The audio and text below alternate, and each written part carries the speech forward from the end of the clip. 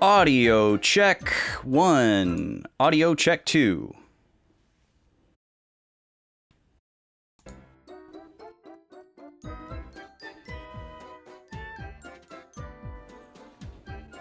Arcadia, welcome in. Thank you for the raid. On the starting soon screen. What a legend. Wow, thank you so much. Dankle, welcome in. Chaotic, welcome in. Zero, welcome in. How we doing, everybody? Top of the afternoon to you. Top of the stream to you. I'm running a little bit behind here, but I'm almost ready.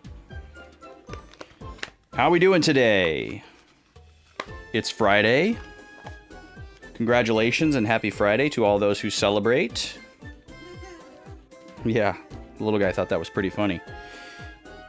I gotta clean my glasses here, and then I think I'm ready.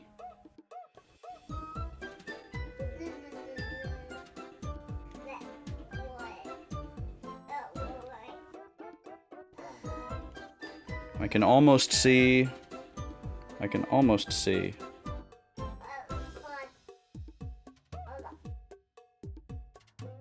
And these glasses, for some reason, are harder to clean than the rest. I don't know why.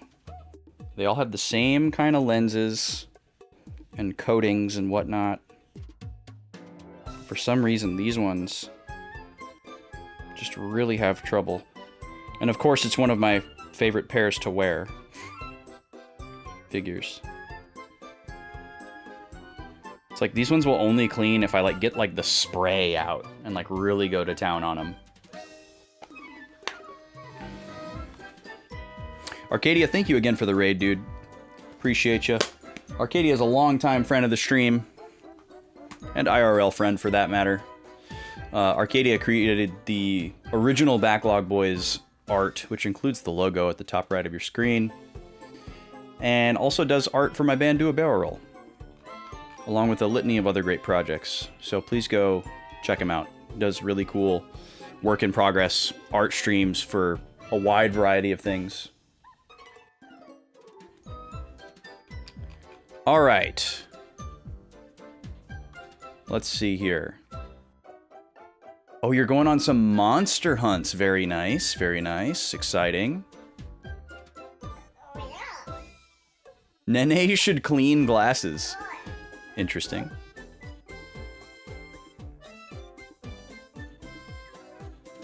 Oh yeah, you know, that's a good shout, Dankle. Arcadia had to change accounts from a previous account, and his previous account totally had an artist badge, and I just forgot about it when he got his new account. I don't know if you can do that in chat, or if I have to go into my settings. I don't think you can do it with a command like you can with mods. But I got it right here. Yeah, I can see it right there. The old Flozax Rollins account still has the artist badge. I guess I'll remove that since it got hacked. I don't think we're gonna see them, but...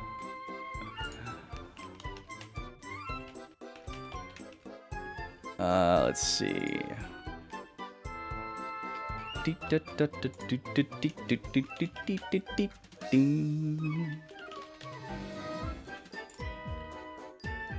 There we go. Disc 3 already. Yeah, it happened quick, Halo Killer. It happened quick. All right, let's get swapped over, shall we? Over here.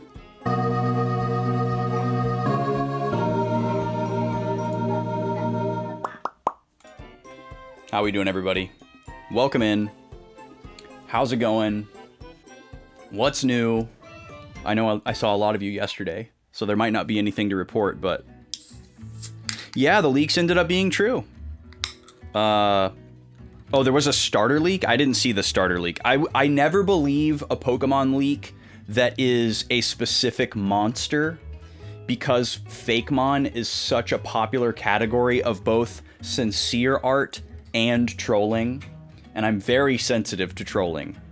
I don't like appreciate or engage with any variety of trolling. There's no version of trolling that I think is harmless and funny or, you know, entertaining or whatever. I really truly hate all of it. But yes, we got to see the Pokemon Presents this morning. I watched it right when I woke up as I was getting ready and feeding the little guy who's just off camera over there. Hi, little guy. How you doing? This is day 3 of him being sort of in the stream room. And he did really good yesterday, and he did really good on Tuesday. So if he does well today, I think this will pretty much indicate it's going to be a regular thing until he decides otherwise.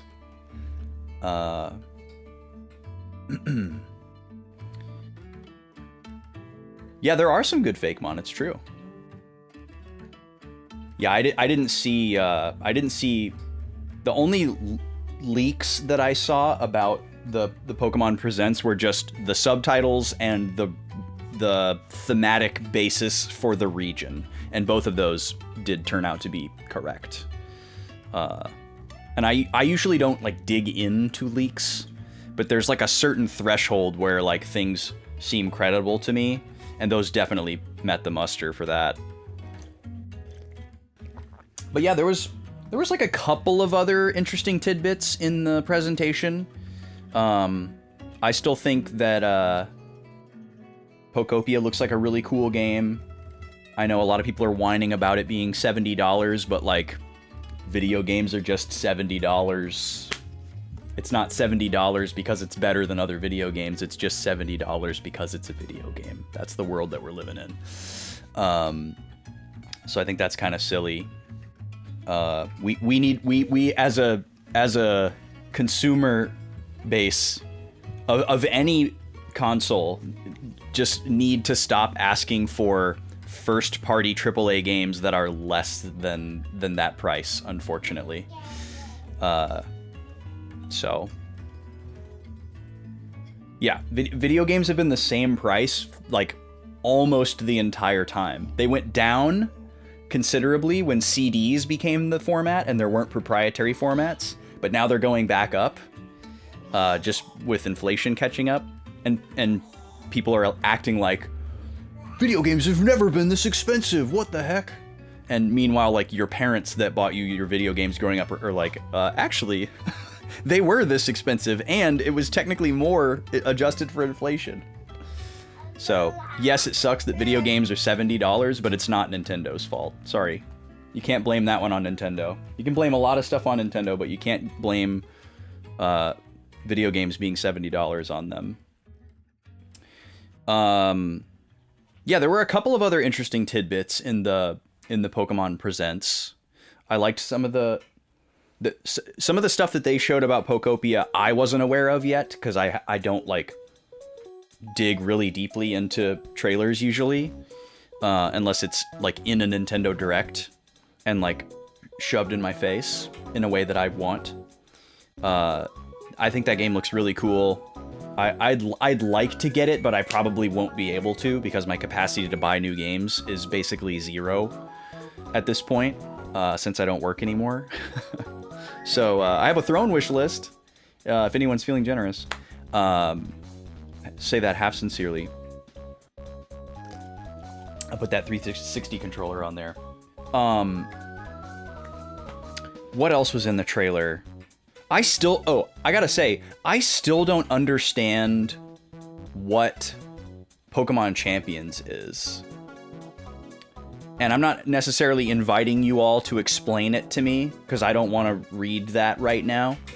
But I feel like the information that I desire that will further clarify what Pokemon Champions is out there and exists, and I just need to find where it is.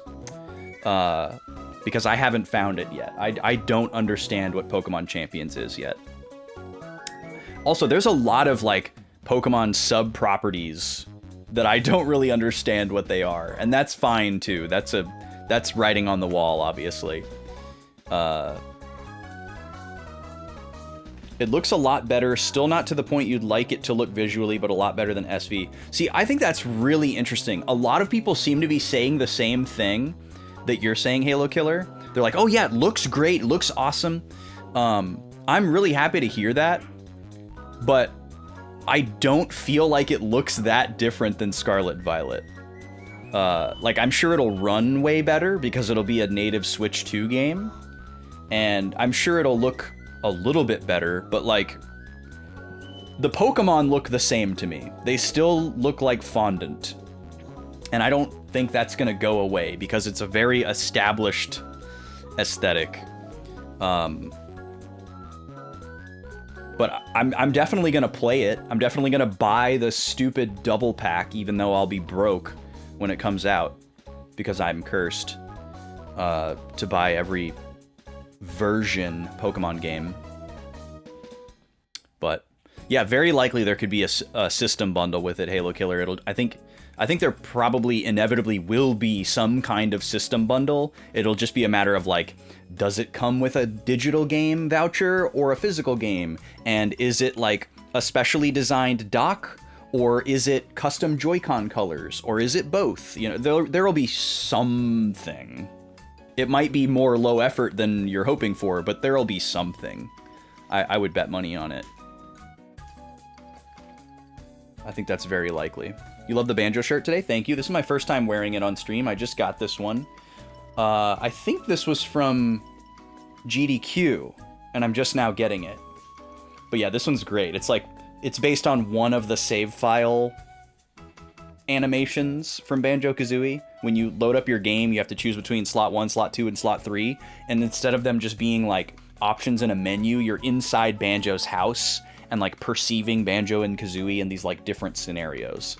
And this is one of them is very similar to this, where Banjo's asleep and Kazooie is playing a Game Boy, and the menu music is playing in like an 8-bit version to make it sound like a Game Boy. And I think it's slot 3, but I don't remember with certainty. It's been a while. The water and trees looked a lot better, less dull and empty. Yeah. Oh god, I am so. This is not directed at you, Halo Killer, but I am so sick of people saying that video games are empty. It is like the most ice cold, tired take that I think I can think of for the games industry. Like, every time I see a video that's like, why is such and such world so empty? And it's got like 8 million views, you know? It's like, it drives me insane to see that kind of stuff. Like, it doesn't see, like, I always wonder, you know, like, I feel like if I confronted that person that's making that claim, that like Mario Kart World is empty, or Skyrim is empty, or Pokemon Scarlet Violet is empty, you know, like, I want to confront those people and be like, okay, show me an example of a video game that has an explorable environment that you think isn't empty. Because it's like, it's clearly a subjective, like, moving goalpost, because there's something else about the game that they don't like. And that's how they're gonna choose their, like, line of attack against the game. I think it's really, I get so annoyed when people are like, it's just so empty. Like, there's nothing to do, or there's no, like, they made this big sprawling world, but there's nothing in it. And I get so sick of that. And it seems like people will say it about any game. They'll say it about Breath of the Wild and Tears of the Kingdom. They'll say it about Pokemon. They'll say it about Mario Kart. They'll say it about Super Mario Odyssey. They'll say it about anything. And I just don't get it. Like, the amount of objects and like interactions in the world of a video game are gonna be wildly different from game to game, and they're also going to be curated. I don't know. It's I just hate that line of attack so much. It would be easier for me to defend my point, I think, if we were talking about a specific video game that I've played. But anyways, I just thought of that when you said that. But yeah, I think what they showed looks promising. I like all three of the starters. I'm definitely interested to see more of the Generation 10 Pokemon designs. And then what I really want to know, like the two biggest questions for me are definitely, what's the core mechanic? Or like, what are the core mechanics and what's the new gimmick? That's kind of like question number one. And then question number two is, how many new Pokemon are we adding? Because I really don't want that to be a high number. I would really like for the number of new Pokemon to be a low number, because there are just too many Pokemon. I would be perfectly fine if there was like, I know the number won't be this low, but if the new Pokemon roster was like 35 Pokemon or like 50 Pokemon, I would be fine with that. Because so many of them are still so new to me. But I'm sure they'll do at least like 70. So I'll just have to strap in for that. The fire one better not turn bipedal. Yeah, that is like a curse, isn't it? It still fits in with the Zodiac calendar, though. I don't know if it's following the pattern, but it's one of the Zodiac calendar animals. I should say Chinese Zodiac. It's one of the Chinese Zodiacs that hasn't happened yet. If you don't know, if anyone doesn't know, pretty much all of the fire starter Pokemon fit in with one of the Chinese Zodiac animals. And they're pretty much all covered at this point because there's 12 and we're on Generation 10 now. But we haven't done Dog yet. So now we have Dog. Now we have Fire Dog. Yeah, I think the Fuecoco was kind of weird because like the nearest one was like Dragon, but I think that's also kind of the one that they use for Charmander. Because I don't think Lizard is one. There's Snake. So it kind of, yeah, I think there was a bit of discourse there, but it's a fun little fan theory that I'm sure that the Pokemon Company is aware of, but not trying to play too into. Tomorrow is the big day. Tomorrow night, doing a special one-time only stream with Vaughn, the other Backlog boy. He will be joining me. He will be on the channel for the first time in almost 4 years. We will be co-commentating a Super Smash Bros. 64 CPU tournament. A tournament based on all of the stats that we accumulated over the last year and a half of running matchups during ads. We have a tier list and a tournament bracket. We're going to do some exhibitions up front as like a pregame show warm-up for funsies thing. We're going to do some snacks and drinks because we're the boys. It's going to be a great time. You don't want to miss it. It's going to be really, really fun. CPU tournaments are a thing in the chess world. Really? That surprises me. I mean, I know the meme of like, you know, computers are way better at chess than humans ever could be or whatever. And it's like a very common thing that people bring up when they're arguing about AI destroying an industry or a sport or a game or whatever. But I didn't know that they did CPU tournaments. That's kind of wild. Vaughn is actually a big chess guy. He follows like competitive chess and he plays chess pretty seriously online. Like he plays it seriously in a casual way. Like, you know, he used to stream chess back when he was streaming on the channel, this channel. He would do chess streams sometimes, and I think he had like a redeem for it, where he would like do like one match or something. I think he got up to like high 1200s or low 1300s or something like that while he was streaming. No idea where he's at now. but he's pretty good. But yeah, tomorrow night, we're going to be having a blast. It's going to be super fun. There will also be a gift sub discount tomorrow during the special stream. If you gift 5 or more subs at once, they will be 35% off. And the discount comes out of Twitch's share, not my share. So I will still get the full, like, amount that I would get from a not discounted subscription. And that's going to be tomorrow only. Tomorrow only for the duration of the stream. Gift subs in a quantity of 5 or more at once will be 35% off. There will be no spin wheel tomorrow, however. So if you're gifting with the hope of seeing this black circle,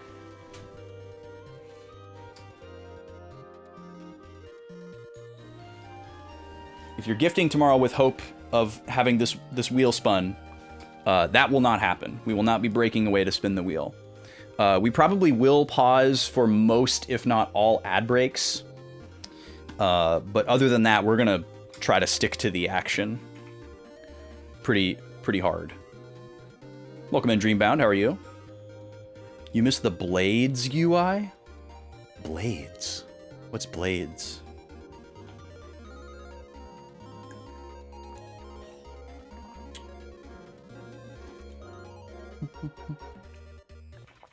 Oh, this was something that I thought of that might be kind of fun.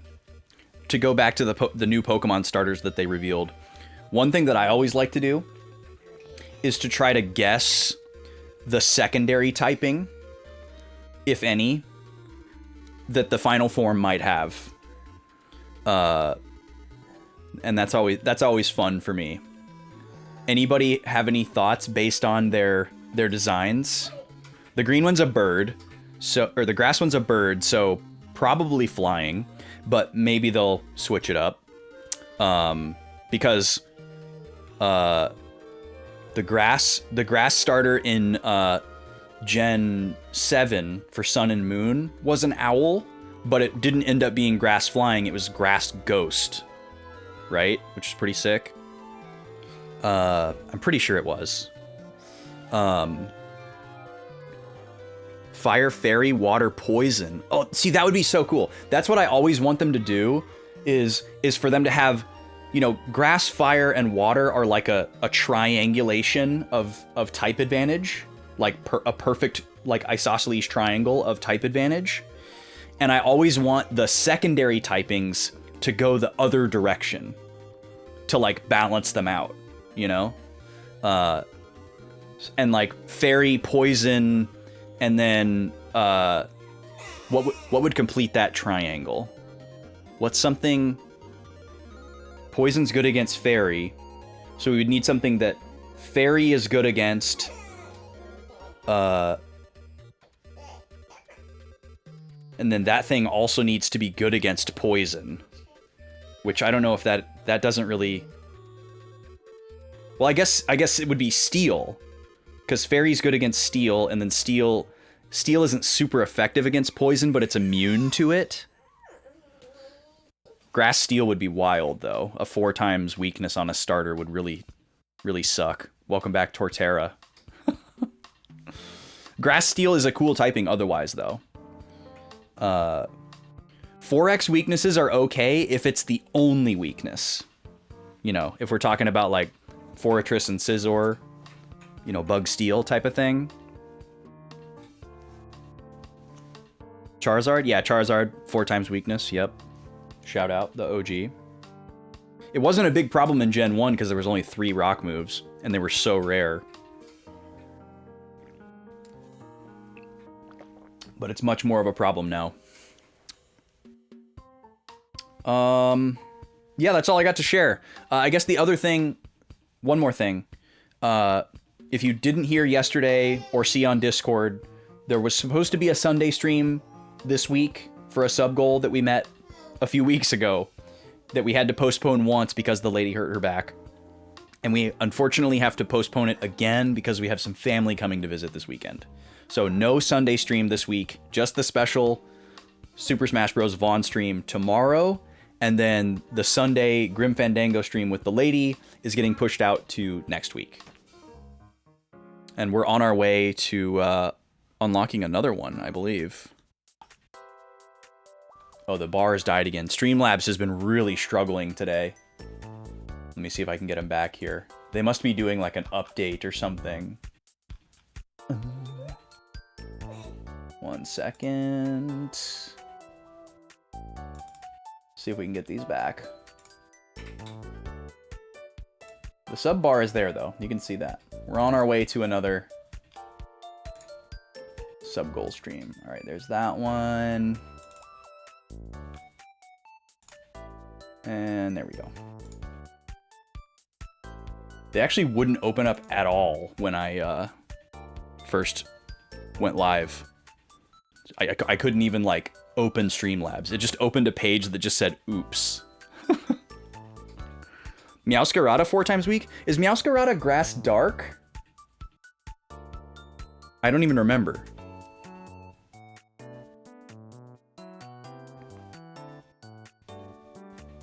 Yeah, water poison would be pretty cool. Water poison is actually a really good typing. There's not that many Pokemon that have it. I remember wanting to build a team around Quillfish just because of that typing. I don't remember what game that was, though. It was probably one of the Gen 4 games. I don't remember if it was HGSS or if it was DPPPT.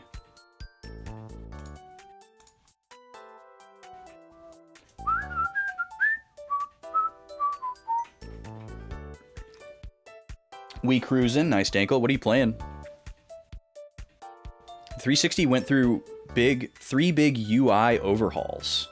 Oh, so the Blades UI is like a colloquial name for one of the previous iterations of this. FF12, nice. FF12 is so good. I love FF12. It's been very on the brain because I've been watching Jackie stream it. I was actually in her stream right before I went live. She's at a really cool part of the game. Every part of the game is really cool, so that's a silly thing to say. You think Fire Fairy because it's a yet unused type? Oh, I'm a big fan of that too. There's a website actually dedicated to this. Well, it's not an entire website. But yeah, like look at this. There's only like 7, what is it? 8, 9? There's only 9 type combinations that have never been used before, and Fire Fairy is one of them.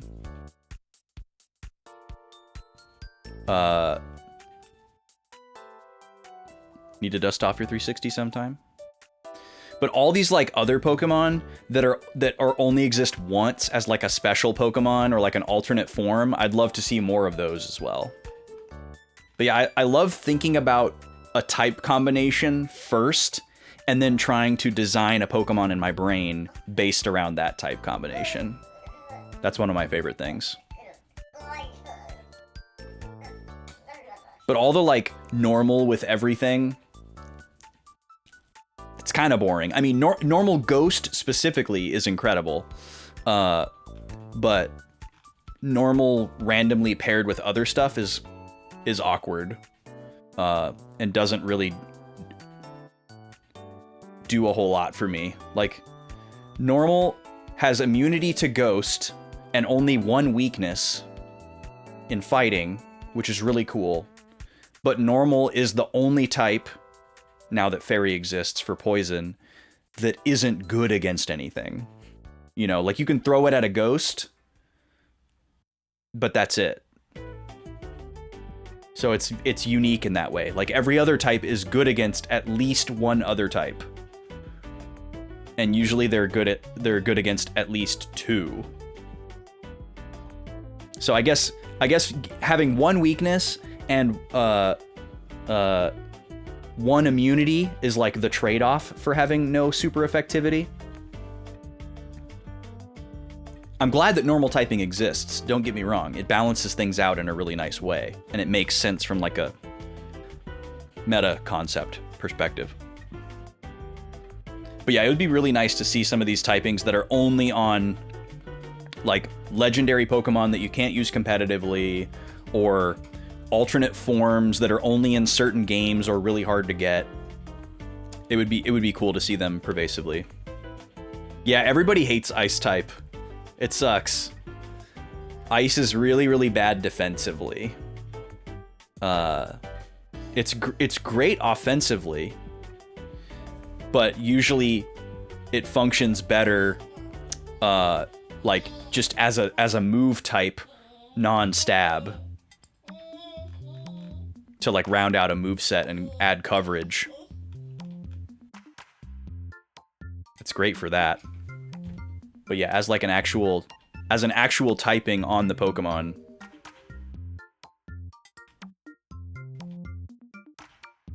Yeah, a lot of these are only on one Pokemon. I don't know if you opened to this page or not, Hello Killer.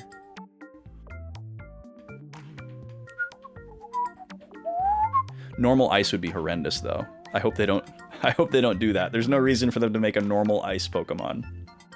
We don't need that one. I guess normal Rock would be pretty rough too. Normal Steel, they're all 4x weak to fighting. But Fire Fairy has a lot of cool potentials. Like a double type Pokemon that is made up of two completely independent types that don't interact with each other at all has like a really unique set of possibilities. Ice could use a few resistances. Yeah. I'm pretty sure it only resists water, right? I don't even know if Ice resists ice. I can't remember. Let's see here. Find out really quick.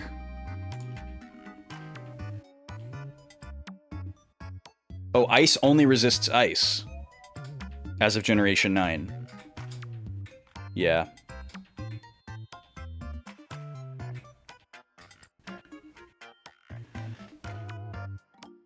Yeah, that's what makes it so bad defensively. Which sucks, because it is a cool typing. Like, it's probably in, like, my top 5 as far as, like, pool of Pokemon designs and, like, conceptually that I like.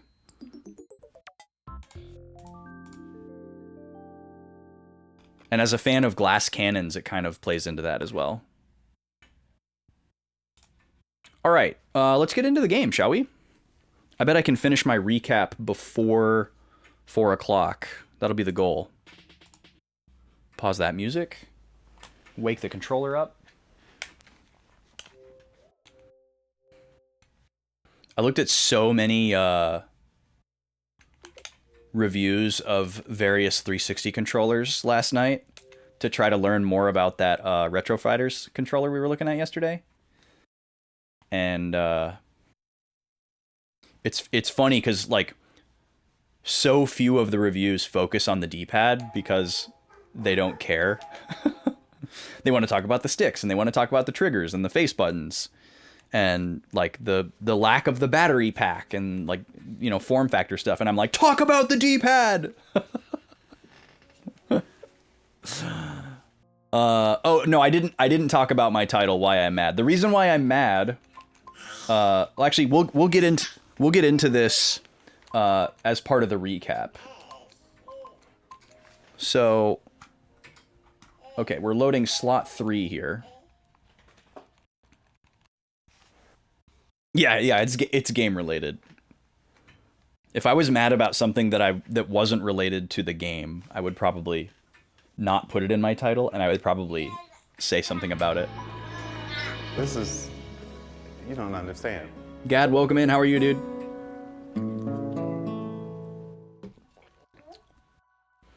Is it the classic all your items are gone moment? No, it's not. It's not that. I guess it's kind of along the same lines. Do we not have game music here? Because it's nighttime? I'm gonna have to do a recap in silence. Well, silence plus the little guy just yapping. Y'all hear him? He's really yapping.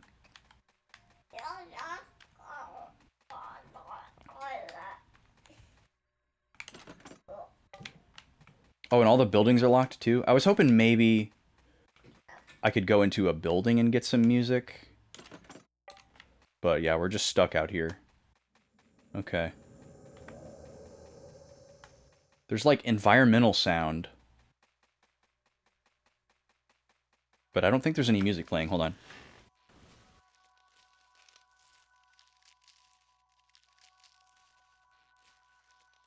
Yeah, there's just like crunchy leaf noises. All right, well, we're just going to do it.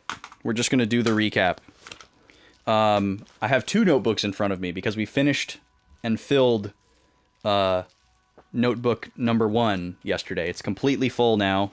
I put labels on the front to denote what all's in here for my future self. All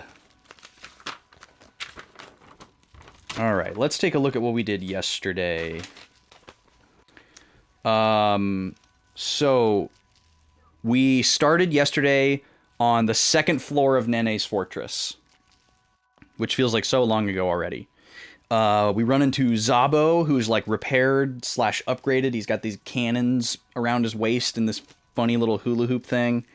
And he basically, he took pride in the fact that instead of throwing him away and scrapping him, Nene chose to like upgrade him and let him fight again.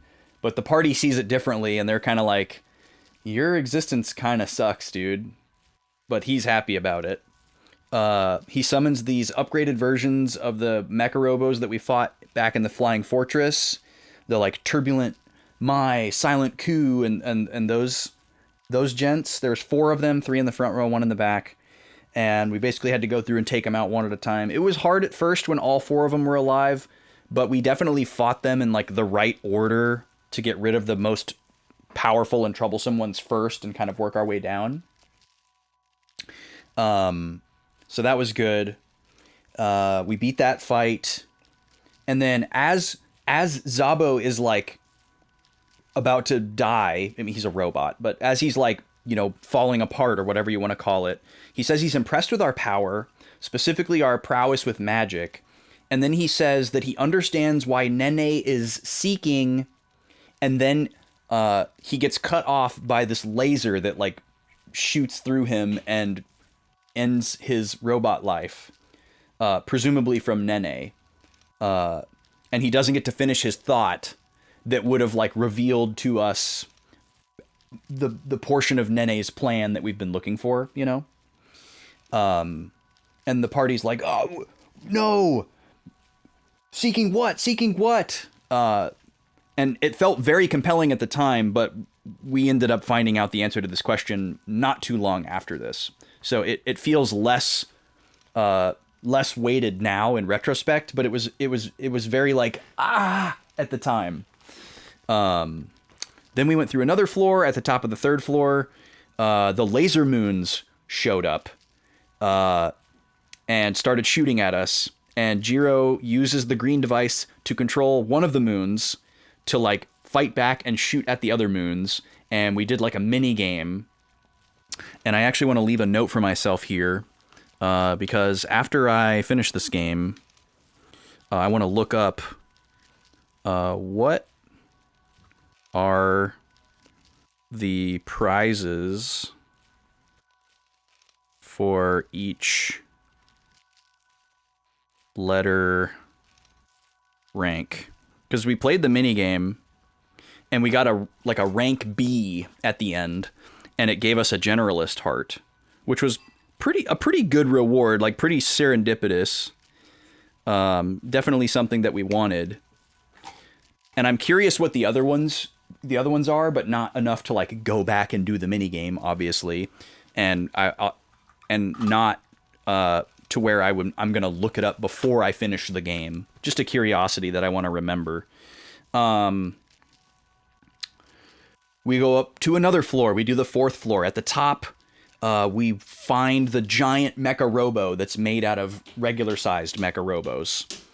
He attacks us, and Jiro is like, hey, did you guys see that? One of the small Mecha Robos is like the conductor, and he's controlling the rest of them.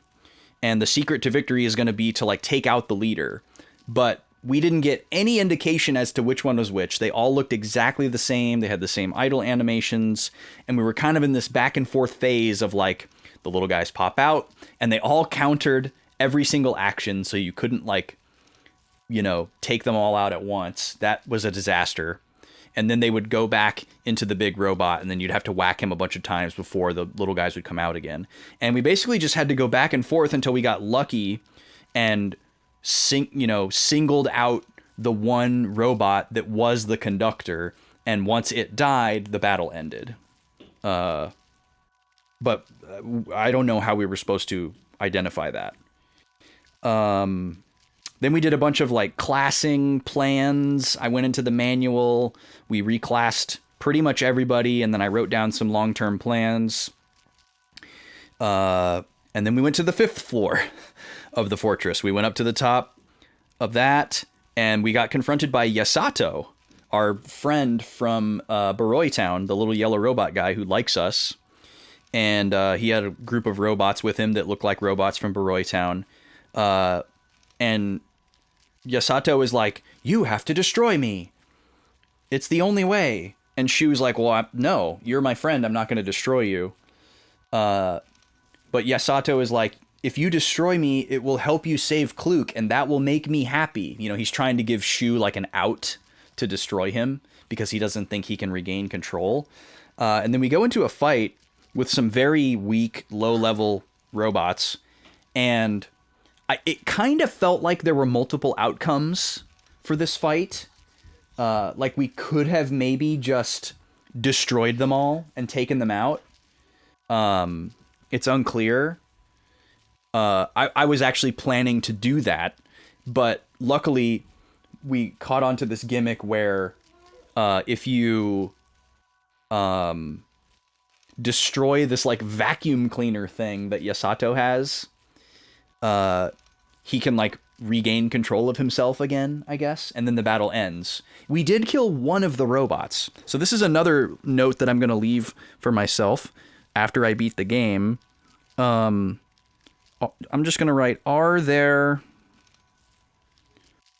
multiple outcomes to this fight?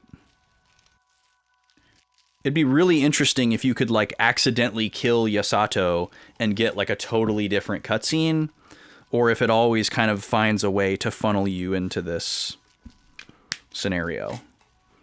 We haven't really had anything in this game that I think was truly like divergent in like a significant Chrono Trigger kind of way. But maybe. Again, don't tell me. Okay, so we restore Yasato's free will, and then we're about to take this elevator up to presumably the last area of the fortress, and then Zabo shows up again. He's still alive, and he's all like sparking and broken and stuff, but he's coming after us, and Zola stays behind. She's like, "You guys go on ahead, go get Nene, I'll take care of Zabo." And we're not happy about it. I wasn't happy about it, but it happens, and I'm wondering what happened to Yasato's gang as well, because they were down there with Zola. We go up the elevator, and we're in Nene's throne room, and then this is when like all the big lore reveal moments happen. Major spoiler moments, for sure. He's like doing a soliloquy about us like overcoming trials and growing. And then he presses the button on the detonator. You know, he told us that Kluk's collar was a bomb and that it was going to go off after an hour. And we find out that that was just a ruse. That wasn't real.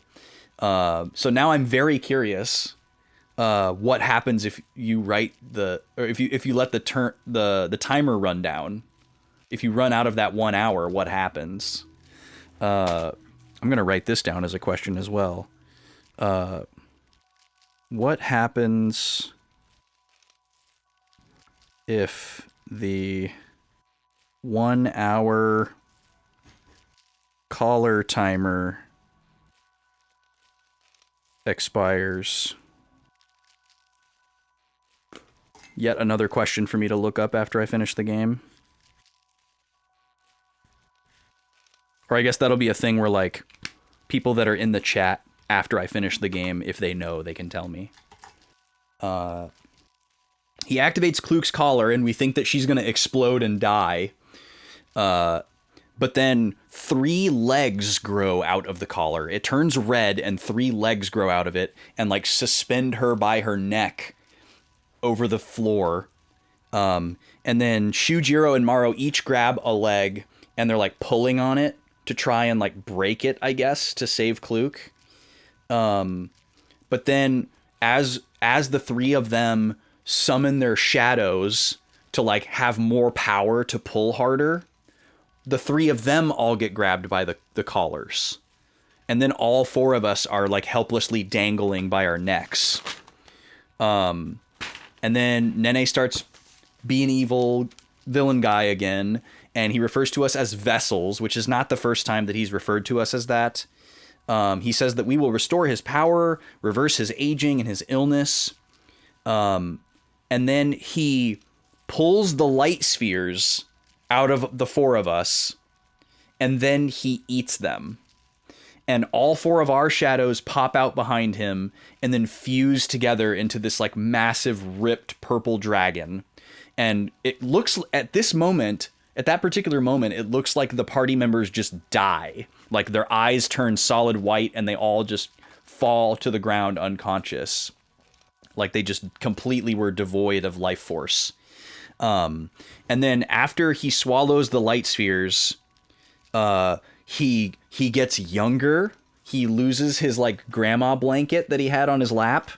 Like, all his wrinkles go away. He gets, like not super, like, inflated, jacked, muscular, but he gets, like, lean muscle. And I think he takes his glasses off as well, like, implying, I guess, that his eyesight got better, which is really funny. He might still have the glasses, though. And then he immediately hops into this, like, bipedal robot that kind of looks like a chicken. And he goes to, like, stomp on Shu with one of the robot's feet. But Shu stops the robot foot somehow with his bare hands and does his, like, I won't give up moment. And his shadow pops out. Like, he still has it. And Nene is like, this doesn't make sense. You shouldn't have any magical abilities. How is this happening? But Shu, even in that moment, still isn't strong enough to, like, repel the robot. So he instead uses the last bit of his power to teleport away himself and the 3 party members. And we have no idea where Zola ends up. We don't know yet. Still, that was the end of disc 2. We did our ceremonial disc change. And then Shu, the next thing we see is Shu having a dream where they're in this, like, impossibly tall metal silo with nothing in it. And then he sees his friends get stomped on by that robot. And then Nene, like, grabs him from behind by the neck, and he's, like, taunting him and saying he's worthless. And then he, like, shows him this, like, desolate, destroyed landscape that's filled with, like, a bunch of scraps and debris and robots and stuff. It's, like, very opening of Terminator, or Terminator 2, like, almost, like, identically. Really funny. Well, I guess, but there's nothing there. And then Shu wakes up. We realize that was a dream. And there's an old lady there looking after us. She says that we were found out unconscious outside of Devour Village, which is where we are now. And Shu has been asleep for 3 days. Our friends are alive. They're waiting for us. And we started exploring this town to go and find them. We explored and looted a bunch. We reunite with the other three party members. Shu explains how we got away by teleporting, and he tells them what happened, including his shadow popping out. Everybody assumes that Zola escaped and returned to Jabral, but we don't know that yet. We have no way to contact her. We're not able to warp right now, so we can't just go to Jabral and visit her. And then Jiro realizes kind of the full scope of Nene's plan and how we were manipulated. You know, the light spheres were part of... I have to flip to Notebook 2 now. The light spheres were part of Nene's soul that he basically got us to swallow, and then by us using the magic power instead of him, we were able to like charge them up or like recharge them with like our youthful efforts. And so like everything that he made us do, like all the like situations that he put us in and like made us suffer, and like bosses that he made us fight and enemies that he wrote the creature compendium entries for, you know, like was basically just to like toughen us up. So he's like, we were like the, you know, the chickens that he bought and fed to like fatten up so that he could like kill and cook them later, kind of thing. He gave us those pieces of his soul so that we could power them back up, and then he takes them back from us once we finish charging them and like throws us away. So we were literally vessels. Shu reveals to the party that he was able to use magic after the light sphere was taken away. We don't know how this is possible, but it's obviously very important. And then Shu has this nice character development moment where he, you know, he's like the I won't give up, I'll never run away guy, right? But he kind of has this vulnerable moment with the party where he's like, look, this time I chose to run away because I knew that I wouldn't be able to win. And I don't feel guilty about it because running away allowed me to save my friends. So he's you know, he's learning. That was a cool little moment.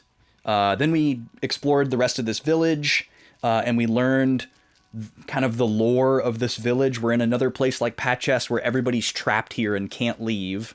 They're just trapped in a different way. There's these flesh-eating trees everywhere, and there's this big one in the center that's like the tree puppet master.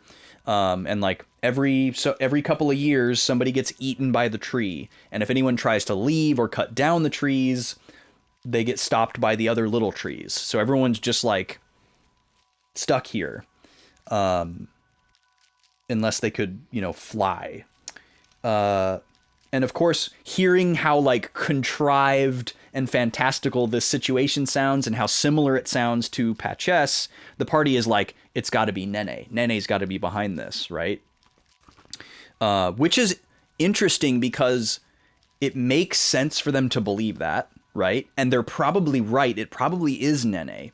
But if we don't have the light spheres anymore, why would Nene continue to like challenge us and like kind of toy with us in the same way if we're no longer benefiting him by like powering up these pieces of his soul? You know, is there like a twist where like he's able to like channel the suffering of all these other people? Because he has said that he like we know that he like revels in the suffering of others, but we don't know if it actually gives him like tangible sustenance in some way. It might. So there's some interesting implications there. We have some questions about that for sure. Hilariously, Shu goes into a boss fight with the giant flesh-eating tree all by himself. He's like, oh, well, maybe I can get the dragon to come back out again. It doesn't. We get clobbered. Scripted loss. The old lady is like, why'd you do that? And she kind of echoes the sentiment of everyone in town, saying like, look, face it, we're stuck here. We just have to wait for that tree to die. You know, it could take generations. Kluk collapses for some reason.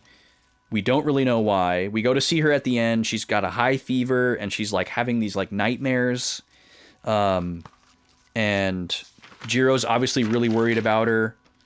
And then Shu has this really dumb moment where he tries to take away the rings or ring that he and Jiro made for her. And he says they're not working. Like, he's like, oh, this ring is supposed to protect her. And because something bad has happened to her 2 times in a row, he's like mad and he wants to take it out on this ring that's obviously symbolic more than anything. That was really stupid. Jiro, luckily, is the cooler head and prevails. He stops him. He's like, you know, those rings were actually the only thing that gave her hope while she was captive. We have to let her keep those. They're important. And that's where we are now. So we're now just Shu again. Our other party members are looking after Kluk in the inn. And we're just wandering around at night trying to figure out what we're supposed to be doing next. That's where we're at. So I'm going to run the ad break. You're going to see Mario Party if you are not in ads. And I'm going to feed the pups and grab a snack and put the little guy in his nap. I'll be back in 3 to 5 minutes. And we'll get started with some gameplay. Thanks for being here.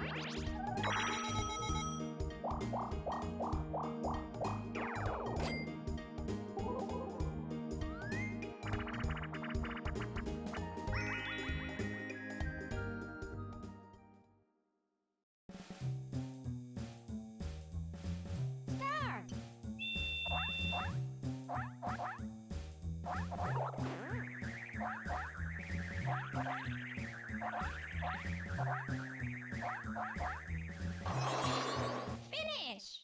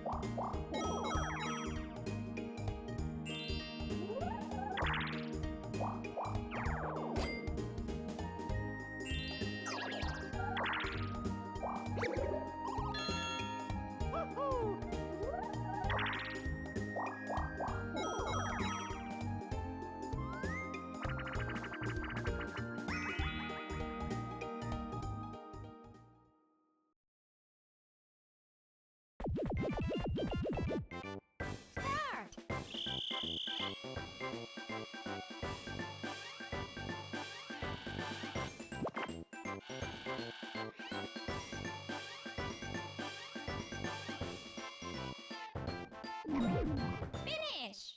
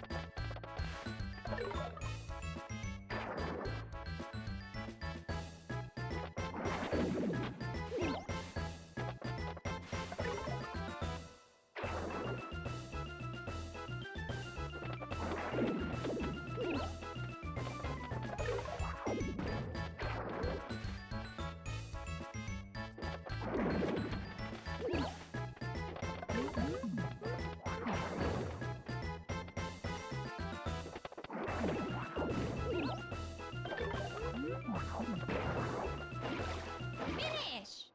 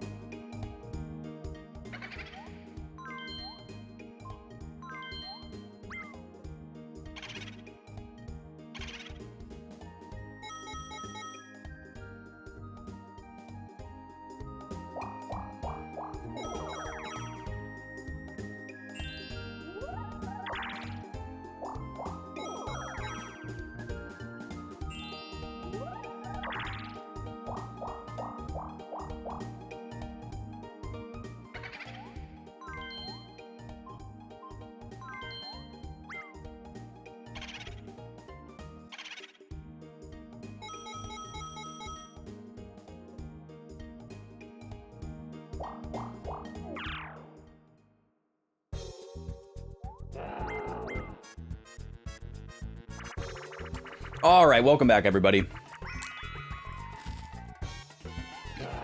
I'm just finishing up a quick snack here. Quick snack-a-doodle. We got these individually wrapped dark chocolate sugar wafers from Costco, and they're really good. I'm a big fan of sugar wafers, just in general. Just like any old cheapo sugar wafers from the grocery store. Chocolate, vanilla, strawberry. I like it all.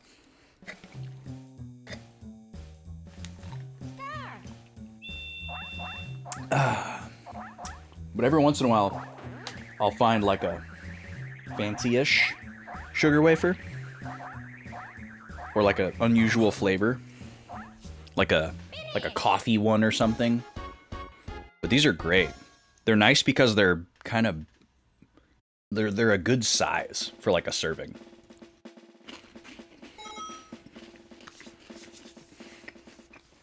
And I just love dark chocolate. It's the only kind of chocolate I need. It's the only chocolate for me. Alright, let's pause the Mario Party here. Man, I gotta tell y'all, I've been having a heck of a time. Getting these Mario Party coins. It sounds really easy, right? Like, the Mario Party runs in the background. Usually by the end of the stream, the Mario Party game is at like, you know, turn like 10 or 15 out of 50. And the reason why I set it to 50 is for two reasons. Number one, if I have to step away more than I expect, I want to make sure that the party doesn't end. And then number two, the whole purpose, or not the whole purpose, but the secondary purpose of the Mario Party ads thing is I'm trying to farm coins. And the only way that I want the characters to get as many coins as possible. So if there's more turns, there probably is going to be a higher coin count, usually, on average.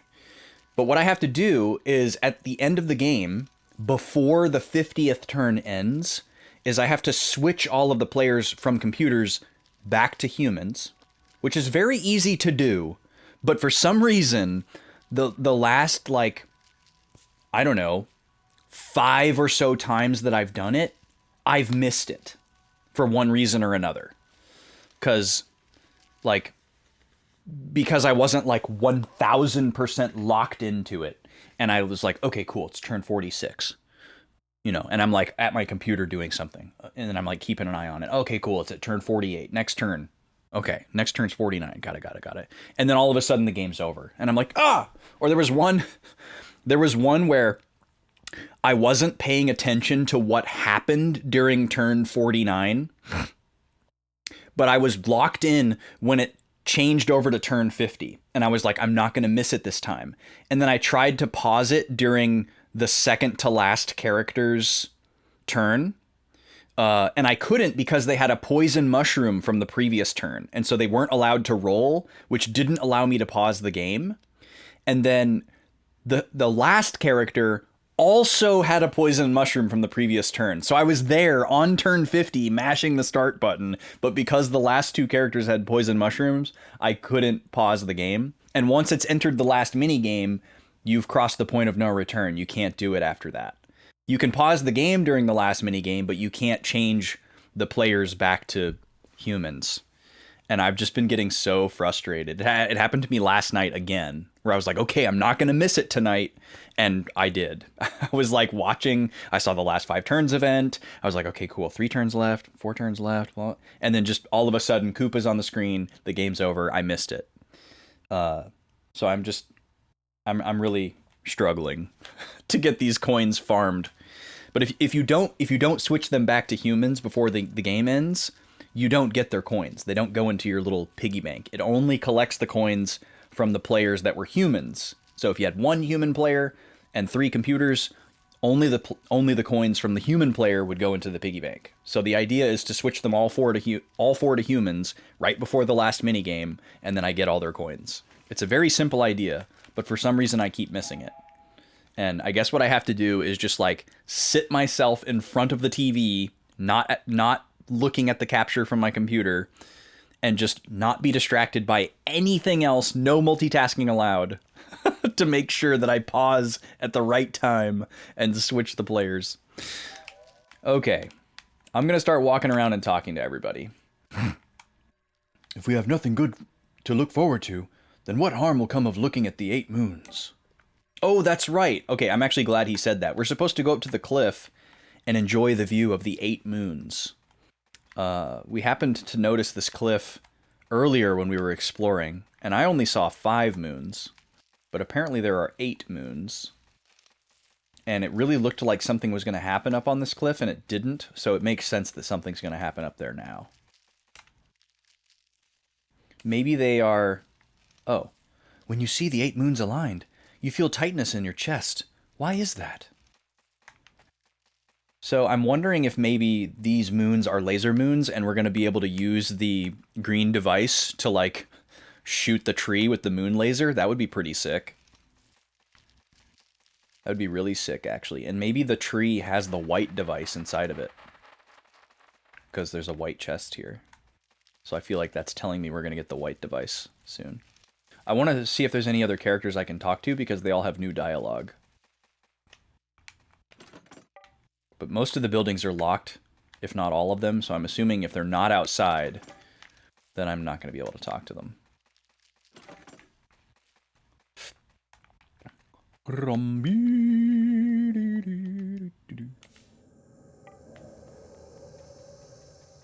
Oh. Wait, that's the same guy. Okay, we just made the whole loop. Oh, there's somebody down here by the gate, though. Let's go talk to them. I would not be wandering around this town at night if I lived here, let me tell you. When the 8 moons are aligned, something bad will happen. So no one goes near the cliffs. Wait. Okay, so first of all, the moons do not appear aligned.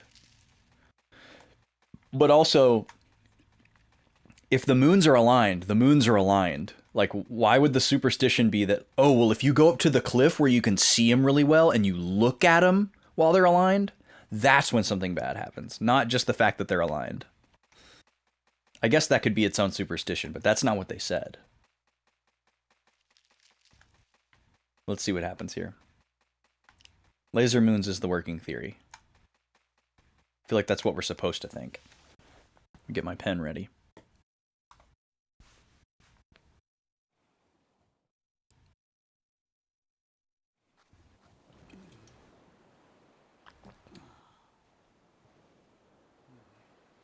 Shoes doing the man meme.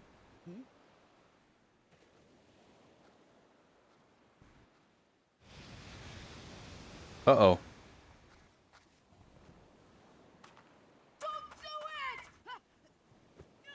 Sheesh. No, I won't!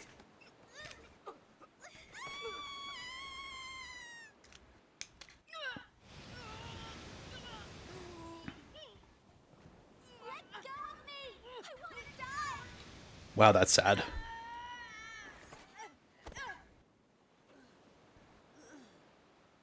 What are you, crazy? You trying to kill yourself? Yes, that was the idea. You expect me to just walk away? This has nothing to do with you! So what? I have nothing left to live for. I'd be better off dead! You'd give up on living? Enough already! Don't give up! That's what they all say! I don't care how many times I hear it. They're nothing but words. You're just like everyone else! I don't understand. Why are you doing this? I'm alone. Alone? My parents are gone. That monstrous tree ate them. They died trying to save me. Do you know how awful it is living as an orphan? To know your whole life that your parents died for you? I can't go on living like this. Yeah, but still. Please. You just got here, didn't you? You'll never understand. You don't know what it's like to live with that monster. There's nothing good here anymore. We just wait to be eaten. I'd rather be dead. I can't take living anymore. Would you just let me die? Hey, no way! I would destroy that thing! I would put an end to that monster tree! That's easier said than done. Oh, come on! Is it easy to throw away the life your parents died for? Do you think this would make them happy? Who cares? Just shut up! You think you're the only one You were doing good until that moment, Shu. who has to laugh when she'd rather cry? You're not the only one suffering! Oh, whoa. Didn't mean to preach. That's more like it. I know what you mean. I do. It's just... Oh, forget it. There's just no point anymore. I thought I had to save you, but okay, whatever. I don't care if you want to throw it all away. I could never give up like that. But hey, that's just me, I guess. I'll never give up. I'm not gonna sit around here waiting to be eaten by some tree. I won't.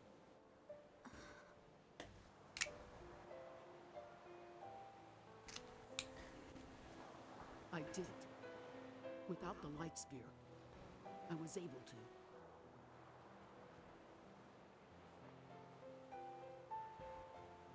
She's like, what are you talking about? Why is this about you now? What are you doing? Jiro, He's saluting the sun. get my magic back again. Yeah, but if you couldn't do it before... Back then, I didn't try hard enough. I don't think I truly believed in myself. But now I think I can do it.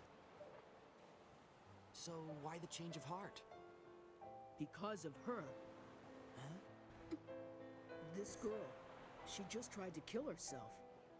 What? It sucks to give up and die.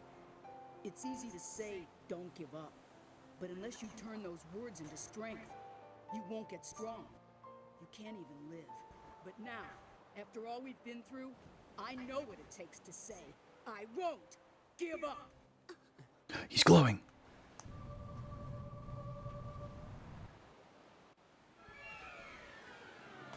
Press the button rapidly. We're going Super Saiyan! Look at that! Put your strength into it. Yeah, put my strength into it. This is literally Dragon Ball Z right now, and I'm here for it. This is some serious power of friendship. Whew, I was actually starting to get tired there. Come back, my strength.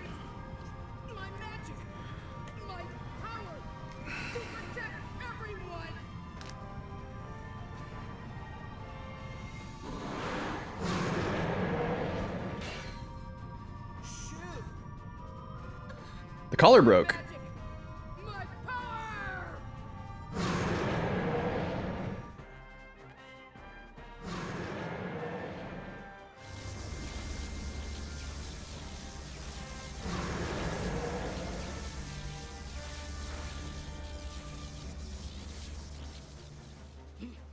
This isn't some magic Nene gave me. It's my own strength. I'll make it my own power. Okay. Fight myself? Just bring it on. Oh. What?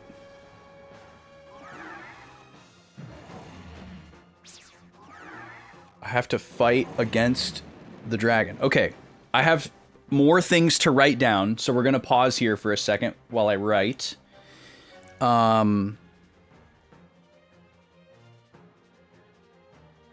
Okay, so Jiro arrives and learns the situation. He tells Shu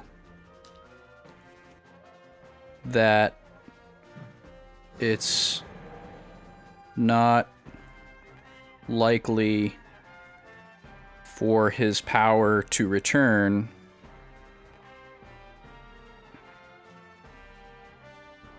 but Shu doesn't accept that.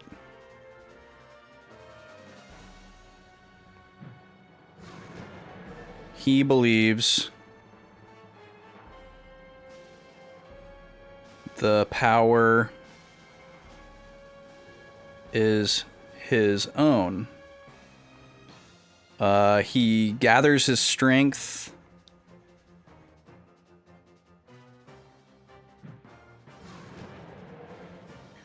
and to Jiro and the sad girl's amazement,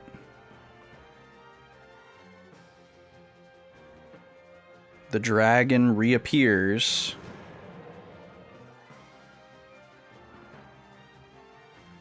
and we enter a fight against dragon. A shadow version of it, I guess, is what I'm going to call this. So this is confusing because we have the dragon behind us. So I'm not sure what to make of that. I have all of my skills again, which is also interesting.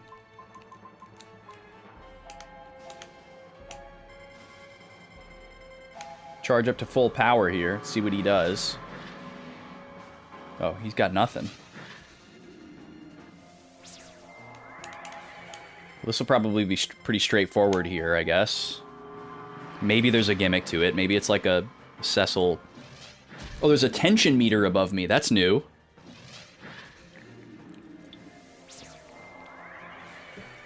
The light of your heart casts a shadow. You've unleashed your true power. Corporeal? So we have like a new mechanic landing here. This is like some kind of limit break type of thing. Let's see what happens when we hit corporeal.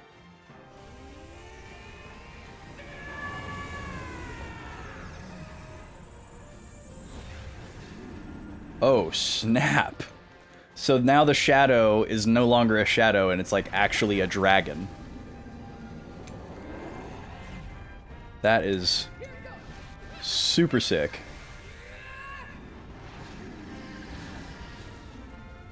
Whew!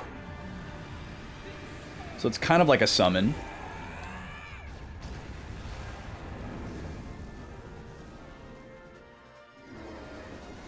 Or like an Aeon, actually, might be more accurate. 2,400 damage. And we absorbed that? Excuse me? Oh my goodness. That was wild. That was cool.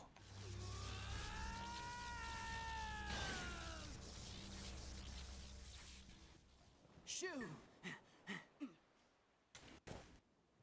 Your magic. It really came back? Let's go. You think I can do that too?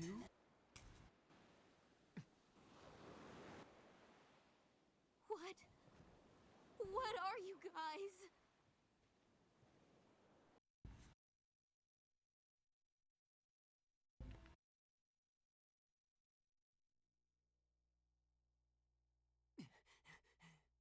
Luke!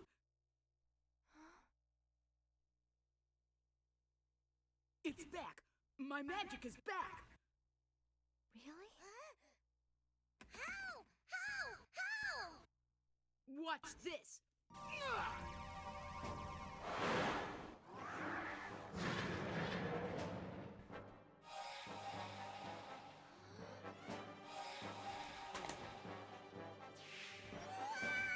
It doesn't hurt anymore! Yeah,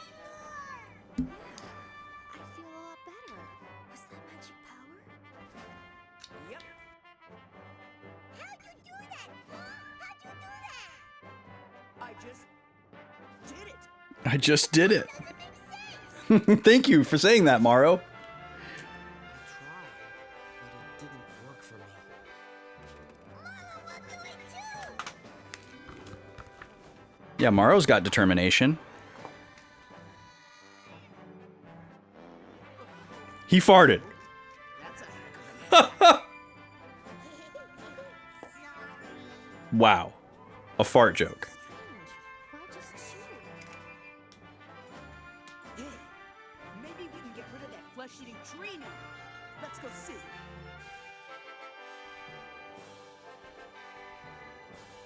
Okay. More writing. So Morrow and Jiro both try to get their power back.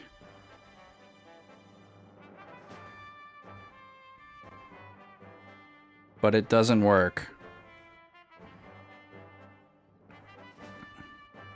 With Jiro, I would have been inclined to say, like, oh, it's because he doesn't believe in himself all the way. But I don't think that that explanation works for Morrow.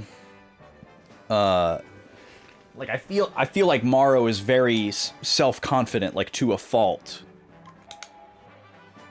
And would definitely believe that he could do that for himself. Okay, we're missing an accessory for Shu here. I guess this was where his collar was. Everybody had this collar, even though that accessory slot actually wasn't there because we didn't have the skills. I don't really know exactly how that works. What did we have here? Champion's belt is really good.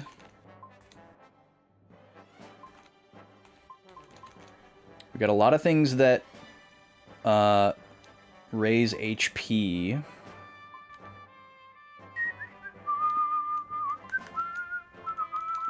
I guess this is a little bit confusing because none of the other characters are wearing, any of these accessories, so our accessories are a little bit thrown off. But if Shu is going to be like the hard carry here for a while, we might need to give him, like, I don't know. I think the game is going to attenuate accordingly. And this state probably won't last very long. I would be surprised. So I don't think I'm going to need to, like, make Shu, like, a well-rounded magic user, healer person. God, I feel like this is what he must have had. This is such a good item. I'll just give him that for now. We'll figure out the rest later. Alright, well, we've got some seriously triumphant music happening. I wonder if it's going to let all four of us fight the tree, or if it's just going to be Shu all by himself. I'm glad we saved that girl from throwing herself off the cliff, though. Just some friendly advice. Stop doing things as foolish as fighting that tree. Honestly, that is good advice. But we're not going to take it. Because we're the main characters of this story. We're going to quickly see if there's new dialogue.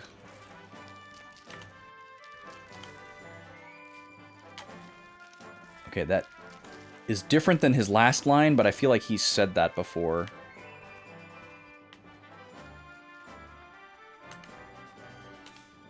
That tree, it knows what we're doing. It knows every inch of the village. I guess I should probably save again before doing this, just in case. It's probably smart.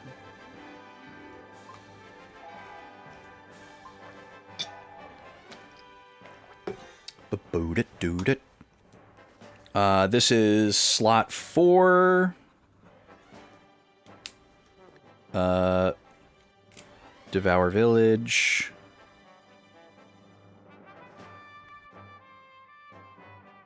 I'll just call this pre-tree. Because that's funny.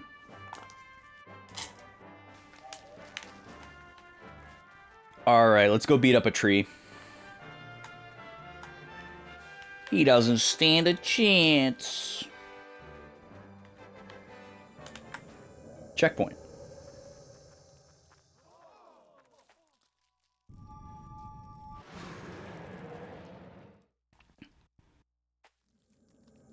It said wow at the bottom, but I didn't hear anyone say that.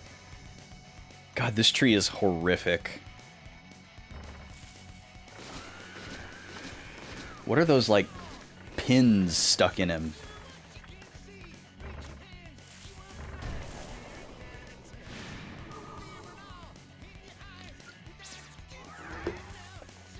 Okay, I wonder if my tension meter is going to show up here.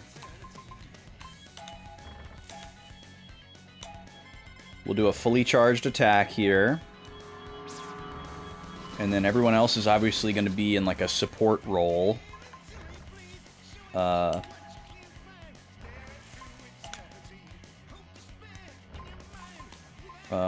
Where's my antidote? There we go.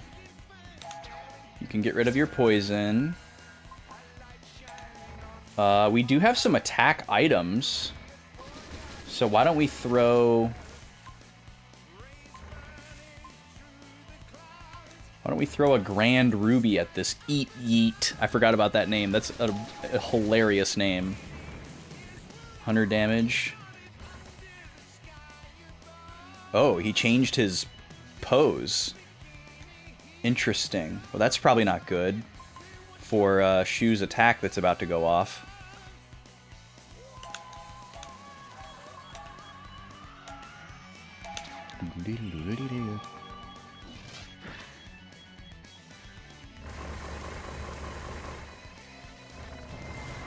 Oh good, he moved his hands out of the way. Oh, but we didn't get to do our attack. What happened there? You don't know if it was an optional area, but you were stuck in some aquatic cave in this game?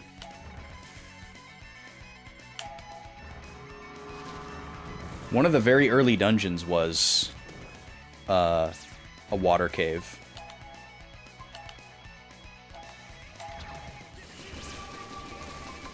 The regular medicine only heals 30? Wow, I forgot how wimpy that was. The item economy is pretty bad. There we go. There's some damage.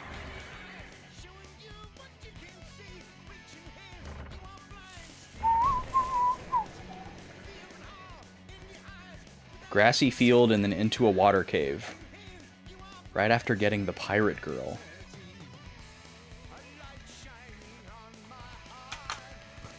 Oh, it's gonna be in the other book. What dungeon was that? A water area after getting Zola? Well, it was confusing because we have Zola for a little while before she, like, officially joins.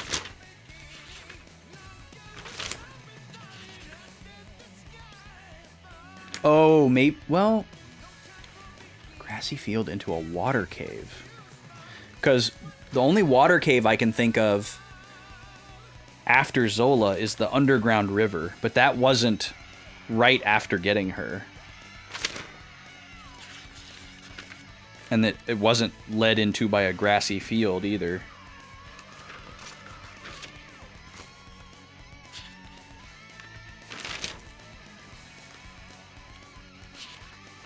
Had like shells and stuff. Yeah, see, that sounds like the very early water dungeon.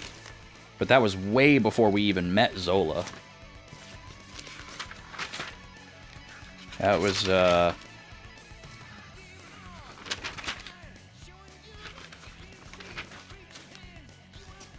Undersea Caverns. Undersea Caverns. It sounds like you're describing Undersea Caverns, but that was way before we met Zola. The only other watery area was because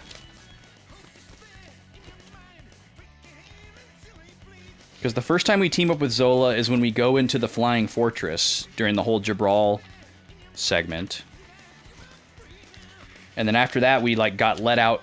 We beat Disc 1, and then we went out onto the map with, like, some freedom. So maybe you... Yeah, maybe you went and found something on the world map right after the beginning of Disc 2 that I didn't do. Because right after that is when we went to Gorgo Village, Alumara Village, and did the whole Gilala fairy tale side quest. And then we went straight to Baroy Town, which was like where we were supposed to go.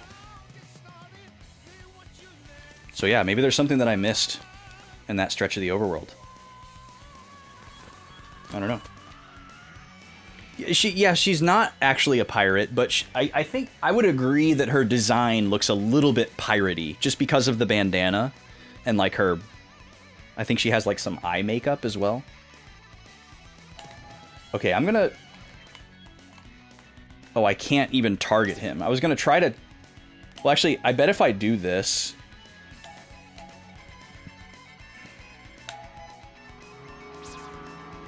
Ah, dang it. Okay.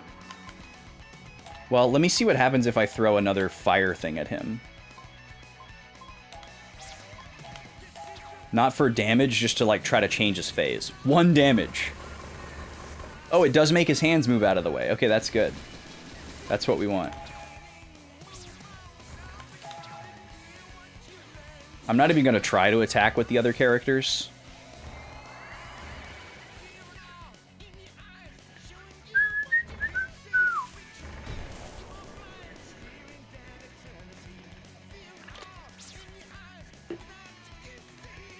But her design definitely doesn't reflect her station.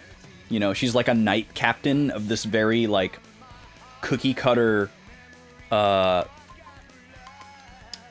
castle town where everybody else looks like a typical fantasy knight or guard or whatever.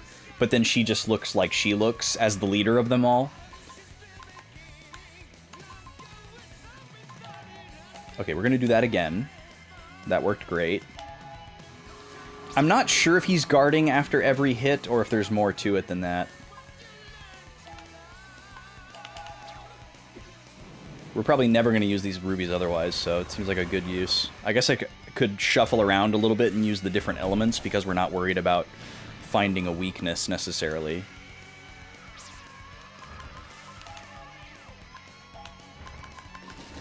Antidote for Morrow. Jiro, you can do a heal on Morrow. Ooh, nice crit. This guy has a lot of health, by the way. It could be that he's guarding after getting hit, or it could be that he just, like, is doing that at the start of a turn because it's a way to, like, set up for something. but we're not letting him get to like the second stage of it. Okay, we need to do some serious healies here. So we'll just have everybody heal themselves so that I don't get mixed up. Morrow heals Morrow. Kluke heals Kluke. And then Jiro can use a random attack item. Hopefully this works. Yep. Nice, we got him. Easy. Easy boss. Terrifying boss.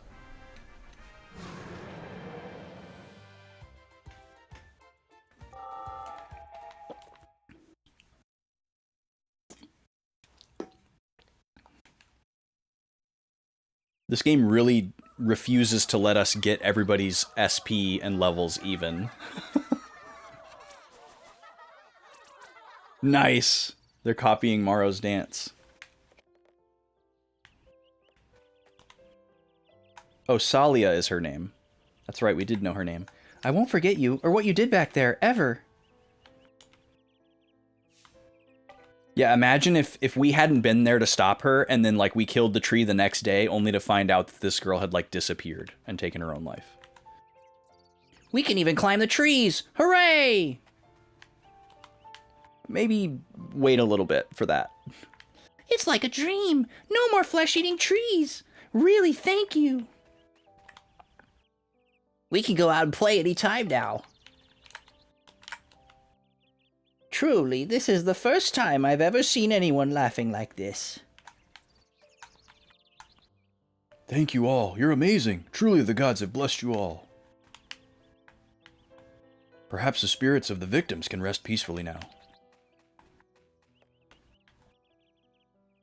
We don't have to be afraid of the forest anymore. We can even go to other villages. Everyone will survive thanks to you. We have hope now. There will be a lot of changes in the village now. Just wait and see. Oh, is that like a cue to like come back here later? I'm not afraid of the forest anymore. It's quite wonderful to be alive. Yeah, what are these big like nails or whatever? I guess maybe that was the way of them trying to like contain the tree, but it wasn't enough. Yeah, she's the knight captain for Jabral. She's basically like the right hand to the king. She's like an advisor and like a #1 warrior. But she doesn't look like anybody in Jabral, or really anybody that we've seen so far. And there's like a otherwise very homogeneous look to all of the Jabral like knights and such. Like they're either Gorgos or they look like knights. What is that? Oh, those are birds. Okay. I'm wondering what else we might be able to do here before we leave. Obviously the big draw is that we can now leave, and I bet we can warp too. We already know that the spell shop doesn't have anything. I guess we could sleep at the inn.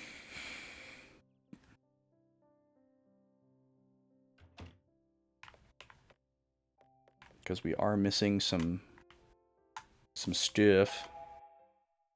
Oh, the price of sleeping is based on how many party members we have. Interesting. It's like Suikoden.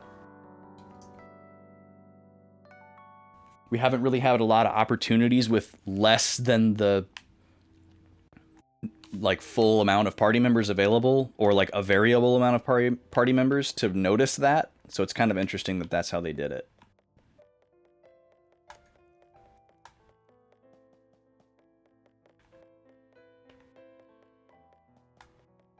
Oh, I forgot that there was a Blue Dragon anime. That's right. They changed around the character origins in the show. That's annoying.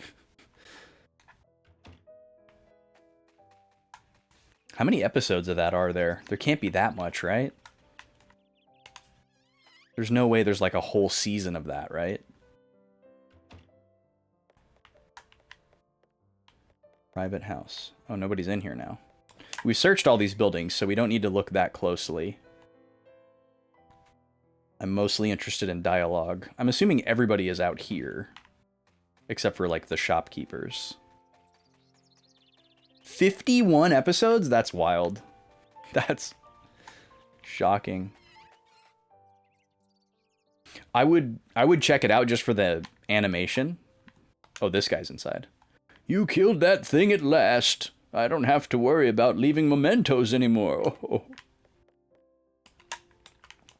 Yeah, 51 episodes is shocking. I can't imagine that it, like, ends cleanly either, right? It probably just randomly ends in some spot that's not final.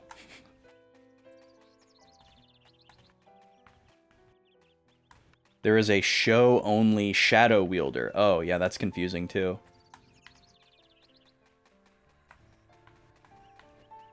Maybe Toriyama was more involved in the scenario writing for the show, and I'm sure Sakaguchi didn't have anything to do with the show, like, creatively, other than, like, maybe overseeing some stuff. So that makes sense that they diverge.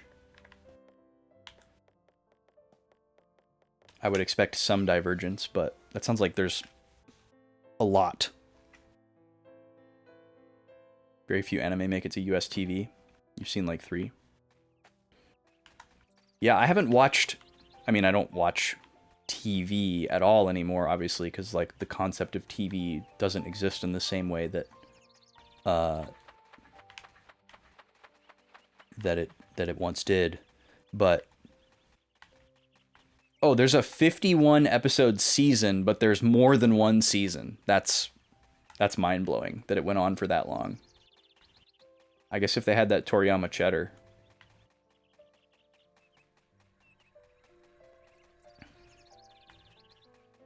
But yeah, the only anime that I watched on TV was back in, like, the Toonami era. And that's how I got introduced to anime. Huh? That girl. Here, I baked this. It's just some sweets, but I hope you like them. Gee, thanks. I'm sorry about what I said before. It's like you said. Once I saw how you all worked together to beat down that tree, that worked better for me than any crummy sermon. Good luck. I wish you all the best. Do you like shoe? Would you shut up? What a dumb question. I would say I respect him. Respect? That was nice. Yeah, it would not make sense for that girl to have a crush on Shu. Respect you, huh? What? That'd be the first time anyone ever said that to you. What were you two talking about before I got there? Shoo, do you like her? Hey, I am warning you guys. What is up with Maro? I mean, I get that Maro likes to tease. Salia's cookie. Okay, after defeating the Eat Yeet, the townsfolk are grateful and overjoyed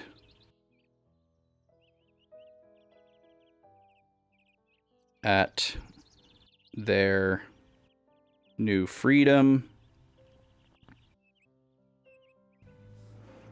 As we leave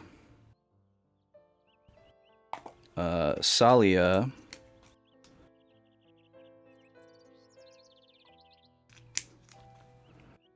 gives us a cookie she baked. She just made one cookie. This doesn't really feel like worth writing down, but I will. Maro teases Shu and Salia about liking each other.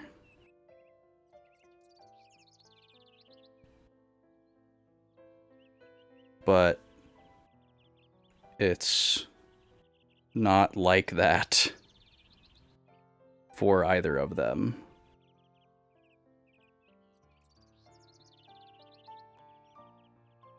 Okay. So, let's check out this item. Is it just actually a random consumable? Or is it, like, important? Okay, it's not under the heal menu. Is it a valuable?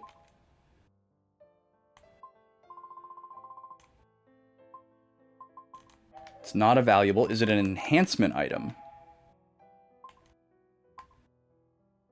No.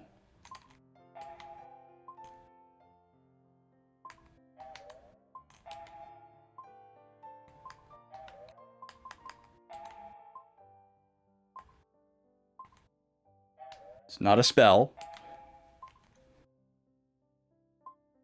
Is it an accessory? Are we going to equip a cookie? No. Where is it?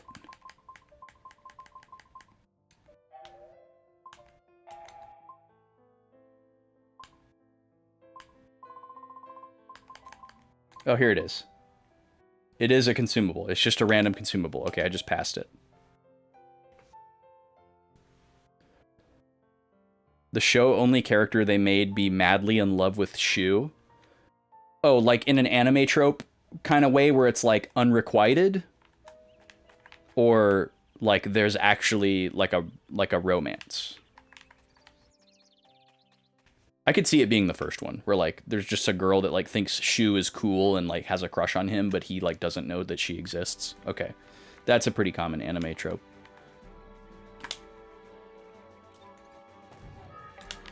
Okay, we're back on the field. I'm assuming this means I can warp.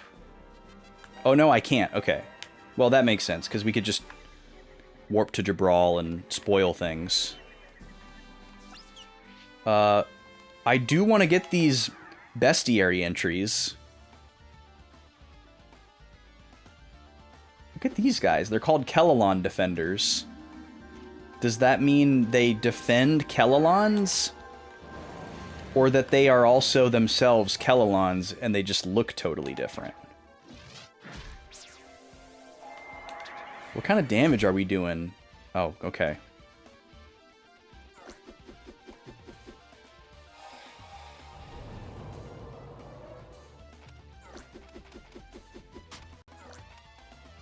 Oh, the tension meter's back.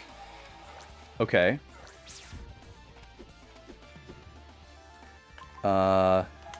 Well, I guess everybody's just gonna attack, because I can't really do anything else. Yo, Fat Mouse, welcome in. How's it going?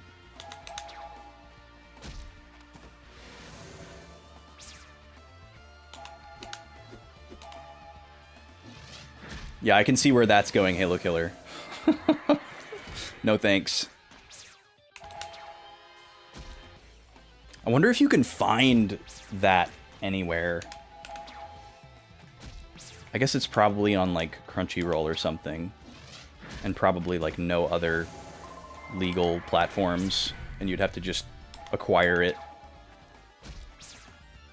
Ooh, we got the Petrify? Wait, it just died. Okay.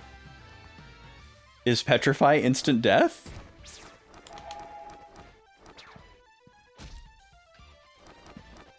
Because that would be sick. We're planning to mainly use that as a defensive strategy for Jiro. I want to see if this tension meter carries over from battle to battle. And I also want to figure out, like, what raises it, and if anything lowers it.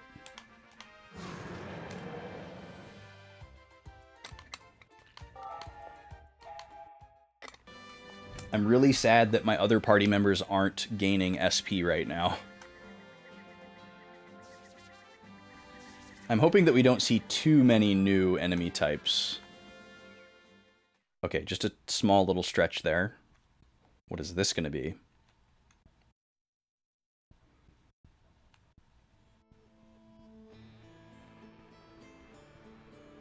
Okay, so this is probably like a dungeon that we're going to have to navigate through to get back to the rest of the world map and things that we recognize. You see what appear to be human bones, possibly a victim of the Eat tree. An Eat tree? There's more than one? Oh no. No, I don't know about that, Fat Mouse, and I would prefer not to. It sounds scary, though.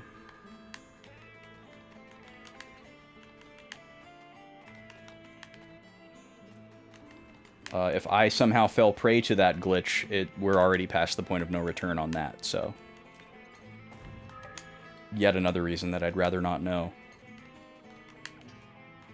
Oh, there's a black sealed chest. Okay. Can I search these? No.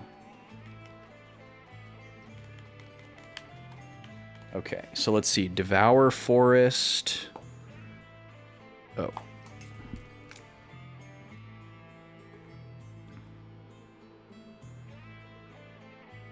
We'll call this near Devour Village side entrance.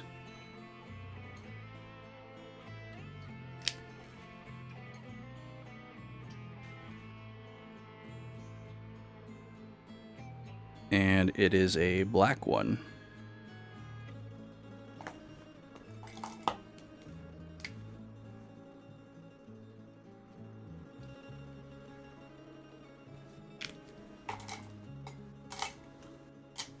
Okay. What is this thing?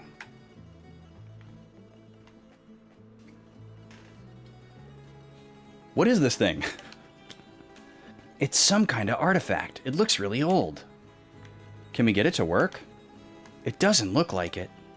The only thing I noticed is it's missing a piece.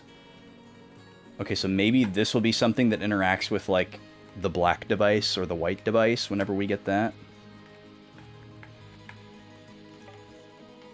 We've got a root gate blocking our way here. Tree on the other side.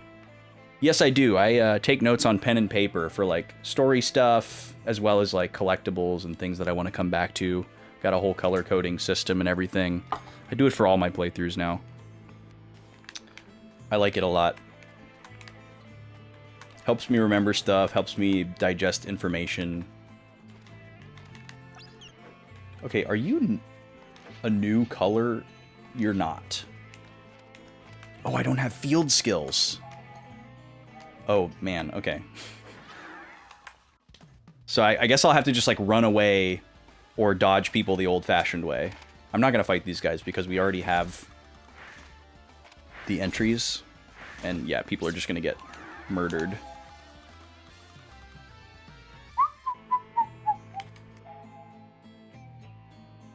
Oh, Season 1 is on Prime. Interesting. Thank you for that, Halo Killer. I'm not even going to bother healing Morrow, actually, because it's going to keep happening. Oh, that is a new enemy, though. Oh, he's coming again. Wow, this is going to be super annoying. I'm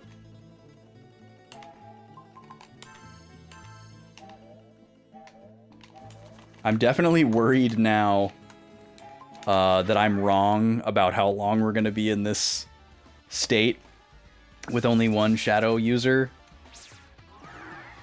But we'll see.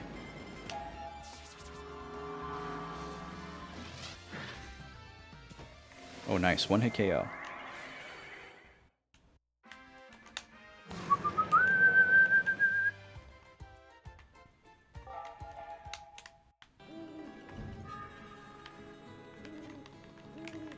Shu can flee now? Yeah, canonically, he's not opposed to fleeing anymore. I won't give up, except if I think it's a good idea.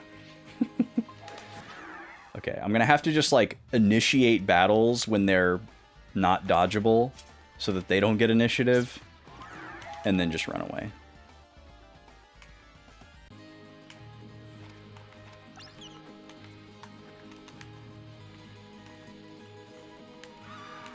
Oh god. Is that not an enemy? What is that thing?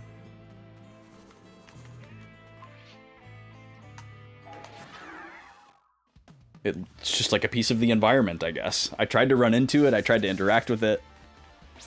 It's like a noisemaker trap or something.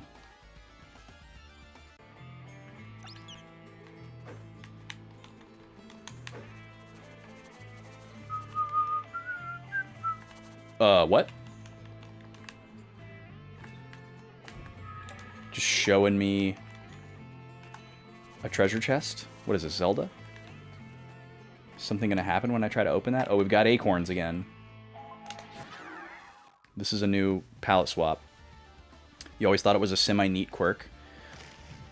Was it a thing before where Shu couldn't run away? Because I don't think that I actually stumbled upon that. But if so, that is a neat quirk. Because we haven't run from, like, a lot of encounters throughout this playthrough. And I don't remember who's choosing the flee command.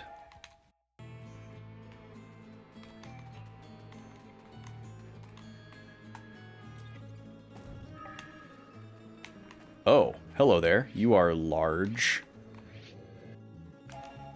The Stupefying Ghost. He can't run away or move to the back row for disc 1 and 2. Huh. Yeah, we never tried. We just never stumbled upon that, I guess. That is cool, though. Okay. He pulls Jiro to the front row. Alright, we're gonna give you a full charge here. Morrow, you can scan him, I guess.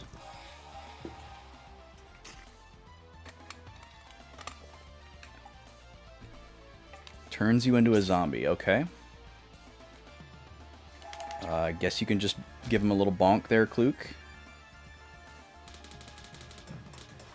That is wild. That animation is really something.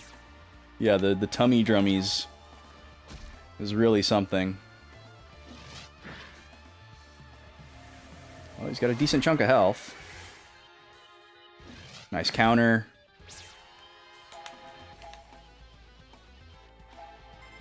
Okay, I feel like he's probably almost dead, so I'm not going to do a full charge here.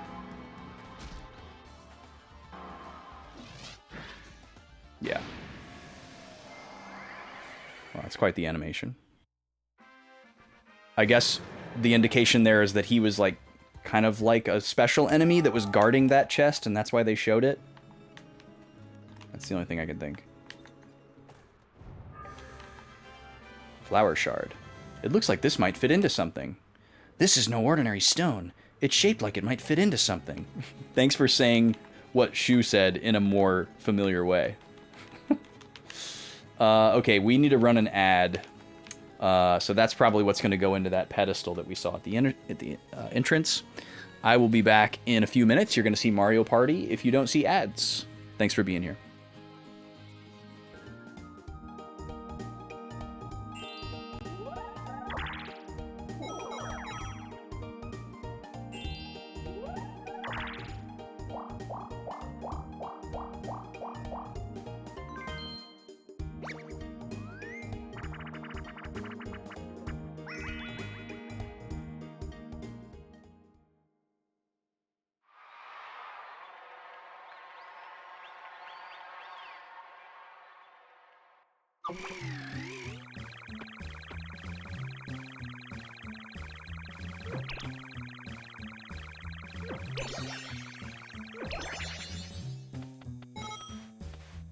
Finish!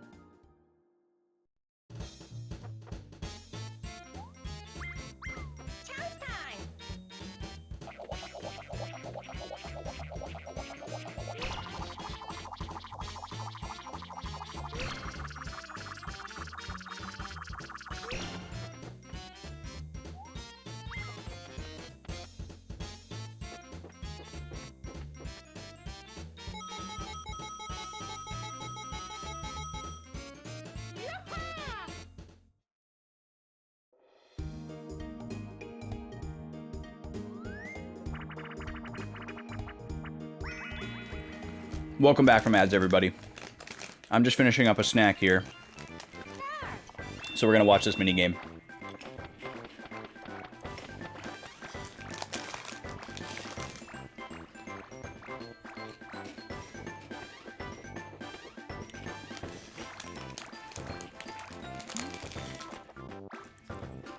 Donkey Kong, what you doing, dude? You're just standing there.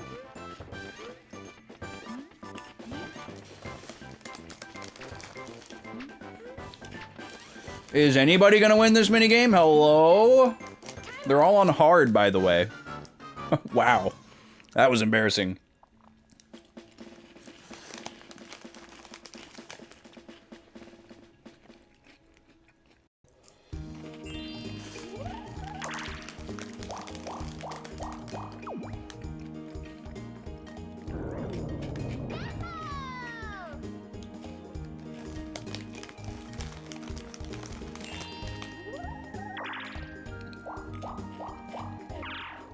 Uh-oh, Bowser space.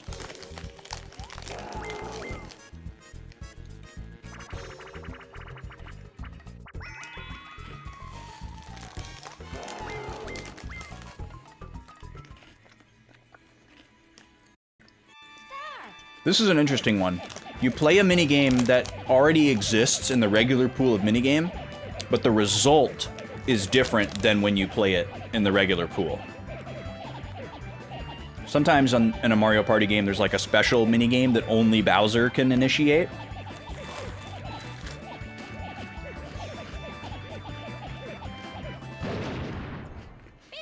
But this is an interesting trade-off.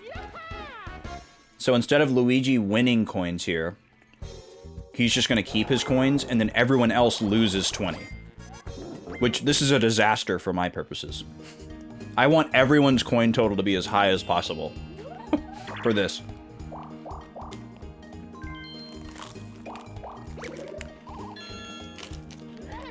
It seems like Eternal Star is the most consistent level for high coin counts, but I don't want to choose the same level every time. Alright, I finished my snack.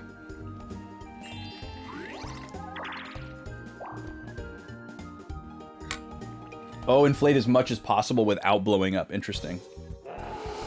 I forget which Mario Party it is, but there's one like minigame variation where you try to lose, and it's really funny. Like the only way to not get the bad outcome for that minigame is to be the first one to lose. I don't remember which Mario Party it is and like what the scenario is, but it was really funny. Another one-way ledge with a chest on it. Interesting. Okay. So now we have to go back through here. Boy, it really sucks not having our field skill here.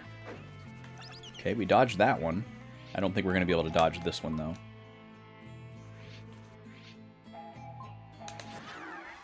So we'll try this move. Boop, boop, boop. These guys are funny looking, by the way. A little bit Pokemon coded. Okay, that worked great. I'm gonna shake and bake past this blue skeleton. And this blue skeleton.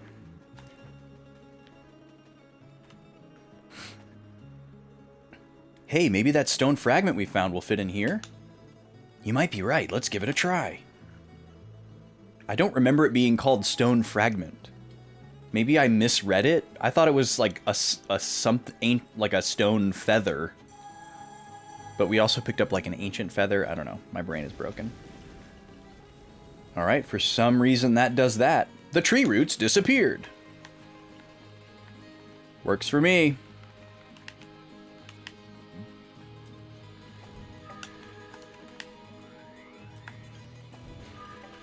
The power swap dart.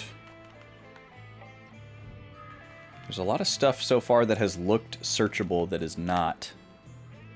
Oh, it's Tortipo! We were hoping to see this guy.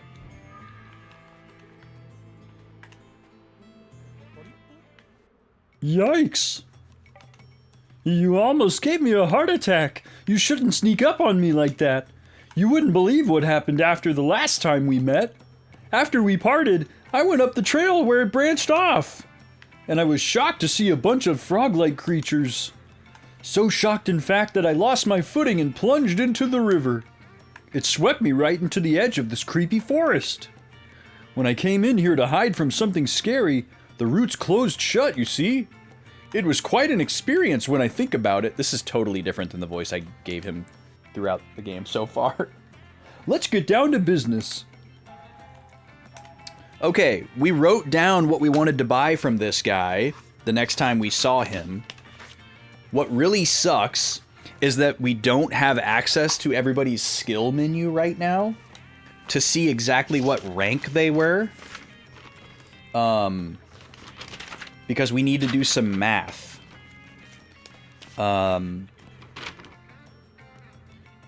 We were basically gonna plan on buying as many monk hearts as we possibly could, and I don't think we're gonna have enough medals to buy more than we need, so it's probably safe. But let's just see here. Oh right, and I've got to buy them one at a time. So I think it's gonna go up by 2 every time, if I recall correctly. So let's see here. Let's do some math.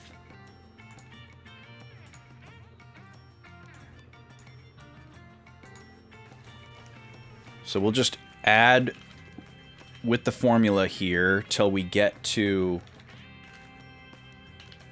our number.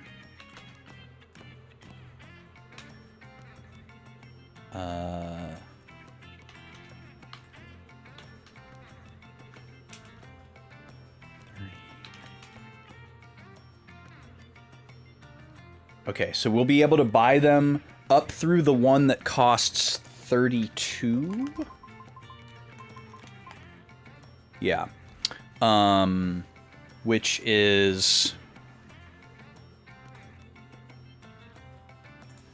12, 14, 16, 18, 20, 22, 24, 26, 28, 30, 32. That's 11, which is 5 each.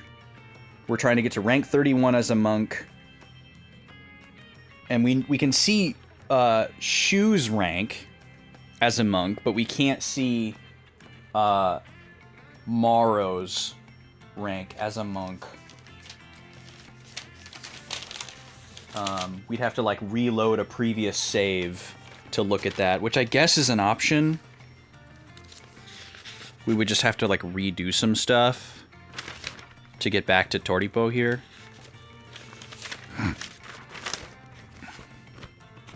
A city builder where you can build on the side of a mountain. Is that what the game is focused on, Halo Killer, or you just have specifically been looking at all city builder games hoping that one would do that?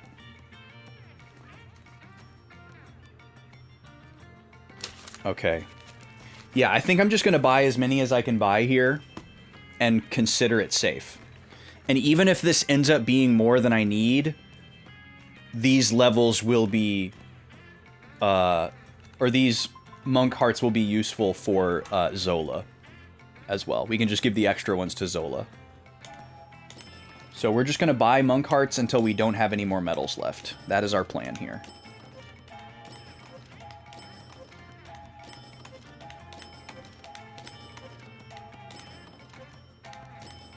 There we go.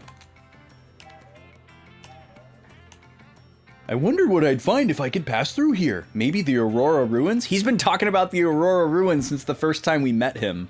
I guess it's turning into a running joke.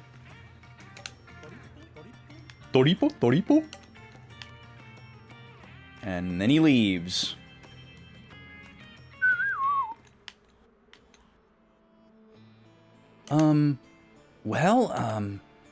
That's so weird. That's for sure. Toripo's not that weird. He's cool. Okay, so how many of those do we have now? Because we already had some. We have 16... Oh, now I can see it. Okay, perfect. We have 16 monk hearts now. So that's 8 each for Shu and Morrow. And that's not enough to get them both to 31. So, perfect. Metal's well spent. Metal's well spent. So each one of them will need to get to 23. And then they'll be done with Monk.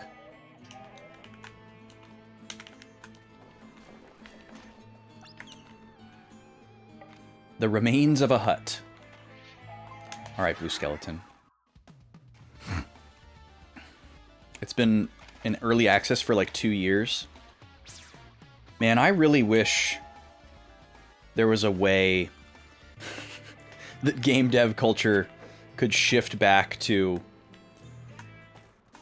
you know, games not being revealed and then like released as well so early. I get why it's happening and why it can also be a better outcome sometimes. But I find it, like, stressful. Like, the idea that there could be advantages to participating in the early stages of a game is cool. Like, that's neat. But then the fact that you could also have, like, bad experiences and be burned by doing that is not cool.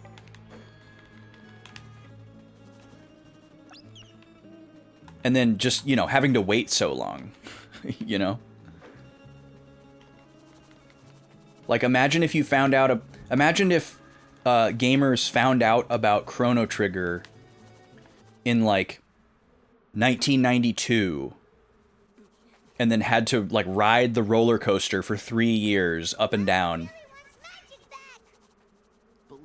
waiting for it to come out. But even Shu doesn't really understand the And, like, hearing about all the drama that took place. Mamoru hates being protected all the time.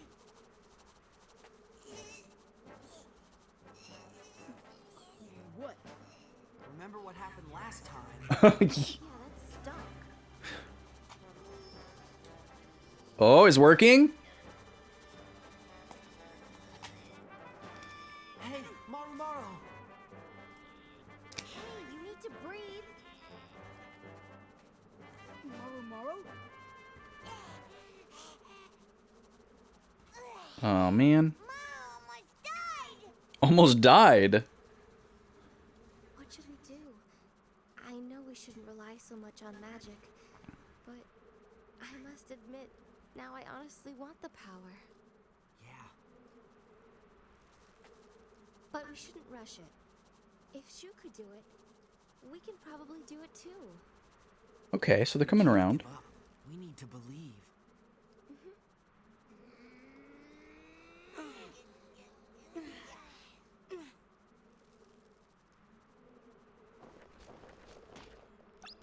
Okay, hold on. I need to write. There were some good notes there. So he tries to summon it again. And seems to get closer.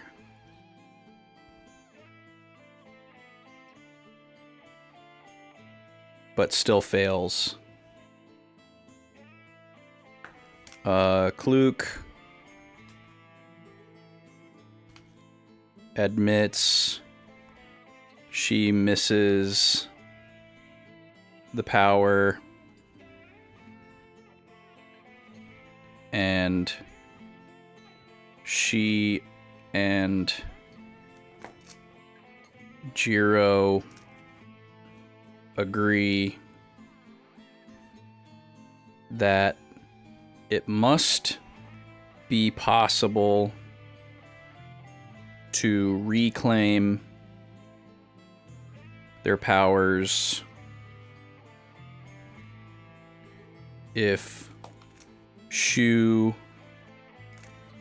did it, but to be patient because it could take time. I hope it's not too long, man. I hope it's not too long. Can you just leave me alone, man? I just want to search. I just want to search. Okay, so we've got another one of these.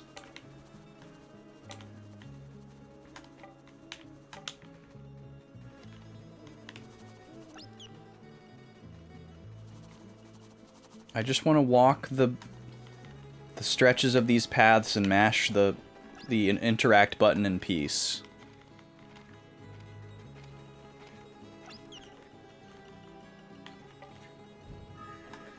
Yay, more medals. Okay, I'm just going to preempt you, because if I turned around, he probably would have got me. 9 times out of 10, you'll get burned out on the game and you won't come back for updates. Yeah, see, it's... I don't know. Like, for my personal preferences, there are way more disadvantages than advantages to the whole, like, early access model. I'm getting overwhelmed with how many paths there are. Wait, is that where we came in? No way. That's totally not where we came in. This area is large. Like, it's hard enough for me to, like, wait for a game that I like back on Kickstarter that I know is going to take, like, 2+ years to come out. But at least when I'm learning about it on Kickstarter, like, I guess I can, like, temper my expectations a little bit better. But yeah, the early access thing is kind of weird. Like, I don't want to play the game before it's done. That gives me, like, a distaste. Like, I don't want the developer to want me to play the game before it's done. I want a developer that is, like, obsessed with the idea of perfecting the game before it's in my hands. You know, that's my ideal scenario. And don't tell me about it 5 years before it comes out, you know?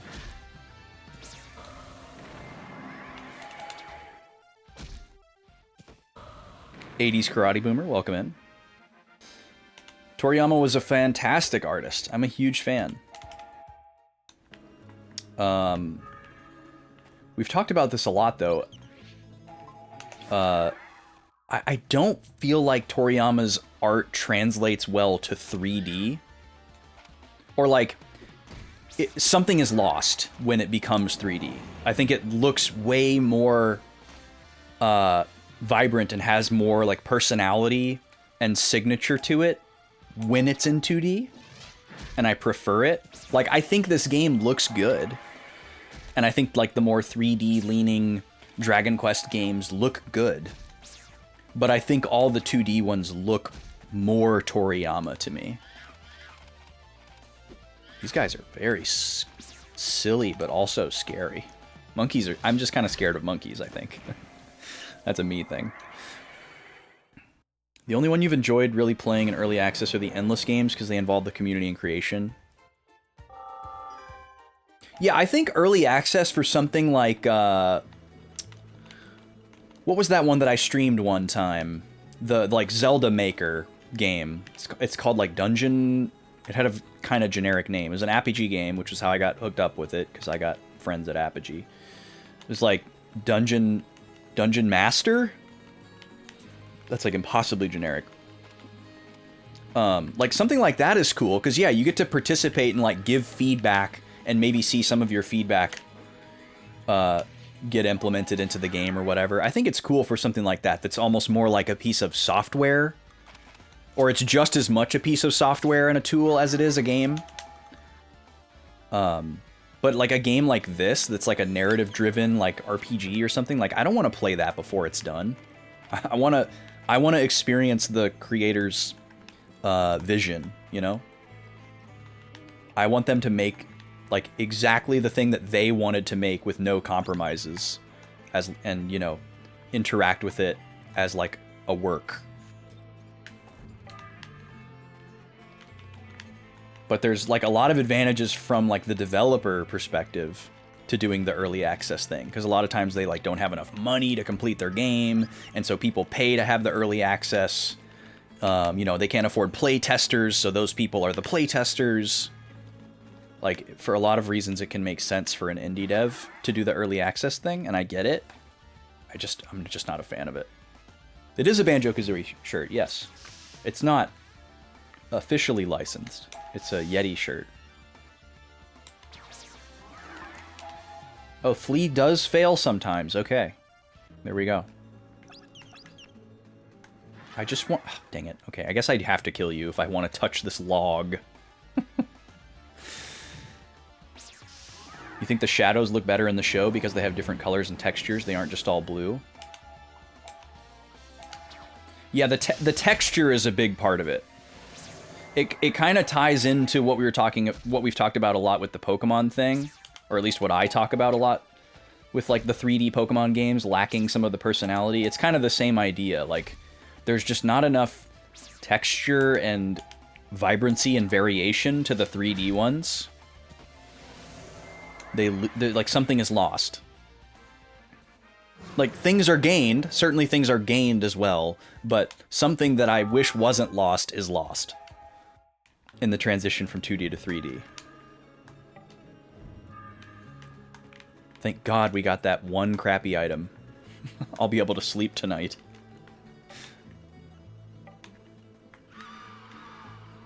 Oh God, what is going to come out?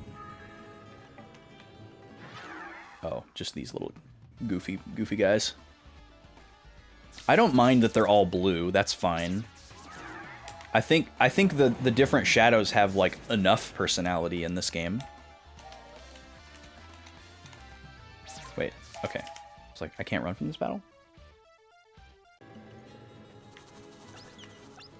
All right, but we got to fight this guy. The stupefying ghost. But really, he's just a dancy guy.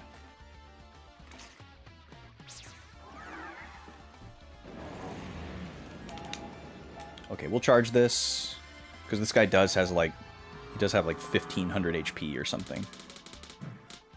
Oh, he's not going to dance this time. He's just ready to snack.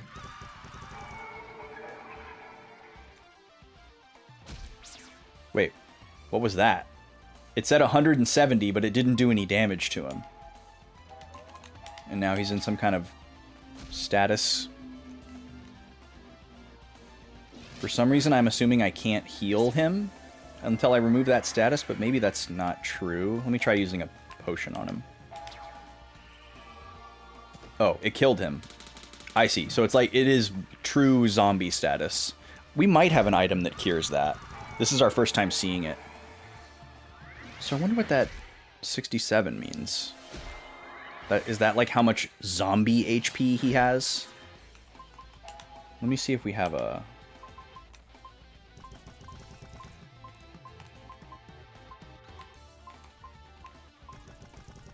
Yeah, the no ghost device. Oh, and it works on everybody. Okay, well that's nice. I wonder if Shu can meditate this away. I'm gonna use a Phoenix Talon to get Morrow up.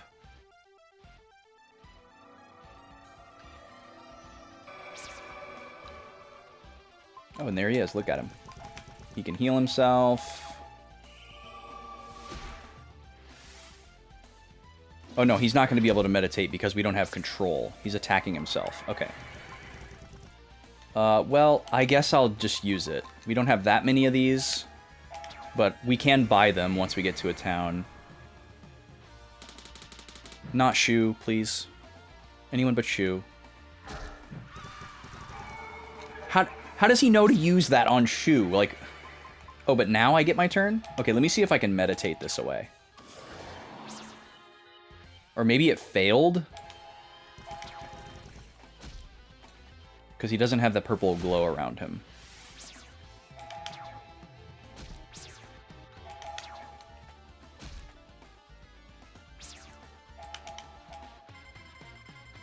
Get this guy out of here.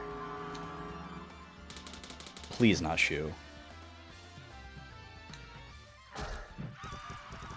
Okay, good. Oh yeah, I guess he's just missing. I don't know what that 115 means, though, if he's missing. Oh, we got him. Okay, good job.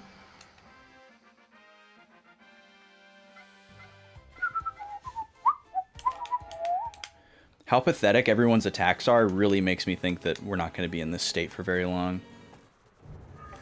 But I'm definitely getting mixed signals as far as that goes. Okay, that is the thing that we need to go further. But we also have an access to, like, an exit right now. And I really don't know what to think about that.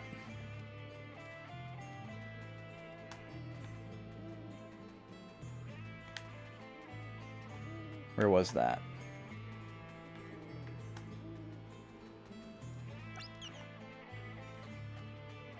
Those guys are running away from me. This is where I just was.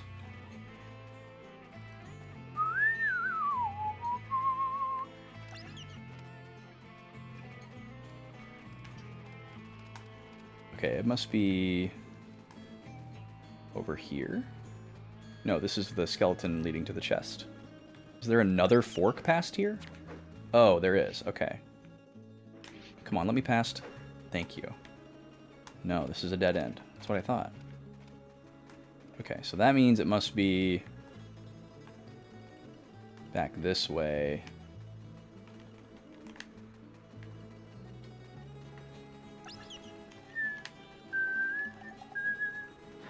Oh. Man. I miss my field skill so much.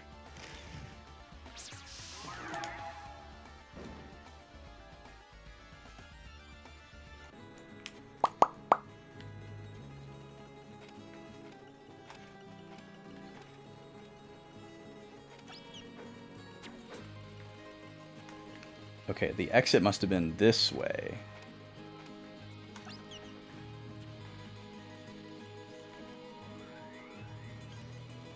No, this is the previous gate. Okay, I'm very confused now. I know we saw an exit, and I'm very confident that it wasn't the place where we came in.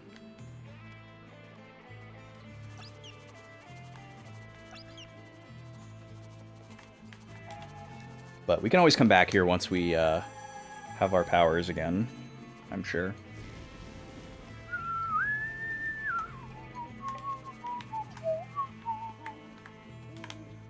Two chests. We got a lot of those. We're picking up some crystal accessories too. Oh, a cutscene. Huh? I feel a cool draft. We must be near an exit or something. This forest! Morrow had enough! If we're near an exit, let's hurry up and find it. Bet it's guarded by a boss. Yeah, Yeti is where most of the shirts y'all see me in are from. Oh, okay. Never mind. We got an exit for free. I gotta figure out where this other access point was, though.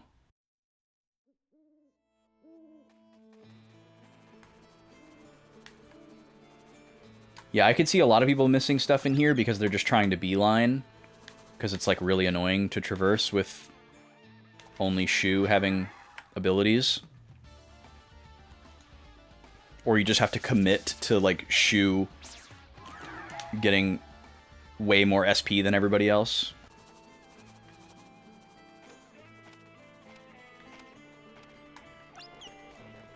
But I just need to make sure that I wasn't misunderstanding what I saw. I guess it's possible that I was just looking at like a big straightaway in the draw distance that looked like a path with an end, but it wasn't. That's probably what it was.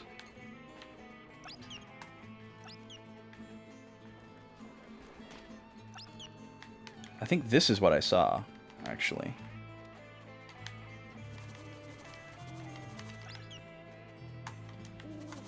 Yep, okay, I was right. There is more here, because we have a green chest.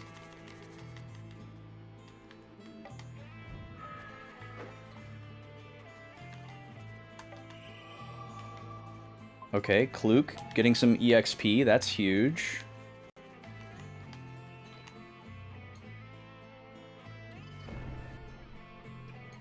Okay. Stone shoes. Alright, so this is Devour Forest. And we'll call this near Snowfields side exit.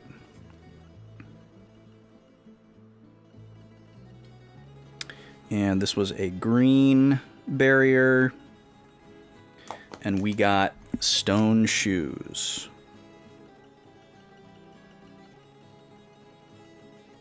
And we can immediately mark it off.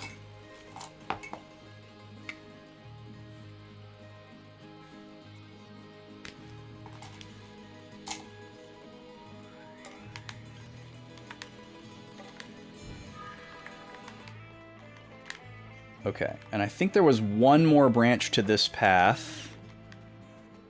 Do a little bit more bobbing and weaving here.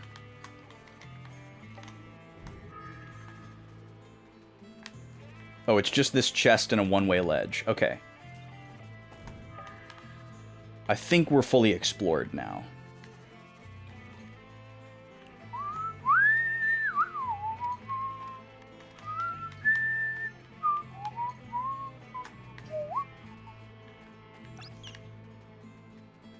Now I just gotta find my way back.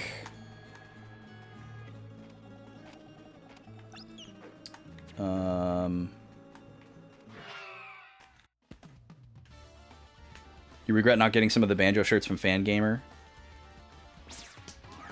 Yeah, Fangamer has some great stuff too. I don't have a lot of clothing from Fangamer.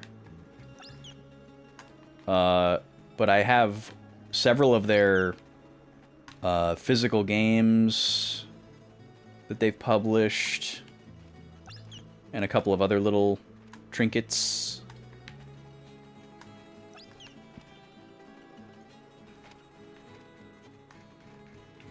I of course have my shirt Ness and shirt Lucas, which I treasure. I'm still mad that they didn't do a shirt Klaus though.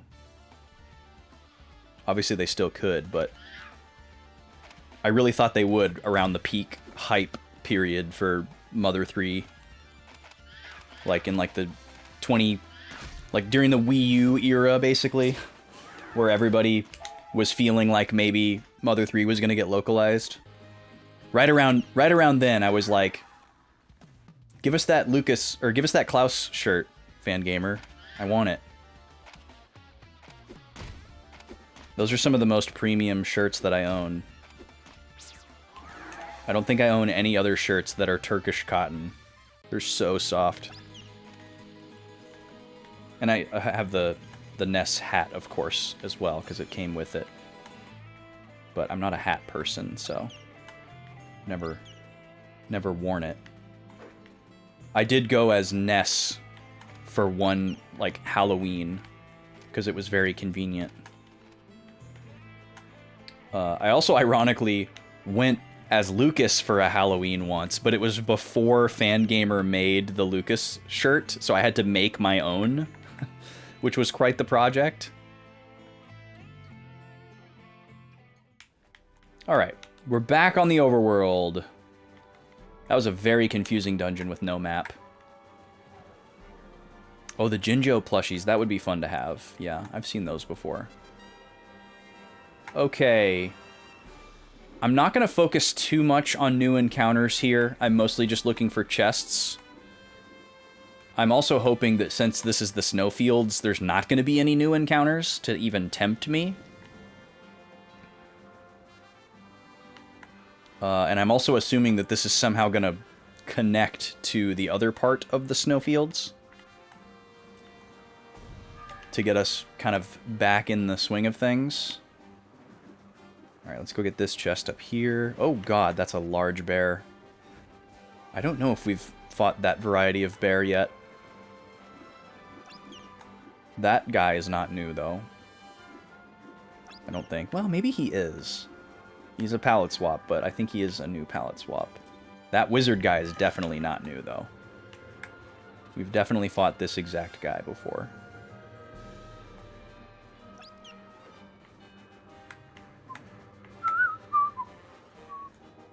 There's a lot of, like, verticality to this snow area. That's a little bit overwhelming. I just wish I could zoom out farther. Oh, that's a definitely new enemy. Haunting Pelican. It's terrifying. Okay, so that loops back to where we just were walking. So that's good. We haven't seen a way up on the left side over here yet. That's, I think, a new enemy.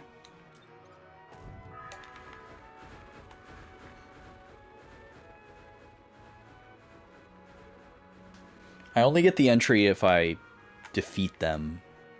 Otherwise, I would just encounter them and run to get the entry. It's not like Pokemon, where you can just look at it and run away. Unfortunately. Whoa! You look awful.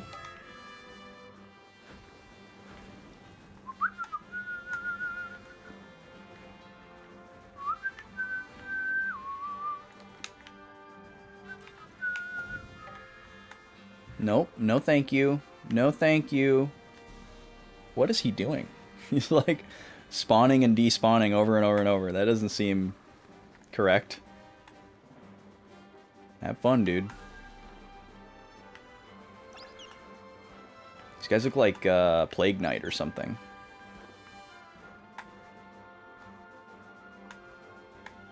There's another chest up there.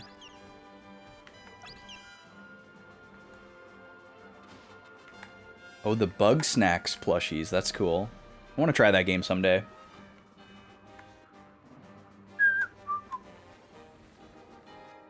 If I ever end up getting a PS5 and a pile of money that I can throw at it.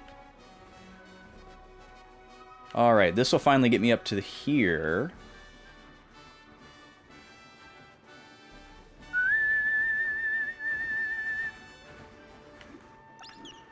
Oh, now we've got another plateau that we... Oh, it is on the Switch now? I could have sworn Bug Snacks was PS5 only. Maybe that was only for a time.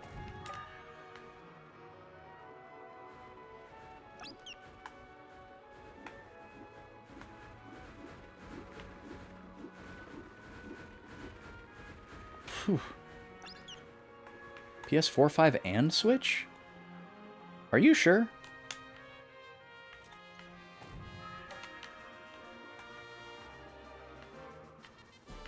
Was it at one time a PS5 exclusive? Are we sure we're not talking about Bug Fables? The RPG? The Paper Mario-like?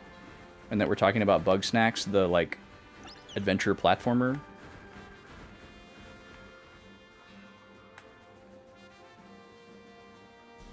I could have sworn that was a PS5 exclusive game. Because it was a launch title for the PS5.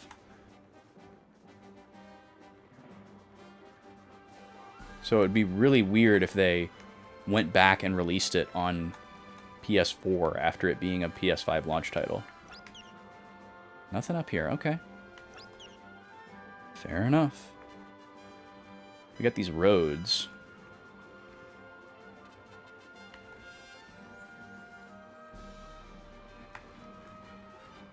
So was it out on PS4 before it was out on PS5? Because then that's, if that's true, that's really going to hurt my brain. Because I can very clearly remember that when the PS5 first came out, there were no games for it. And everybody was like trying to make lists of like what was truly PS5 exclusive to see if it was worth it for them to get the console or not. And I remember Bug Snacks was on everybody's lists because they were like, this game is way better than you'd think it would be. Check it out. Oh, we have a new town. What is this going to be? Noluta Village. Unexpected. Wonder if this is optional? Kind of like Alumaru?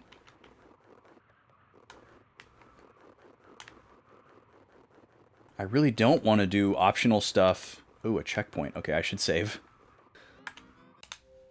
I don't want to do a whole bunch of like optional stuff that's going to take me through like dungeons and fights and whatnot until I get everybody restored, if I can help it.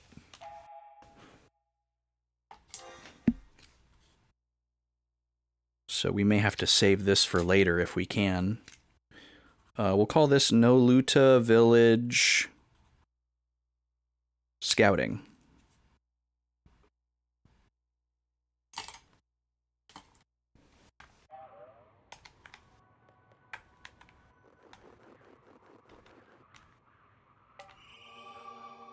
EXP, all goes to Kluk. Morrow still has 1 HP. Music. Oh, we got some frozen people. What happened here? It's cold. PS4, PS5, same time. Okay, I can't talk about bug snacks anymore. It's hurting my brain. Clouds. I feel like I'm being gaslit. This is all Nene's doing. I mean, he's probably right, but it's kind of comical how we assume that everything bad that happened is because of Nene. Oh, this person can talk inside the ice. Frado? It's cold. I want to go home. Where do you live? A small house on the square. My mom and dad are there. I see. Your parents are coming to help you. Hang in there till they get here. Shoo, let's start gathering information. We're going to need it. Okay.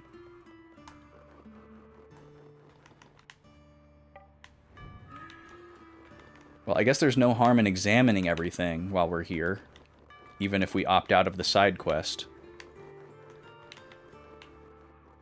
This village looks quite large, though.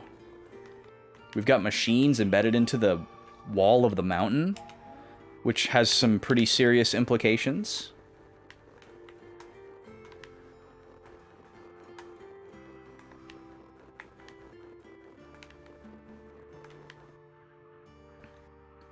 The never-ending snow has frozen this town. It's like we were flash frozen. We're alive, but we're freezing very, very slowly. Keep fighting, we're gonna help you.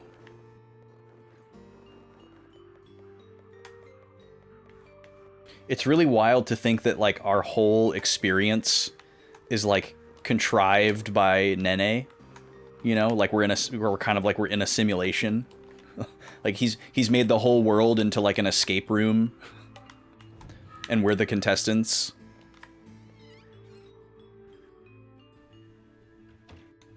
Everything bad that happens is his fault, and everything good that happens is us, like, undoing what he's doing. A lot of EXP in here. Hi there. I'm waiting for my mom to come home. Grandpa said that my mom and dad would come home when the ice melted. What's wrong? No, it's okay. I was just remembering something from a long time ago. I'm sure your parents will come home. Don't give up. Hang in there. Wow, that was very subtly emotional.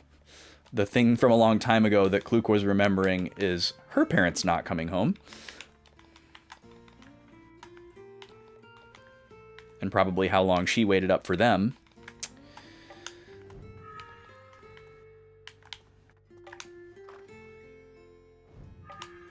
Oh, nice, a cure-all. That's a good item to restock. We don't have many of those. Bed's right in the middle of the room. Man, that's unhinged.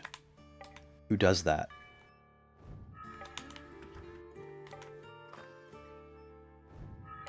I mean, maybe right in the middle of, like, a smallish bedroom, but right in the middle of, like, a big room. It's just really weird.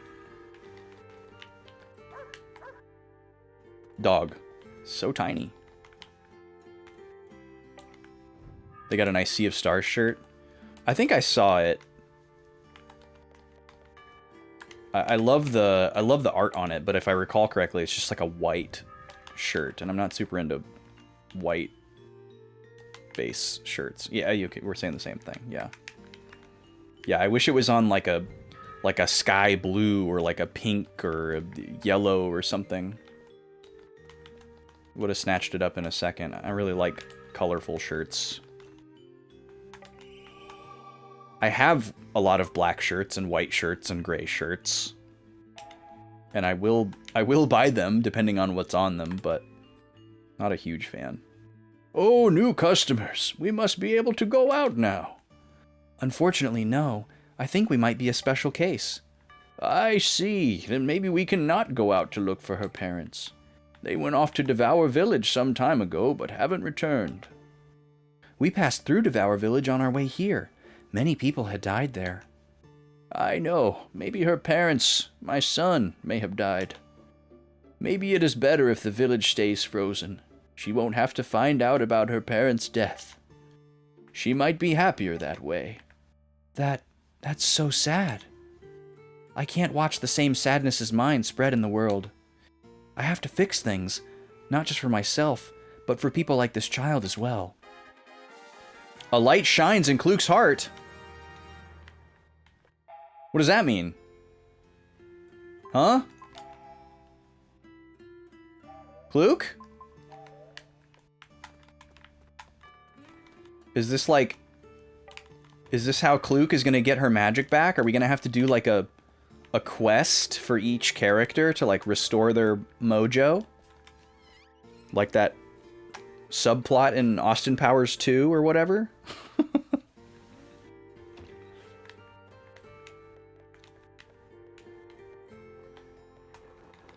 I would be okay with that. That would mean that this isn't optional, though.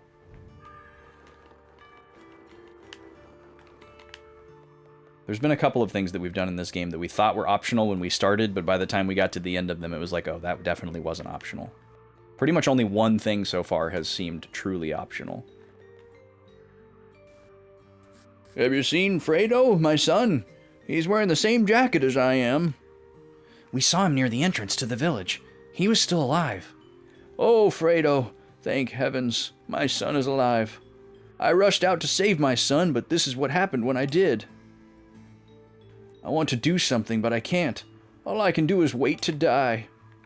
We won't just tell her. We'll find a way to help you. Oh, Fredo's a girl. I was like, who's he talking about? Do I have TiVo? No, I do not have TiVo. I don't even know if you can still get TiVo.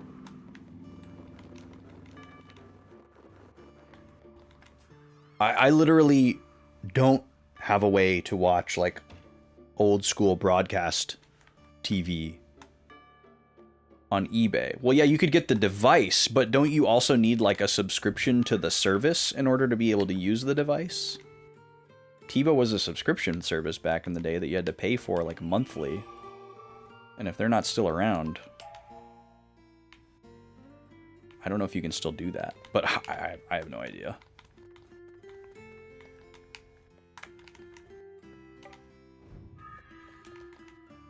Plus, like, if you have access to shows on your TV, you no longer need something like a TiVo to record them. You could just record them with a computer. Portrait of a Machine, Part 41. An automaton had killed someone. The reason was not important. The fact that it had happened was all that mattered. As a result, Finch's articles became even more extreme, which only further incited people. This led to an ostracism of automatons and increasing debate on whether we were even necessary. We are machines. All they had to do was shut us down, but it did not end so nicely.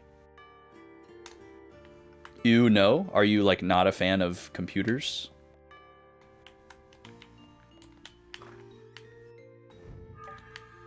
I also, like, have a hard time imagining that there's even anything, like, on TV that I would want to watch. That's, like... Or, like, that there's anything on TV that I would want to watch that I can't watch on demand somewhere else. You know? If I really wanted to. Jimmy Kimmel. No, I'm not interested in watching Jimmy Kimmel. I can't really watch any, like, late night shows like that. It just doesn't appeal to me at all. I don't have anything against Jimmy Kimmel specifically as a person. Just, like, that format of TV show is, like, really uninteresting to me. You there, have you seen my son? Your son? Would that be Fredo? He was frozen in place, but he's alive. Okay, wait. I thought Fredo was a girl. I'm so confused. Oh, thank heavens. My husband went to look for him, but he hasn't come back. Maybe he was maybe the dad was talking about her, the wife.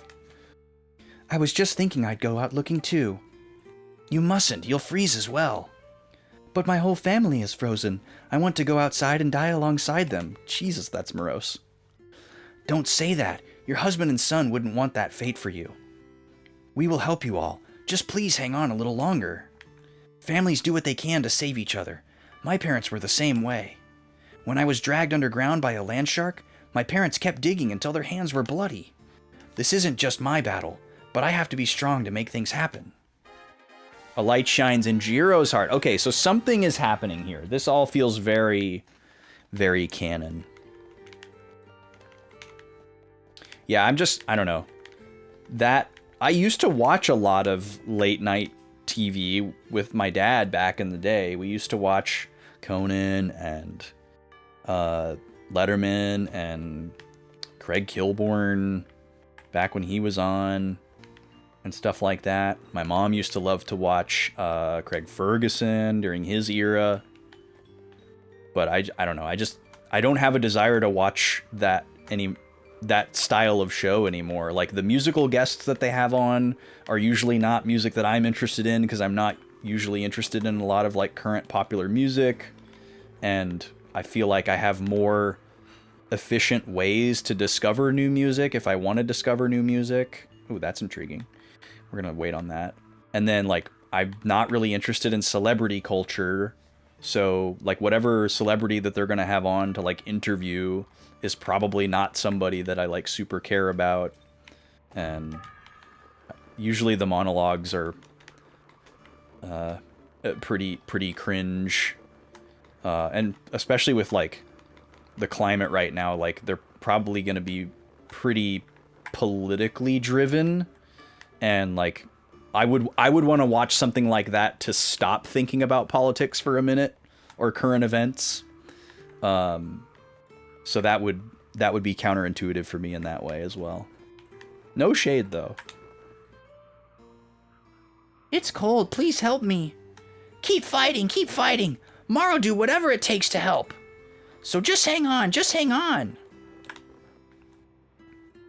It's cold. I'm hungry. Hang on. You'll eat again really soon. We'll help you. We were playing when suddenly we couldn't move. What's happened to us? Nene has covered everyone in ice. It's hard when it's so cold. Please help, I don't care how. Hang on, Mor'll will help when Shadow comes back.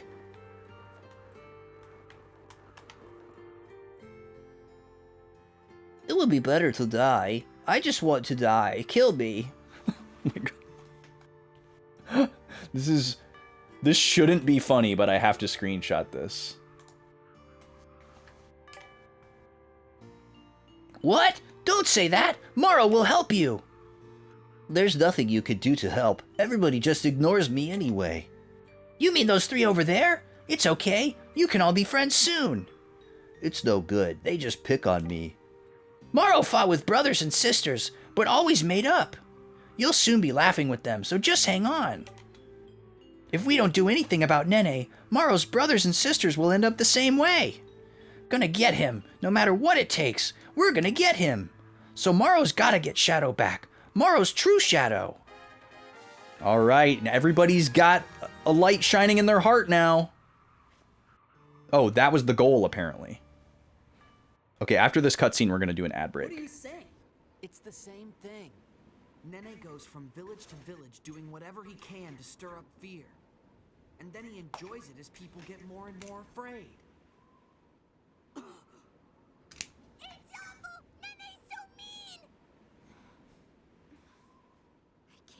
Anymore. There's no way this can go on. I won't let this happen. Oh, it's happening. But we will let this happen, right, Kluke? Also, I like that she was first.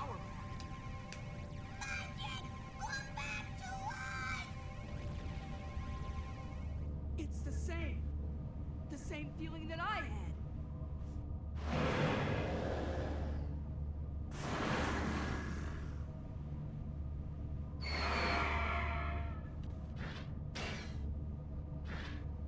Yeah. We are so back. Get it. Now I understand. Our magic lies in our hearts. Our hearts are creating the magic for us.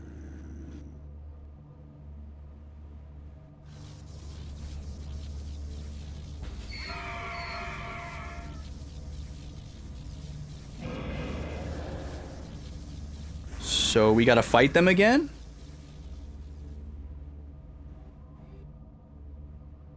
Yes, it's in our hearts. I feel it. If I can just make it my own, I can use real magic. How Maro do it? How? It's obvious. You gotta defeat your own shadow. We've got to. Do it! Maro been waiting for this! We can do it!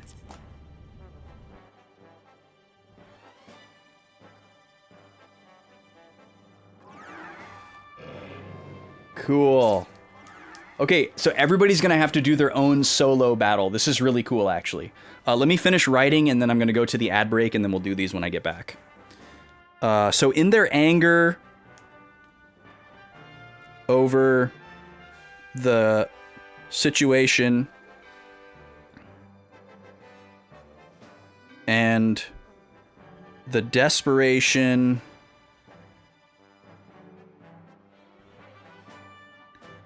of the revelation that they must be the ones to stop Nene. I'm adding quite a bit of interpretation there. Kluk, Morrow, and Jiro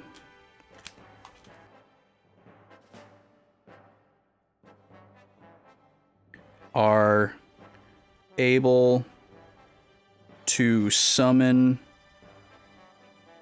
their shadows like Shu did in Devour.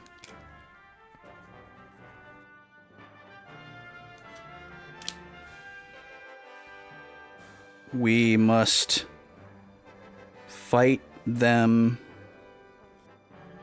in the same way to reclaim them. Okay, I actually really like the interactions that we had here in No Luta. It happened kind of quickly, but I'll share more thoughts about it when I get back from the ad break. I'll see y'all in a few minutes. Thanks for being here.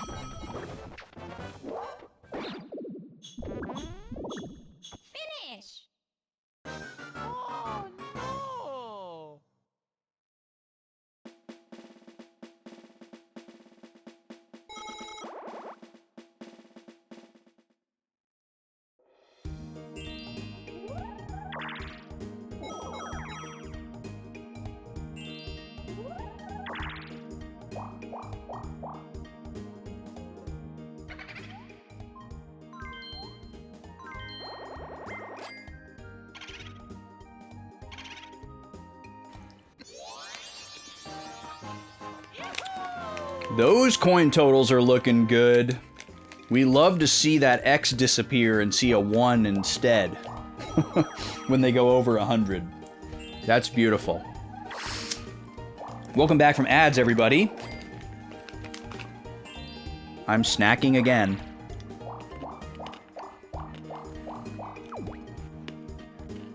I was gonna answer 80s Karate Boomer on what I like to watch, but they had to run.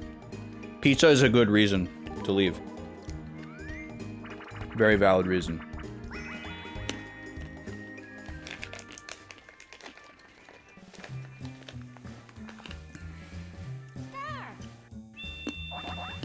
The lady said we're going out to get some chicken tonight, and I'm so excited.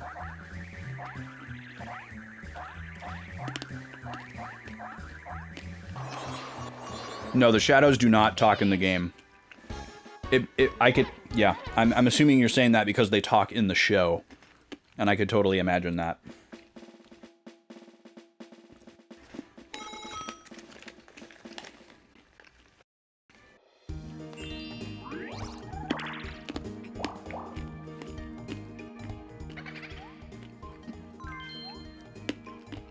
I definitely like that they don't talk in the game.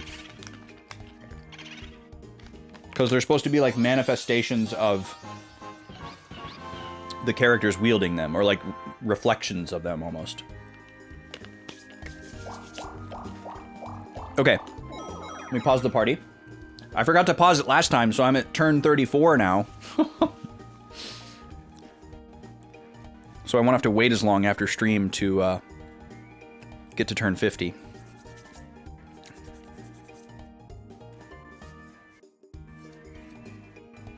Shu and Dragon butt heads a lot. That doesn't surprise me. That makes sense canonically. Also really funny that Automod grabbed butt heads, even though that's not how you meant it. And even if you did mean it that way, it's so innocuous that it's funny. I mean, I guess that makes sense, right? Like, if it's going to be the one that Shu wields, it's going to be the one that most reflects his personality, and that means that they're going to be competitive and brash.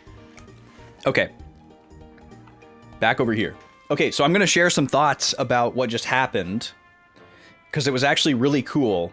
So we got to this town, and, like, it's great how they're illustrating how, like, annoyed and exhausted the characters are with Nene's classic maneuvers, right? Like, everywhere we go, he has touched the people there in a negative way, you know, that causes them to suffer. And we're just like, we're so over it, you know, like, we're like, why is he doing this? Like, why does he care so much? He's doing the same thing over and over and over. We don't see a reason for it. We've wanted to stop him since the very beginning. We've got to get our powers back so that we can stop him, right? So it's this very kind of like desperate state that they're in to like find a solution for this problem. And, you know, everywhere that they go, these people, like every town has like its own unique crisis, right? And they all seem very insulated from each other.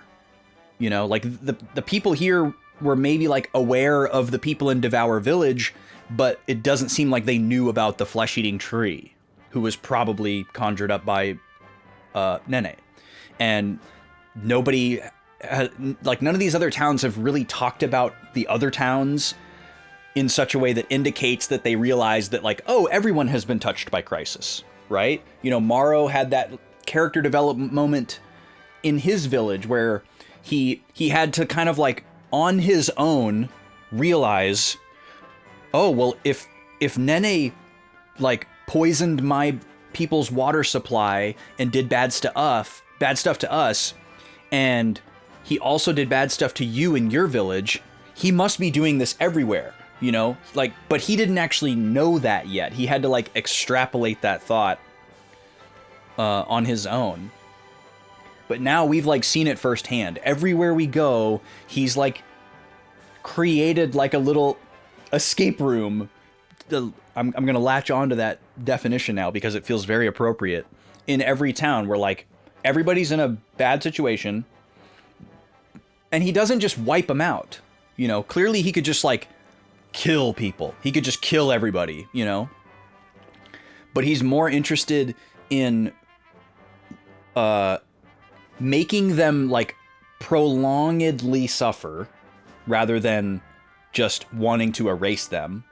You know, he gets some kind of sick, jolly joy out of knowing that they're suffering. But then there's also this aspect to it of where he was trying to like power us up because it was going to benefit him.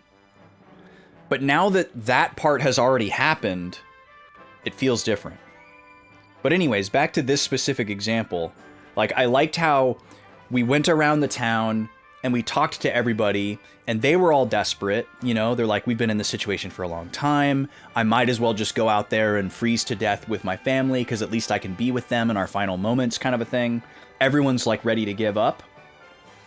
And there were all these, well, there were 3 different situations that were mirrors to the situations of the 3 people who hadn't got their shadows back yet. So there was a little girl who had lost her parents, just like Kluke.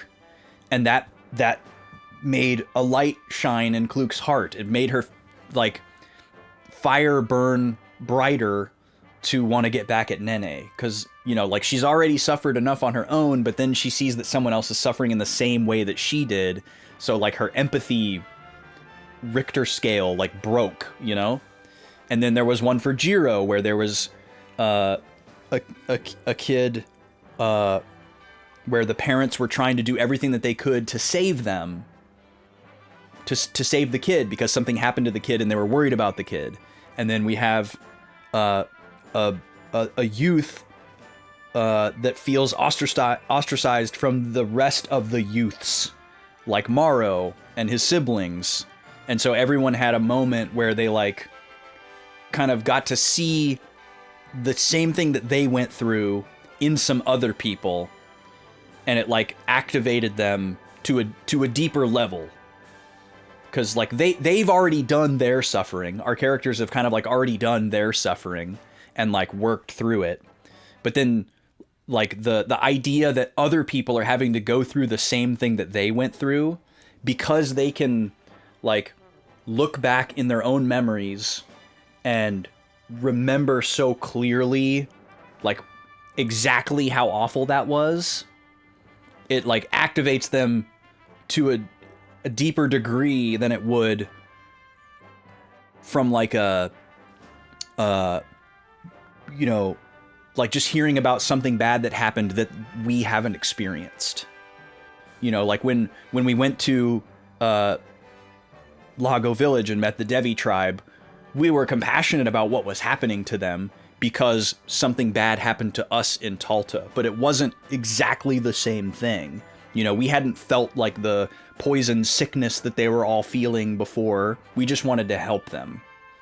But when you meet somebody who's been through like something really, really similar or exactly the same as something traumatic that you've been through, it's like a very special connection. So it was cool that they put this together in such a way as like a kicker for these 3 characters to get kind of like reactivated. It happened really fast, and I'm glad from a mechanical standpoint, I'm glad that it happened quickly because I want my stuff back. I want my powers back. Narratively, it maybe should have happened a little bit slower, but I'm totally willing to overlook that because it makes sense from a gameplay standpoint. So, we're fighting our shadows again. Jiro has a tension meter. Jiro is not an attacker. So I don't know exactly how this is going to go. We're probably just going to have to build our tension meter until we can hit him with a giant attack, which is totally cool. I'll just hit defend here to mitigate some damage and then heal in between, because my tension meter is going up when I get hit. Oh, I get a free full charge on the heal here. That's fantastic. We'll take that.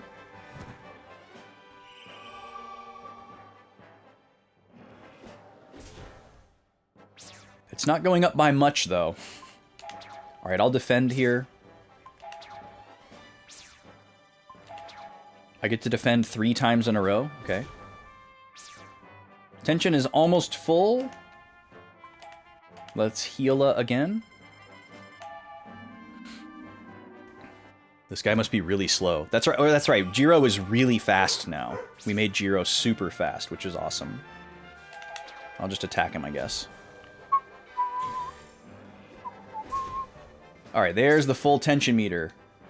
The light of your heart casts a shadow. Corporeal is such a funny name for a command. I'm excited to see this, though, for all the characters. Shoes was awesome. So I wonder if this is going to be like wind. I'm calling wind here. Oh, he's green! That's cool. Like a teal minotaur. Oh, it's earth. He's earth-coded. Okay.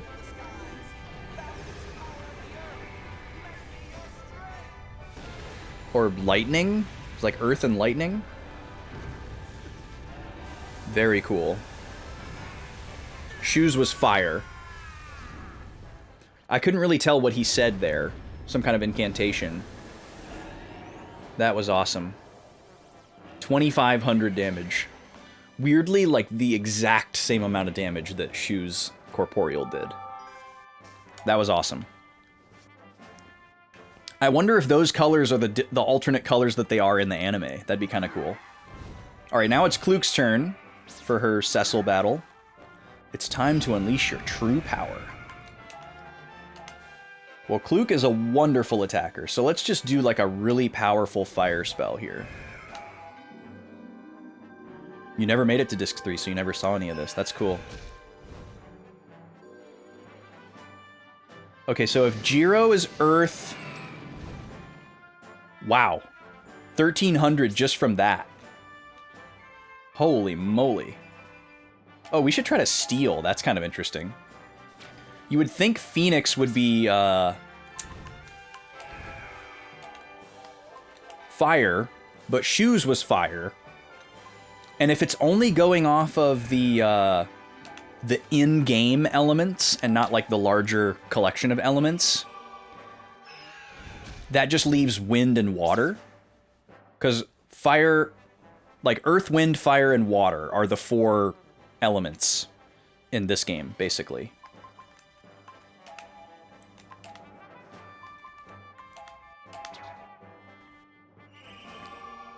So I feel like Kluk is going to be... Alright, here we go. Well, let's just find out. Is she going to be wind or water? You've unleashed your true power. Oh, this looks very fiery.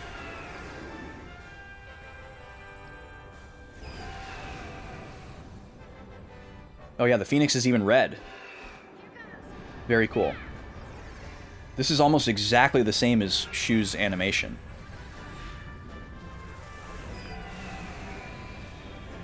Maybe Shoes wasn't fire? That was nearly identical, though.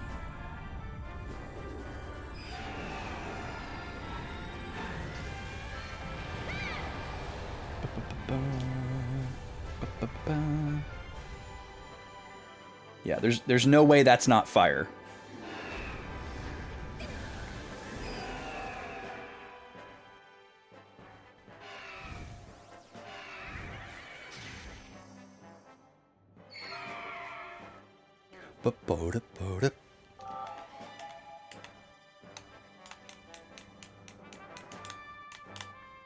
All right, Morrow. Morrow with the saber cat. All right, Morrow can attack because he's strong.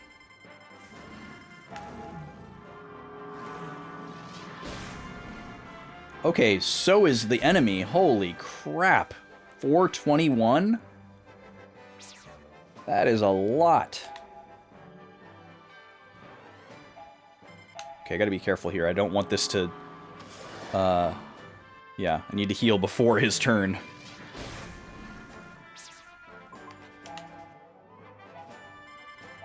Oh, crap. I might die. Oh, okay. The game's taking it easy on me, I think. And probably making sure that I don't die. Alright, Marl, let's see it. And is this one going to be the same as Jiro? Oh, he's so sick! He's yellow! See, this to me is giving wind. Like the speed, the airstream, it's kind of wind-coated. So maybe Shoes was weirdly water? Somehow? A little bit of lag there. Oh, but that looks like Earth and Lightning again. Okay, I don't know what to think. That was cool.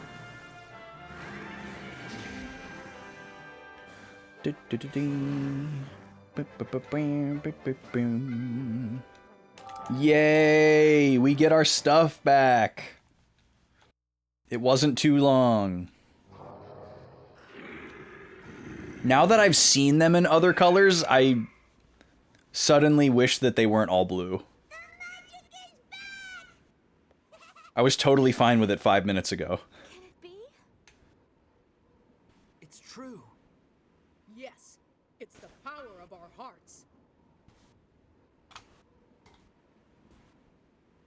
Heck yeah, dude.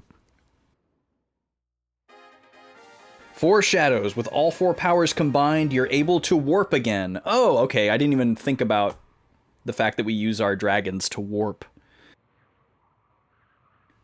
Our magic and warp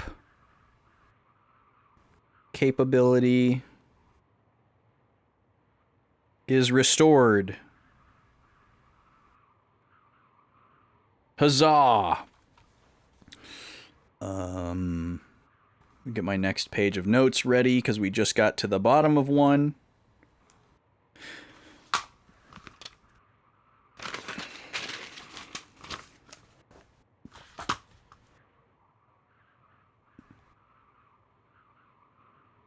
That wind, eh? Okay.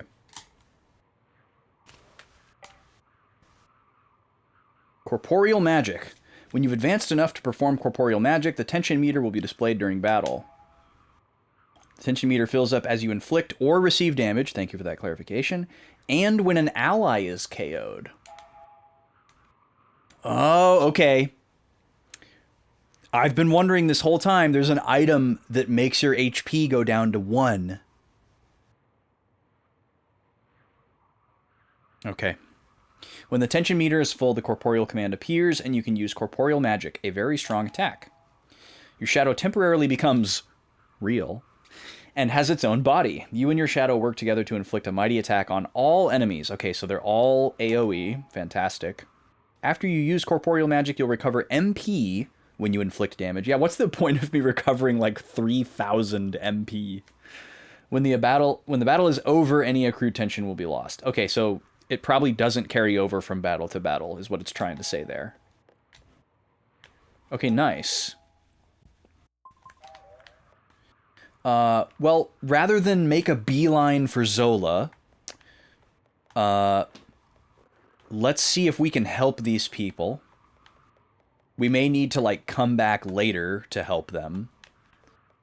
Let's see. We've been in both of these houses. We've talked to these people. I love the idea that they just got to witness all that in the middle of the town square. Because they can, like, see everything that's going on. Now I want to interact with this. Okay, we all have our shadows back, so we can destroy that machine. Wait, shoo, there's a small catch. We used up all our energies. We should go back to the inn and rethink our strategy. What? Okay, maybe I missed something by not interacting with this first. A catch? What do you mean, Jiro? The people in this village are frozen, but they're still alive. Don't you think that's odd? Yeah, so weird they're alive. The machine must be keeping them alive. If we just destroy it, they'll die. That's quite the logical leap, Jiro, but okay. That might be true. Nene probably thought of that. So we have to think about how to use the power of this machine. It's just as Jiro says. It's the soldier from Jabral. Of course it is. Do you know something? Yes, we had been continuing our research just for that. With this information, we can find a way. Return to King Jabral and report your findings. Since you've regained your magic, it will be easy to return to Jabral. Hey, don't forget to enable the warp device for this village. You must come back here, to this village. That's right, Shu. Let's do it before we forget. I'm actually glad they mentioned that, because I might have forgotten to look for a warp key. Okay, well, apparently this guy was here, and that device was there for us to interact with before the whole dramatic anime moment of regaining our powers. But this makes sense, because we're probably going to go back to Jabral and either find Zola, or find out that she's not there, and, you know, maybe get a lead on where we can find her. In which case we may make a beeline for her. So the vibe that I was getting seeing that machine and all the ice crystals is that the ice crystals kind of look like the white barriers. So maybe the white barriers are actually ice, and once we get the white device, we can like melt the special ice. You know what I mean?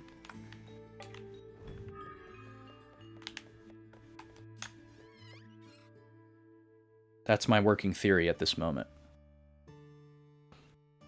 Much like the blue barrier was dispelled by a moon laser and a very similar looking machine. Okay. So yeah, we hadn't been to this building yet. Here's the warp key.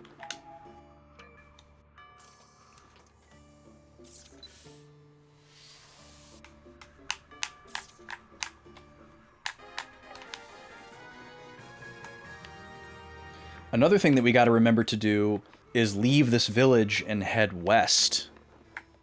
Or left, I guess I should say. Okay, so this is on the other side of the plaza. Okay, so this is all new. Crunchy snow foot sounds are nice.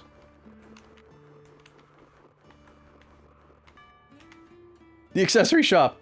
I promise, if this ice melts, I'll sell you something wonderful. I love that he looks like all the other accessory shop owners.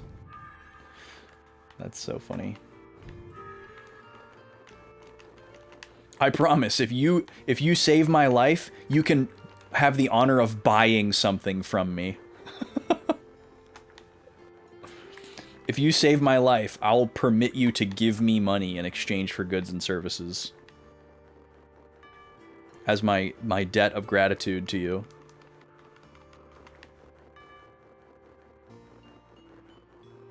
Okay, those are the kids down there, but this person is new. You have great shadows. My boyfriend would be so happy to see them. That is such a weird first thing for you to say to us. So this looks like a path to somewhere else, maybe? That could also be potentially removed once we restore this town's... this? You wield magic. Please use that magic to return to Jabral. The king knows how to stop the machine and restore the village. Okay, is there anything else we haven't seen? I don't think so. Oh, the kids have new dialogue. Shadows are powerful. That soldier in the inn has nothing on you. You guys are amazing. I really look up to you. And not just because you're slightly taller. It would also be cool to see this town actually transform into like a normal weather biome from the Frozen. Okay, before I warp, I'm actually going to go back to the world map and just get a quick sense of how far the map goes in the other direction. I'm also going to save.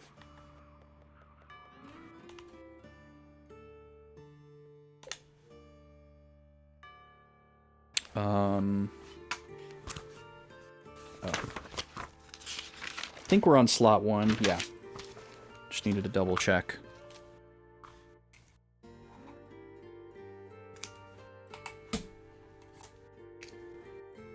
Noluta Village. Clear. Man, there are so many good smells in the house today, and that must be why I've had to snack on every single break. The lady has been cooking up a storm today for like meal prep and stuff, and she has been making some delicious creations. I mean, she's always killing it, but she's like going all out today. She made like a 3 or 4 hour like Dutch oven brisket that just came out a little bit ago, and that has just been smelling up the house in the most wonderful way possible. And she made these banh mi bowls that smelled amazing and look amazing. And she's making some other thing that smells really good right now. I'll wait and get all these entries once we have... well, if we're about to get Zola back in short order, I will wait to come back and get these bestiary entries then. Hi, Gobi. Okay, so there's a chest over there and a dead end. Where does this go? I wonder if the necessity to warp away from here means that we're in an isolated stretch of the map. I have my field skills back, but I can't use them against these guys because I've never fought them before. So I'm still having to juke. And I don't want to fight them yet. Alright, that worked. Yeah, I kind of want to just see if this is like an isolated stretch of the world map, or if it's going to connect to the larger world map. It's kind of hard to tell by looking at this. But it definitely goes on for quite a ways here. We can tell that much. These items that we find out here are usually never really any good. They're just like basic consumables. Oh, is this it? Is this the limit right here? Yes. Okay, cool. So we've got confirmation that this is an isolated stretch of the world map. The only reason we'll have to come back here is to get bestiary entries. And then we can be done with it because we've now cleared out the chests. That's fantastic. So let me look at this again. So the darker blue sections of this map are water. And then the like grid negative space is just non-traversable terrain, I guess, is the way that I have to think about it, if this is like a round planet. So yeah, we can see that the only thing that connects anywhere else is that one... Well, what is that, actually?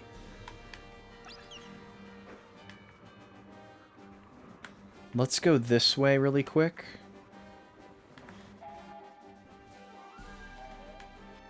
So is that Noluta? Noluta must be in the top... Well, no, that doesn't make sense. What is that?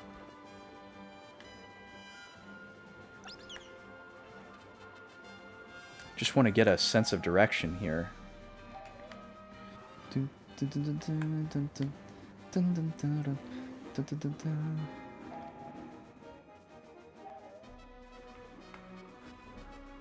So, is this... What is this? So this is Noluta? So somehow that long, skinny path is Noluta. And then there is something behind it. I wish I had a telestrator. Okay, so that thing in the top right must be the Devour Village, and not the woods. Because that's all this way. Okay, I can warp now.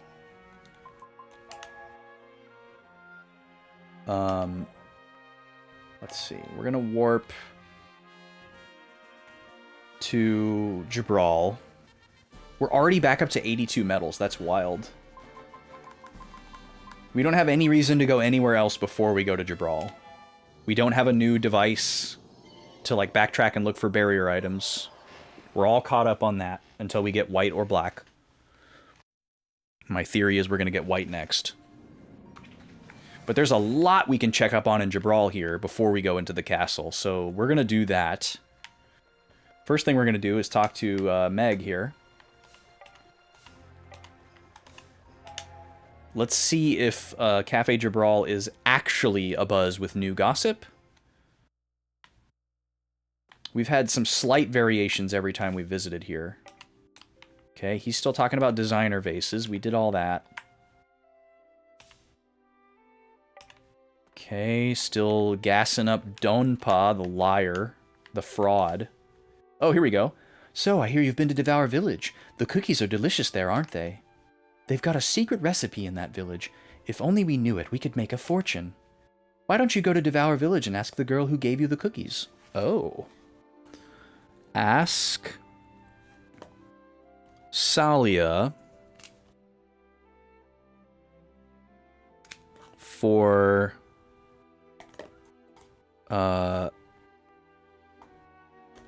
we'll just say cookie recipe in Devour Village. Maybe that's what they were known for before they were known for flesh-eating trees and death. And they were called Devour Village because they made delicious cookies that you wanted to devour. Well, it is a consumable item that has a really good effect. So if we could get a whole bunch of those, that would be pretty cool. That would be worthy of doing a side quest. I'd do a whole dungeon if I could make those purchasable. Oh, we swapped to Kluk for this conversation. That's wild. That's never happened before. If it isn't Shu, Jiro, and Kluk! Kluk, I was worried when I heard you had disappeared. Sorry about that, but here I am, lively as ever. That's a relief. You should take it easy for a while. Well, that was nice. These guys must be from Talta, but I don't remember them. It's you, Kluk. Oh, I'm glad you're safe. It's good to see you, Leeson. Thank you for your concern. Yes, yes, I'm really glad for you. Take it easy and relax a bit. Welcome to Cafe Jabral. I'm wearing just enough clothes to be employed. I'm surprised to hear Jilala was a crook. He used to come to Jabral a lot. That's old. Rumor is the Killer Bandit's treasure is buried somewhere. I thought Killer Bandit, the female pirate, was just a story. Oh yeah, that was one of the earlier stories that we found in the bookcases at the beginning of the game. And we actually finished that one. He's just saying that it's buried somewhere, so I don't really feel like I can glean anything from that. That's old. The King Ghost in the Forest of the Dead and his hidden treasure. Seems like the sheep tribe nearby the forest are talking about that. I feel like we already tried to go down that road and there was something we needed that we didn't have. But maybe we could try revisiting it. The sheep tribe near the forest camp. Let me just warp there really quick and refresh my memory.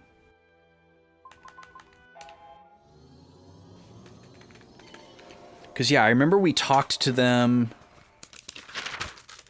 And we back... Oh, it's going to be in the other notebook. We backtracked into the Forest of the Dead, and we got like some little bits of lore, and I think what it ended up being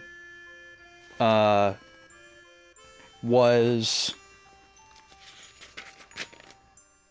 there was a barrier in the Forest of the Dead that we couldn't remove.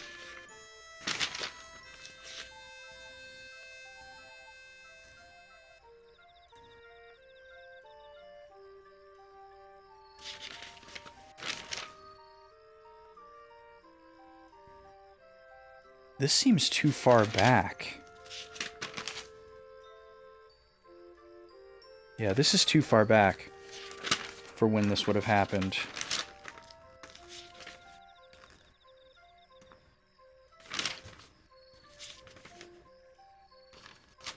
It would have been possibly before Patch S.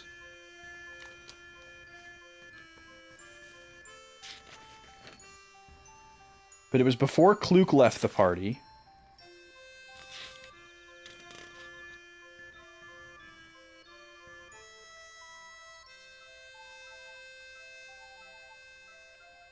Here we go. Here it is. Yeah, there's a green wall near the center, Forest of the Dead. We've dispelled that barrier, but then there's chests in there, and the chest asks for the Epistle of the King Ghost. But we have it. We have this item. We found it somewhere.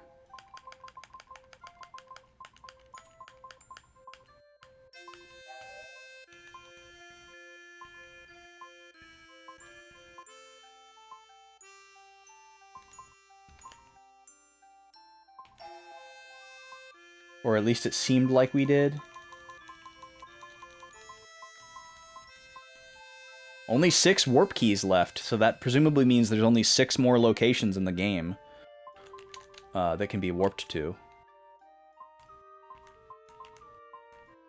That gives a bit of a sense of scale. These are all accessories. Scrolls. Maybe we don't actually have this item and I just misunderstood?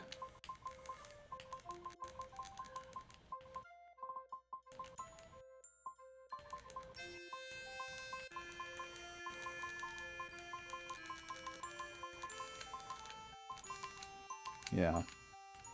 Zephyr chocolate? Don't remember that. Yeah, it's not here. And then, yeah, I wrote down the sheep tribe give hints, and then I also wrote, look for an area called Forest of Giants. So that's the answer to this side quest. So I don't think I actually need to be here and talk to these people. They're all still saying the same stuff that they said before. I think we exhausted all the hints that we could get here. I just needed to go back in my notebook and get that reminder, because it's been a little bit. We did a side quest for them. So Forest of Giants is either a place that we can't get to yet, or it's some optional area on the world map that we haven't found. Okay, so we're going to warp right back to Jabral.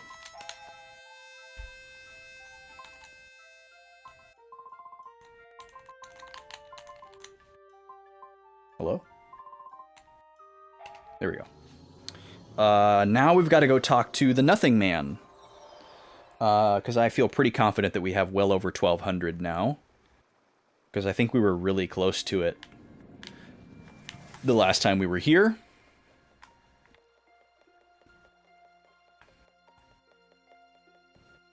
And then we can go into the castle and see if Zola is there. Oh, I need to fix everyone's accessories.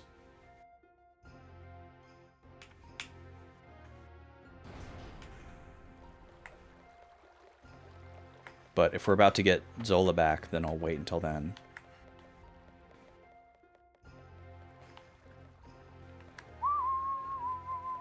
Here's our boy. Keeping at it.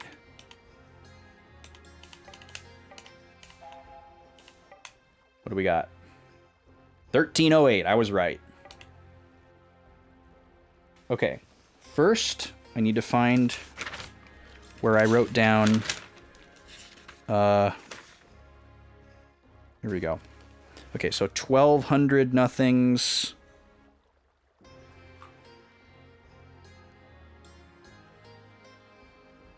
What is our prize? A black belt. Pretty sure we already had one of those. I don't think that's new. And what's my next milestone? 1400? 1500?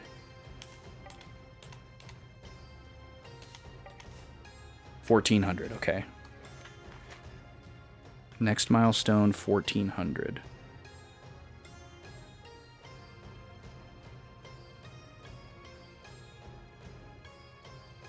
We have so many belts, I forget which kinds we've seen and which kinds we haven't.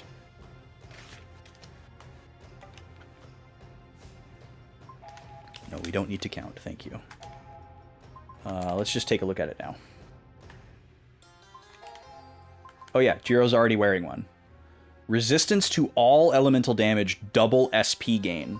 That's phenomenal. What a good accessory.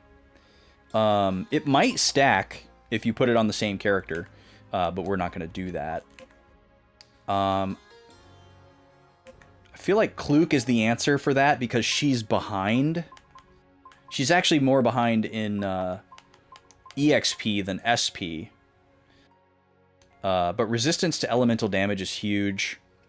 Morrow might be a good pick for that because he's supposed to jump in front of everything. But I don't think he can jump in front of very many elemental attacks. So probably hold off giving him that. We're going to give him this for more HP. He's almost at 700. And then what can we give Jiro real quick here? HP. We could give him the thing that makes him always go first. But he's already the fastest character, so that's kind of silly.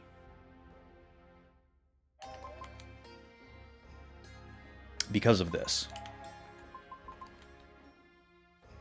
Stone Shoes prevents Petrify and gives HP. I think this is actually what he had before. So let's give it back to him. That's a really good one for him to have because he's the character that can cure Petrify, I'm pretty sure. We may not have a cure Petrify spell. But if we did, he would be the one who has it. Kluke needs HP bad. I did not realize her HP was so low. Hold on. Oh, she has the Stone Shoes as well.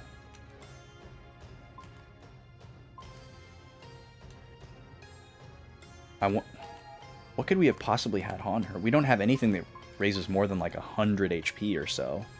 45. I mean, some of that is the level gap, but...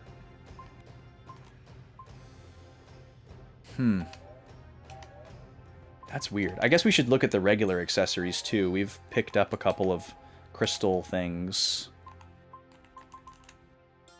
Who Bracelet, shout out.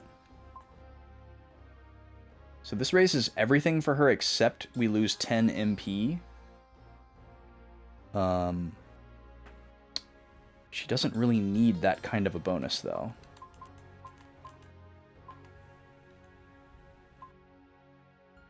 Is this worth it? Kind of. 10 less MP for 15 HP. That's just not that much, though. Jiro's ring is never going to be outclassed.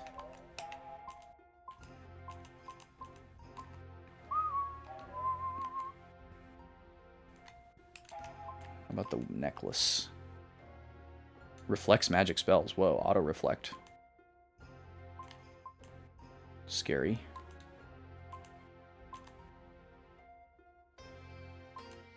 Yeah, we need something that gives her like 150 HP, and we're probably not going to get that from a regular accessory. It's going to have to be a special accessory.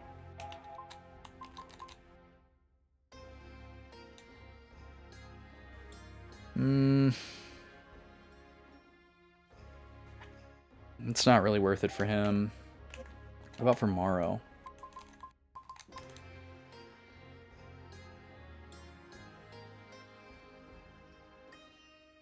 $30 attack points is pretty great.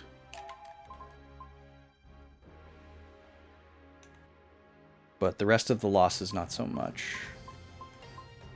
Usually we give these plain, no special effect accessories to Zola, because they're usually an empirical upgrade for her, so...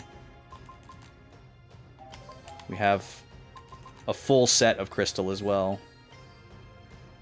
Shu does have a no special effect earring, so he could benefit from this. We do not want to give anyone auto-reflect. That would be a disaster. Preventing petrify is pretty great, though. Which one was that? Ancient Warrior? Yeah, well, sure, we'll go for that.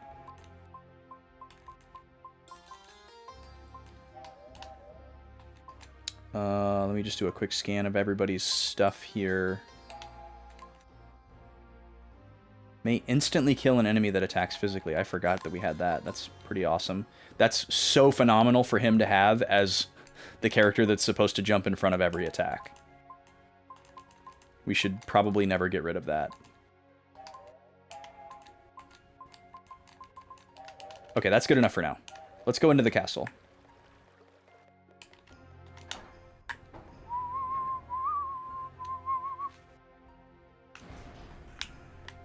Let's see if Zola is here.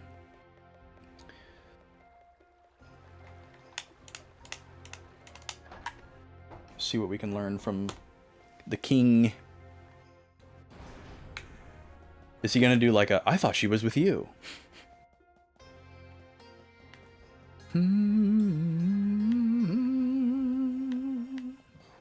Last story vibes are off the charts.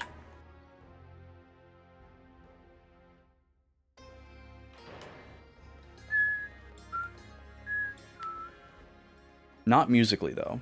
Just visually.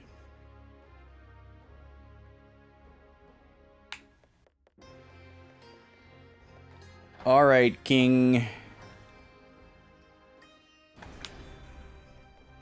We're here. Are you here? Oh, maybe he's not in his throne room. Maybe he's in his little, like, office. Sick gamer chair, though.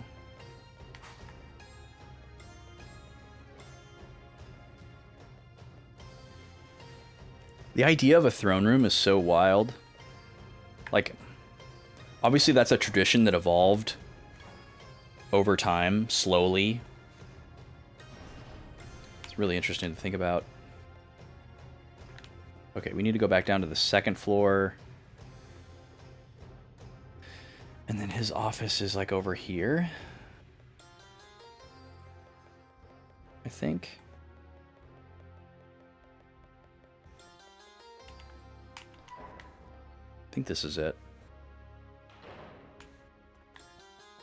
Oh, this is this guy. This guy hates us.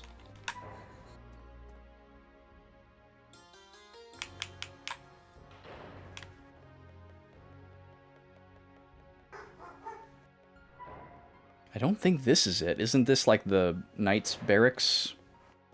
Yeah, Blade Master's waiting quarters. Where is his room? Is it on the third floor? I didn't think there were side rooms on the third floor. Can you give me directions? Excuse me. Okay. Maybe it is on this side? I didn't think it was, though. I'm pretty sure this was Zola's room over here.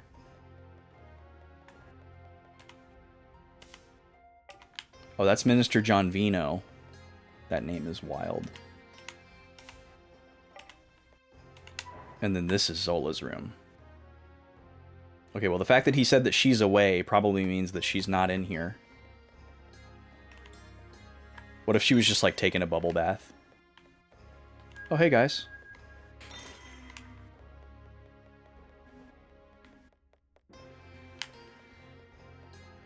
Okay. I mean, it could just be, like, holdover text, and she's, like, with King Jabral wherever he is. Okay, well, maybe he's on, like, the observation deck or whatever.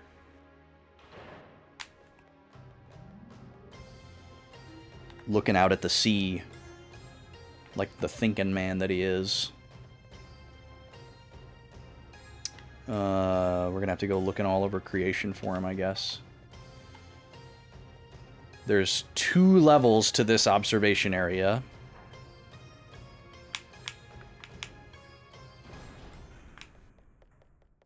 So we'll check the gardens.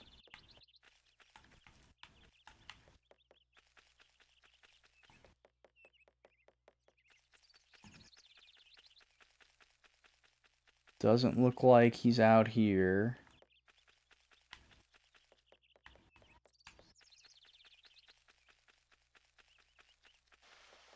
I don't think we can actually get out to that part.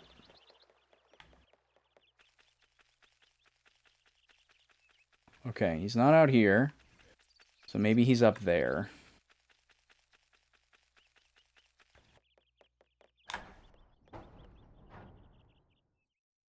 It's wild how many similarities there are to the castle in last story.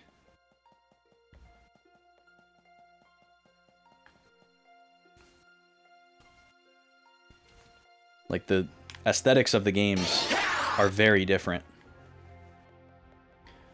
Welcome back, 80s Karate Boomer. Thank you for heya. Is this his room? Here we go. We found him. Hope pizza was enjoyable. There he is. Okay, so Zola's probably not here. Oh, how good to see you again. Are your travels still going well? Yeah, couldn't be better. That's not super accurate and a weird thing for you to say, Shu. But there's something we need your help with. Tell me whatever you need. The village of Noluda is frozen by an ancient machine. The people frozen there are still alive. Please tell us how to help them. I'm very curious about that ancient machine. We have been studying it downstairs for many years now. I've been told we're close to deciphering its code. Your information may clear things up. Thank you, King Jabral. But what happened to Zola? She's nowhere to be seen. We were separated from Zola at Nene's base, but I'm sure she's okay. I see. You're right. We'll just have to trust that she'll return then. He's a little cavalier for someone who was, like, trying to be romantically entangled with her. Hurry and see the head scientist in the lab. I'm counting on you. Okay, we gotta go talk to the wacky scientist guy. What kinds of shows do I like? I feel like I like a pretty good mix of things. I like a good mix of... I like a good mix of comedy, but I can't watch, like, sitcoms. Anything with a laugh track is immediately off the table. Can't do it. But, you know, scripted comedies in general are something that I'm interested in. I watch various anime. I am known to watch a drama now and then. I don't really do horror or anything that's like really violent or gory. It just makes me feel bad. I don't enjoy it. Oz? No, I don't think I've ever seen Oz. Is that like a alternate universe show based on the Wizard of Oz universe?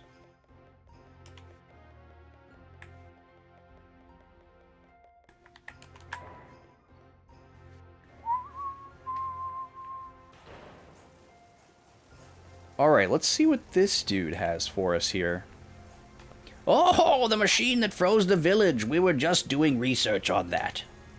My brain power has finally solved the mystery of the password for melting the ice. There's a password? Okay. A password? What's that? Shu has no idea what a password is. Simply put, it's like a spell. You can use magic, right? So you should be able to use this then. Ready? I'll only say it once. Kirkarkla Angyang Yangyan Modolo Mode Birol Mahayokoshin.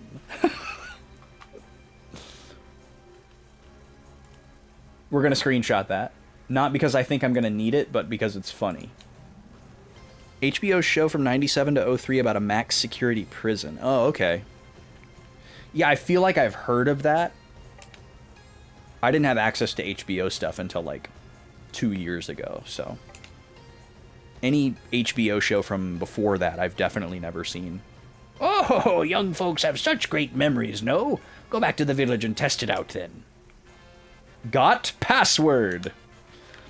That, unironically, would be an incredibly secure password. if you chose to use it. I was gonna see if he said anything about the ancient parts that we're searching for, but he's too locked into whatever this quest is now. Alright, we'll warp back to Noluta.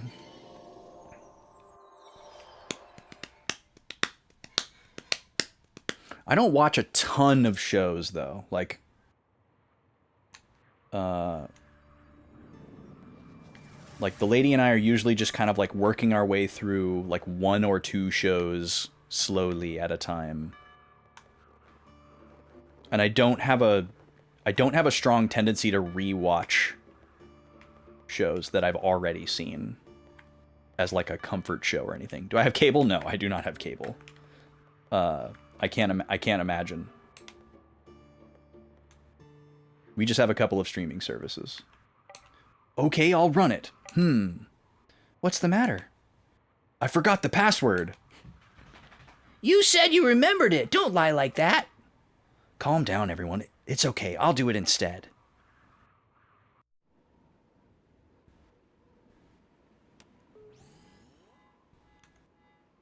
The thought of having cable honestly sounds overwhelming. Like, one of the things that was tough about cable is that, like, back in the peak cable era, is that more time was spent searching for something to watch than actually watching something. Oh, hello. Like, I was too indecisive and there were too many options at my disposal for me to effectively select something. Well, we found ourselves a boss. He looks really cool. Let's scan him. So for all the things that I don't like about streaming services, I like that it's kind of like a narrow field of options. It's like, okay, well, here's like a handful of things that you can watch. Is there one that you're interested in? Expect a counterattack when you attack its weak point. Heal well before you attack. Oh, okay. Well, that's a good warning to get. I wonder if I should try to just, like, build up my tension and unleash everybody's summons or whatever. Oh, we need to run an ad. I didn't realize how far past the hour we were. Okay, let's do that before we get too deep into this battle.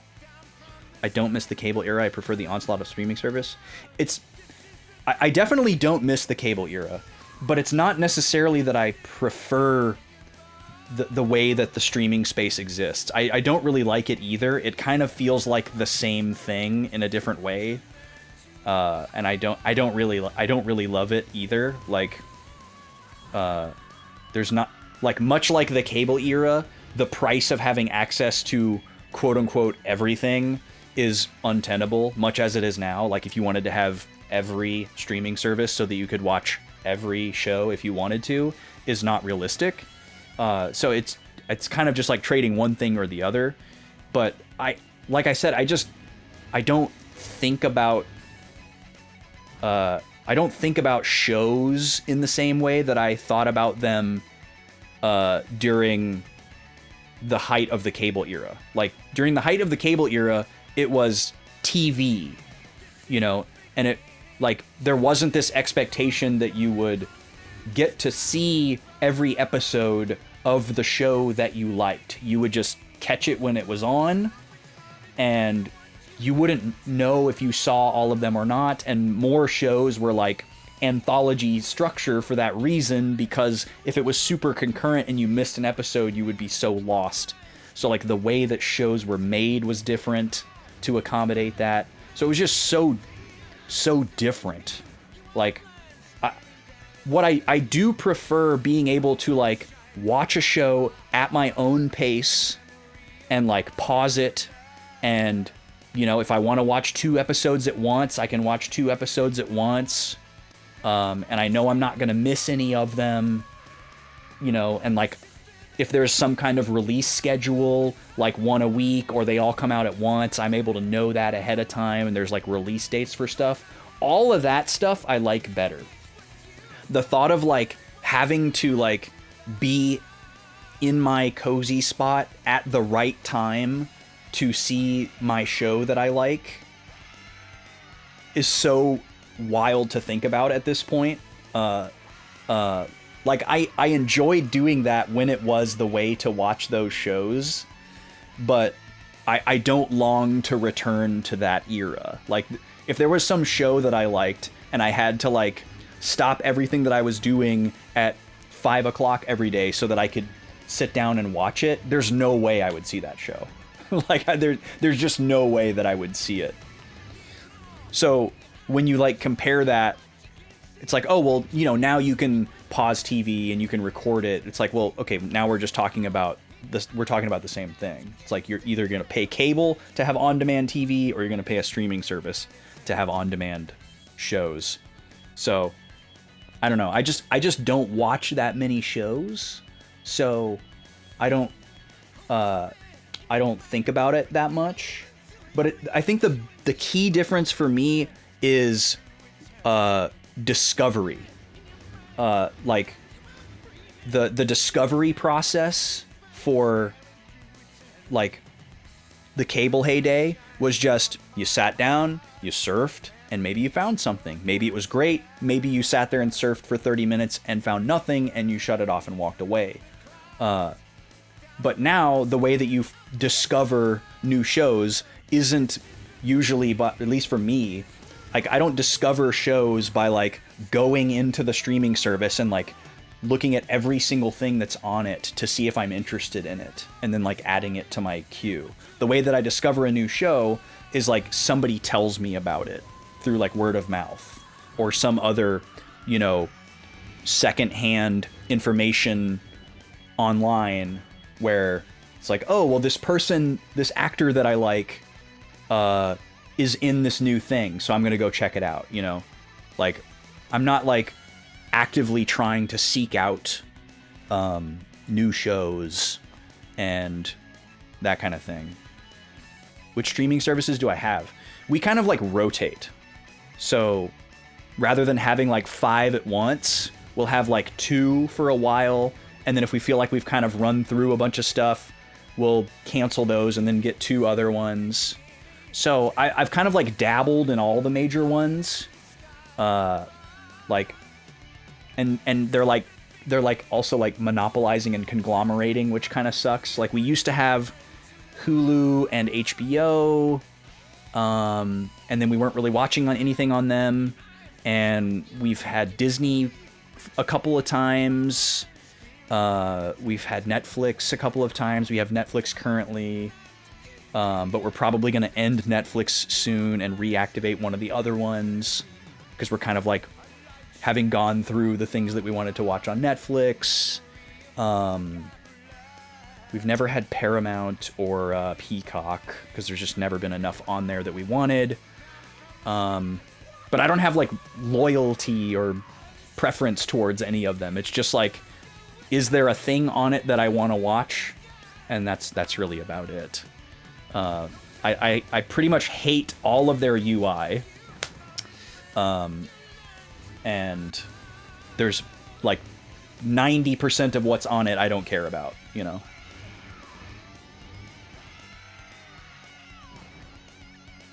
You're a huge proponent for home video. I'm assuming you mean like recording your own copies of stuff when you say home video? I'm assuming you're not just watching random people's home videos when you say home video. Physical media. Yeah, oh yeah, I mean, I don't think anyone who is a regular here would be surprised to know that I'm into physical media. I don't have a ton of physical media when it comes to like movies and shows, except for like anime. But yeah, I'm a huge proponent for physical media, for like preservation and being able to like share things and pass things on. Because yeah, I don't trust any like streaming service to keep a show that I really like. You know, I know that it's not going to be there forever for me to just go back and rewatch. They take stuff away all the time, and it sucks.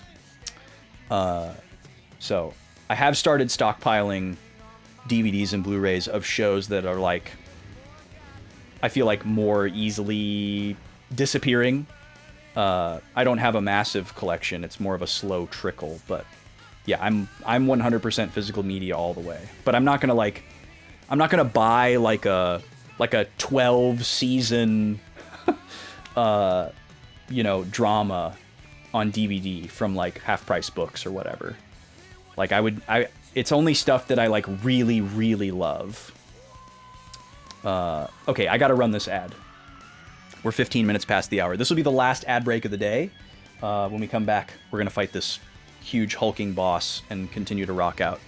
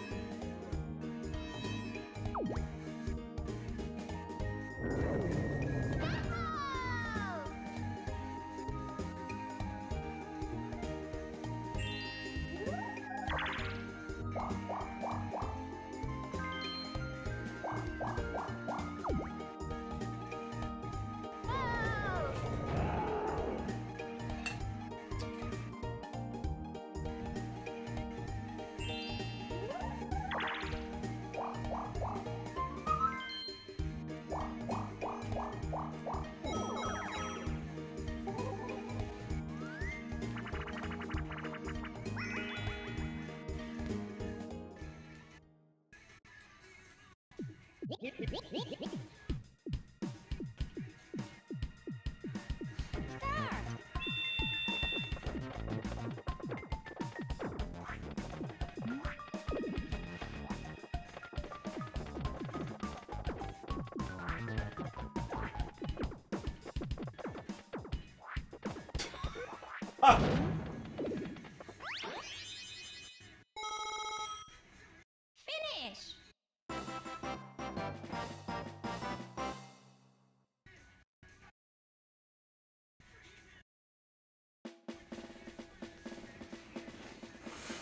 How about that bomb skip ball match? That was silly. All right, pause that. Weren't we on turn 37 before? Am I losing my mind? Maybe it was 27 or 34. Oh boy. All right, back to the rock zone. Halo Killer, why did the Gen 10 character designs make you think of Pokemon Ranger? Just like the outfits? Or... I've never played a Pokemon Ranger game, but I've always been like mildly interested in them. The spin-offs I most want to play are Mystery Dungeon and Conquest. Okay, so this guy is going to counterattack whenever we attack him. So we need to do some kind of like defensive strategy here. I bet he won't counterattack if we counterattack him. So I wonder what will happen if we just defend the whole time.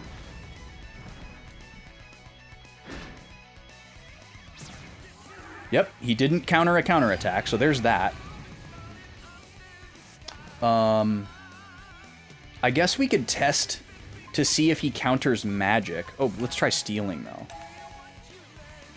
What anime do I like? You're very picky with anime. You mainly like the Toonami anime from back in the early 2000s? Okay. I think I'm pretty picky as well. There are a lot of, like, common anime tropes that I can't do, and will usually cause me to, refrain from watching the show altogether. I pretty much won't watch a show,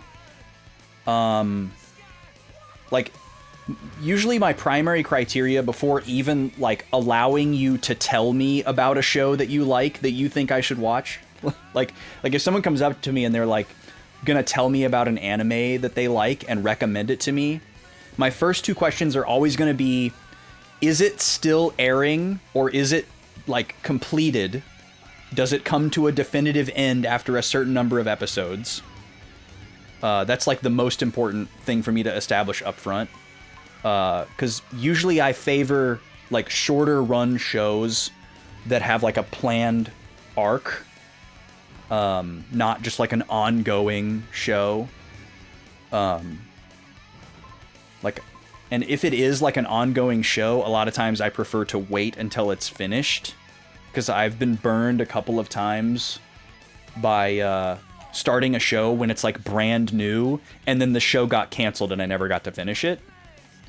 So usually the shows that I'm watching are older in the sense that, like, they've finished their run, and I know that they're completed, and I feel safe starting them. But other than that, like, as long as the show doesn't have, like, fan service, and, like, weird sexualization of characters, especially underage characters, like, those are all completely struck for me. I can't watch anything that's got that. I can't do it. It's too weird. And then I like shows that are, like, comedic and silly, but if they're too silly, I might not be able to do it. Or, like, if it's a show that I perceive to be something that has a serious premise, but it's, like, dipping into goofy all the time, I don't like that either. Like, if it's a goofy show that's trying to be goofy and crack me up all the time, great. But if it's, like, a show with a serious premise, but there's, like, some cut-up character that's, like, ruining the tone all the time, I don't really like that very much. Yeah, sure, I love Dragon Ball. Yeah, Dragon Ball is great. I rewatch Dragon Ball and DBZ every couple of years, I guess I would say. Yeah, I grew up with those. I'm a big fan. Let's try to get Shield Us on everybody. I've never made it all the way through DBZ Kai. I always just watched the original episodes with the I have some copies of DBZ on my computer where it's just the original Funimation episodes, but with all of the repeated material edited out from, like, the beginnings and the ends of the episodes. Like, all the recaps and the previews are cut out, so every episode is, like, 13 minutes long. And you can get through it pretty quickly. Whenever I rewatch the show, that's what I rewatch.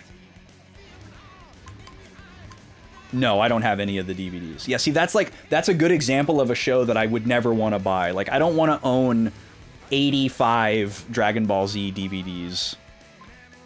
If there was, like, a Blu-ray that was maybe, like, 5 discs or something and it had everything on there, I might consider it, but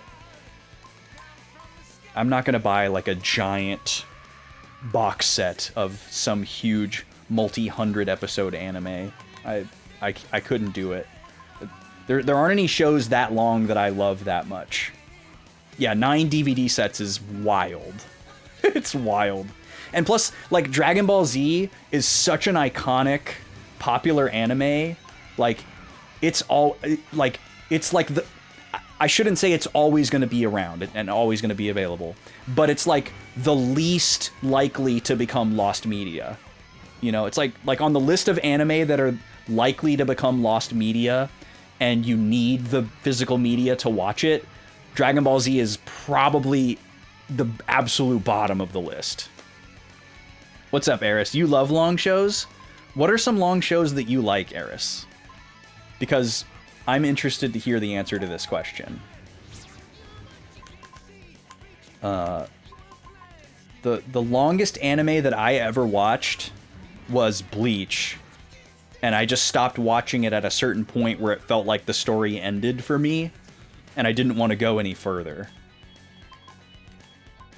You've been watching Detective Conan for 25 years? That's so wild. I guess it is cool if you, like, grow up with the show, and so it's, like, new and nostalgic at the same time. That's a really unique experience that you can't get. That is really cool. And I'm sure that's what One Piece is for a lot of people, especially in Japan. Alright, I'm just building up a bunch of barrier stuff here, because I'm afraid to attack this guy. Let me try reducing his accuracy and stuff. That might be a good strategy. What anime do I have on my shelf? Please tell me you have Yu Yu Hakusho. No, I don't have Yu Yu Hakusho. I watched it back in the day, but I don't own it. The anime that I own physically, I have... that was a lot of damage, but not too bad. I have Dot Hack Sign. I have... Claymore.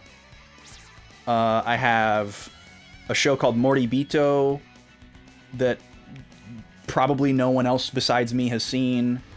I have a show called Deno Coil that I really love. I'm actually watching that with the lady right now. She's seeing it for the first time, and I'm rewatching it for the first time. And really, really enjoying it. It's been a super long time since I first watched it. It's really good. I have Death Note on Blu-ray. I have Outlaw Star, which that's from the Toonami days. I love Outlaw Star.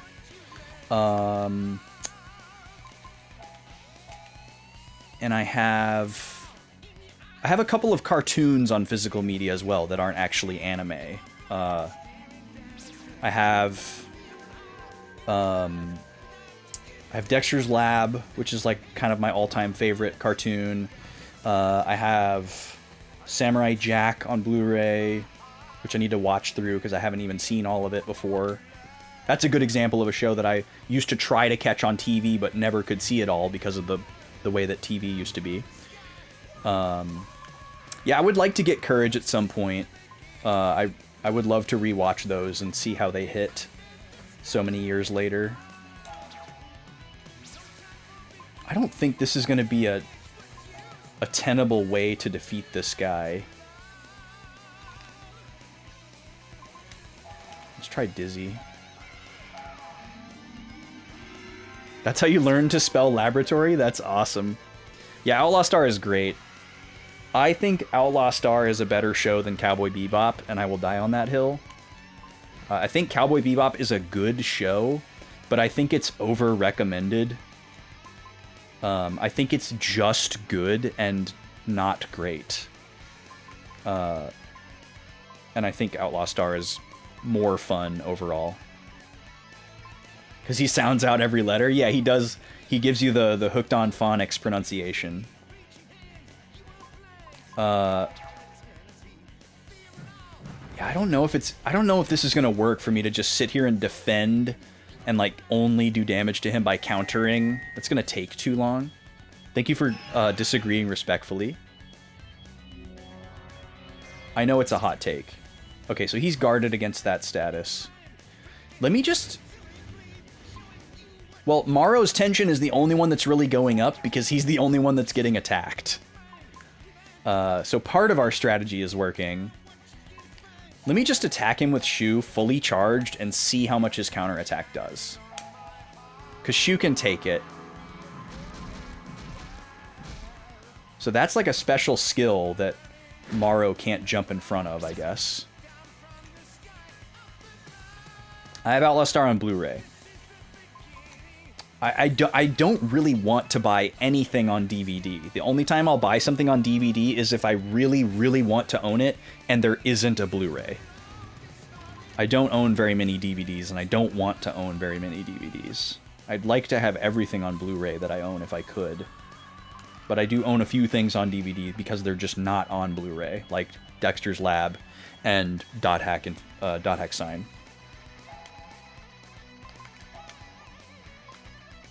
I think the 300 that came up was from Trap Flora, but I really don't know for sure. What else can we do here besides shield us? Isn't there... Oh no, we can only do that with magic, huh? Oh no, nullify one physical attack. Okay, this might be the strat here.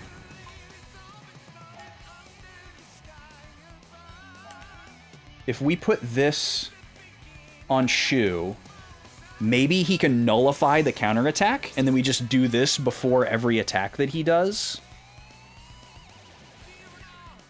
Next turn, we can try using magic with Kluk and see what happens. Let's see what happens here. Let me pay attention.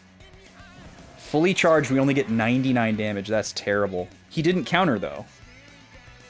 Not sure what to think about that. Okay, Trap Flora is doing great damage to him, so we need to keep that up. That's fantastic. We went to a specialty store today and CKX asked for a beta. He created a monster? Yes! Yes, CKX! Developing the palette. The craft soda palette. My man. Okay, let's see what happens if we use Flaris on this guy.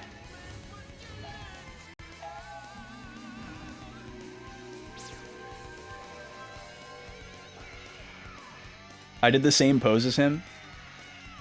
I've played part of the Dot Hack games, Eris. It's actually kind of a running joke on the channel. I've been putting it on every RPG poll I've ever done since I started doing RPG polls, but it never wins.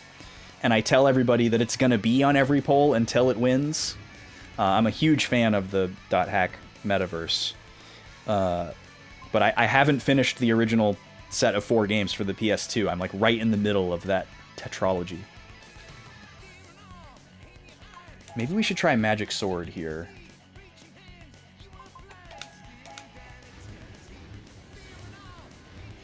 You find 4K UHD Blu-ray to not be worth it. You think Blu-ray should have been the final format? Yeah, I don't care about anything above 1080p, really. And I don't know if I ever will. 1080p Blu-ray looks great to me. I have one TV right here that's 4K capable, but I don't think I've ever watched anything or played any game on it that was 4K enabled. I don't really super care about that yet. Nothing has made me care about that a lot yet. I just want regular Blu-rays because I don't want 10 billion discs.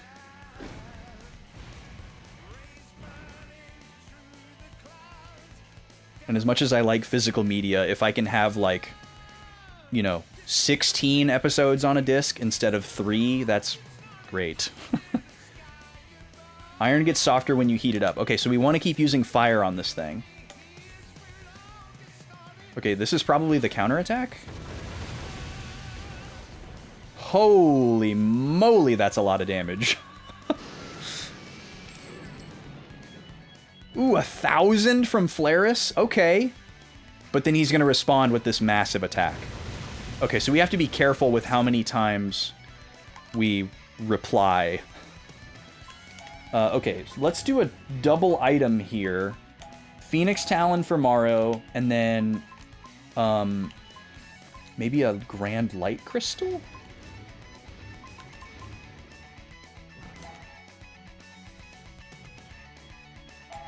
Yeah, just to get into a little bit of safety. Oh, you have it on Steam. I didn't even realize they were on Steam, Eris. They actually just announced a new Dot Hack game like a couple of days ago, and that got me pretty excited.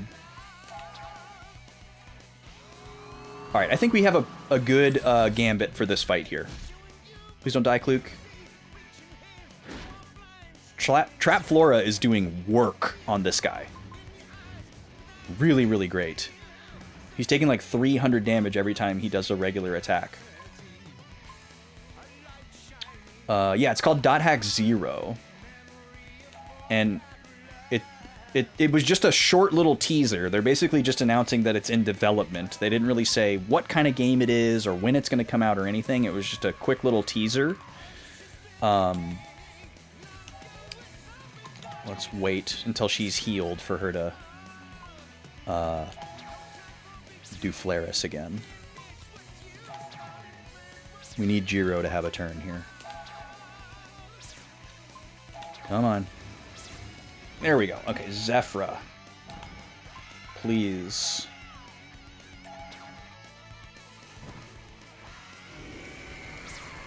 But yeah, there's the 4 games on PS2, and then there's another set of 3 games that were also on PS2. And the second, the trilogy, that's the GU trilogy. Those got remastered for PS4, and I have that. But I won't play those until after I've finished the first set of 4 games. So, you need to help me campaign for people to vote for that on my next RPG poll, so we can finally get some Dot Hack on the channel. What am I doing here? I'm defending. Once Morrow gets hit one more time, he should be able to do his big boy attack. Maybe after you play it first? Oh, that's going to be a decade from now, Eris. I'm not waiting any longer. Sorry.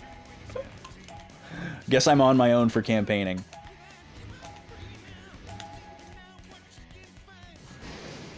It will be really cool once we finally do it, though, because I should have charged that. Because there's an OVA DVD that came with each of the PS2 games. And then the game itself. And then on the GU remaster, they added recap videos official recap videos for the 4 PS2 games, so that if you were like playing the GU trilogy without having played the other 4, or if you hadn't played them in a long time, you could get caught up. And I'm on part 3 of the first set of 4 games.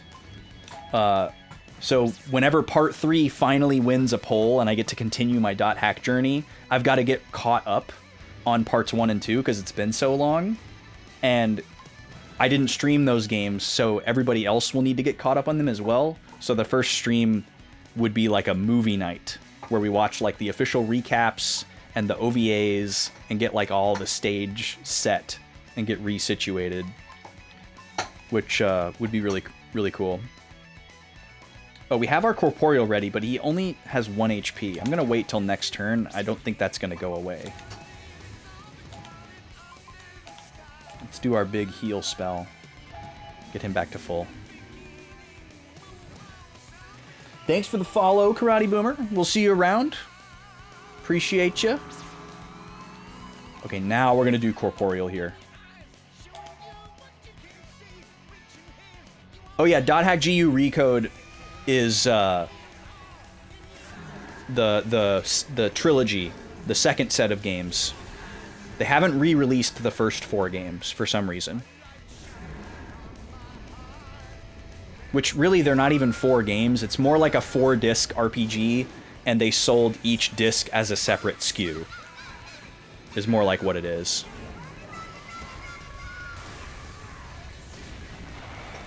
Because it's all one continuous story, and everything carries over from one to the next. And they all released like a couple of months apart. Alright, 2200 damage, and he didn't counter. That's huge.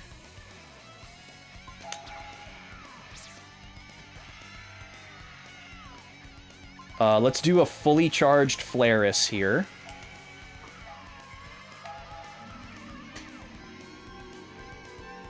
You can always rely on me to teach you. Hey, there's some things that I know about. To be sure. Here's another grand. This guy has a ton of health. Okay, so his defense is down. Luke is... Oh, Morrow jumped in front of that for her. Okay, we'll do our W item here. Phoenix Talon. Ultra Medicine. Yeah, Dot Hack is so cool.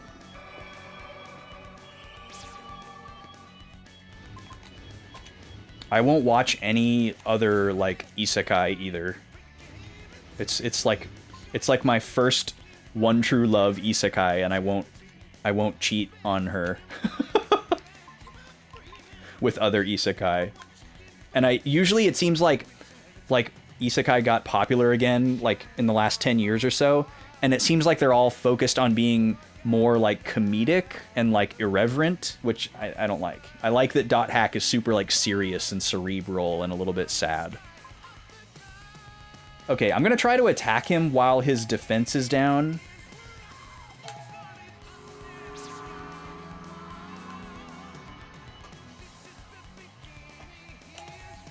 Let's do another Flaris here.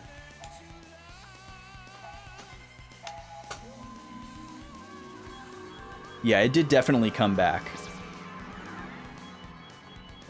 But it's all the, like, I accidentally fell in love with a slime cookie in the dungeon. You know, like, ain't no way I'm watching that.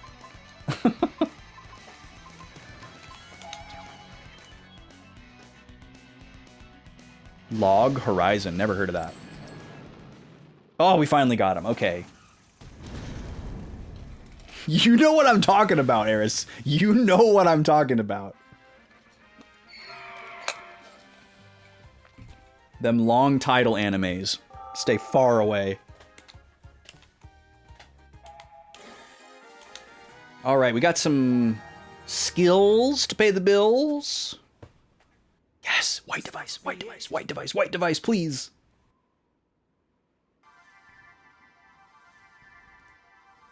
Is my theory right? It melts ice? God, my forehead is so shiny right now. Don't look at it.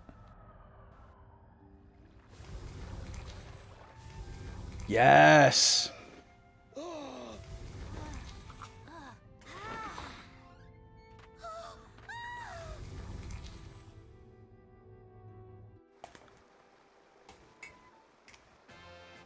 Yes! I was right. Okay, so defeating the Azure Sentinel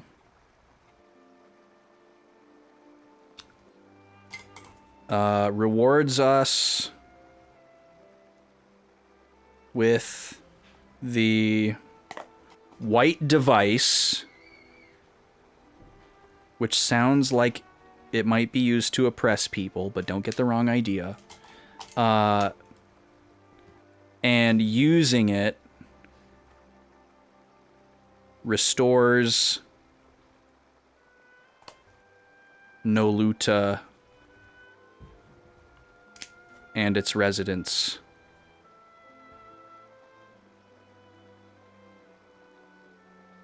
All right. Cool. So it's still cold, it's still snowy, but it's better. It's not blizzardy. We can use this. So maybe it'll remove anything that's white. Like a white barrier? It might be worth trying. All right. Well, we're going to have a bunch of backtracking to do next week. We'll make the rounds and talk to everybody here. And that'll probably be all we have time for. Yay, let's go play in the river again. This time he's going to play with us. The bigger group, the better. I really like that kid they wouldn't let play. I'm so happy. They're going to let me play too. I was patient, just like you said. Yeah, you learn a lot of patience if you're frozen in a friggin' icicle, huh? She waited for me. Spring has come to my heart too. All right, buddy. With the scarf? He was late because he was getting me a present. I'm so glad he didn't leave me. Wow, their relationship sounds very secure. Yikes. I think some of this stuff was encased in ice before, so we may have to re-examine a few things. So healthy. Yeah. He left to get me a present. I'm so glad he didn't leave me forever. Alright, this guy said he would sell me something really good. So let's see if he delivers. Honestly, the stuff that we can examine in here is probably more valuable than anything he's going to have for sale. The, like, 5 nothings. Okay, diamond bracelet. Don't care. Diamond ring. Don't care. Diamond necklace. Don't care. Diamond earring. I'll take 2. Scarf? He actually sells a special accessory. This is a first. Water resistance, nothing else. Do we own one of these? We do. If it was unique, I would buy one. This is pretty wild, though. We've never been able to buy special accessories before in, like, unlimited quantities. So that is pretty significant. Even though the stone shoes aren't, like, the best, they're pretty good. Alright, I'll take those. Thank you. Suh. Nice and warm in here, huh? He reopened fast. He really got his stuff together after he unfroze. He had been making a plan. You better believe that he had his business plan all figured out after all that time in the icicle. Oh, story time. Tale of Alan the Wizard, part 37. I spent 10 years learning magic. Now I shall spend the next 10 pondering how I should use it. After seeing Valen go on like this, Ben, Ellen, and even the villagers thought about his past 10 years. For in his transformation from demanding money to reflecting on his own conduct, they truly saw how he had grown. You feeling all right? Asked Ben. I'm so mad how this story is going. I really needed Valen to, like, get his comeuppance for being such a jerk. And the fact that he's, like, instead of having to go through some, like, growth, he just kind of, like, let himself off the hook by deciding to be nice again, and everyone is just cool with it. It's like a knife in my gut, man. Alright, Kluk is getting all EXP. I'm less invested in the robot story. But I'm kind of invested in the wizard story. Any new spells? Nah. We're good on spells. The level of craftsmanship required to create this oven and chimney right here is just wild to think about.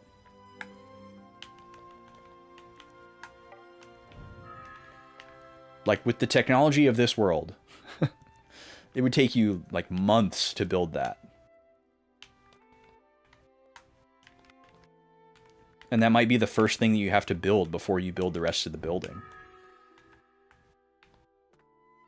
Because that's, like, the equivalent of the HVAC for this building.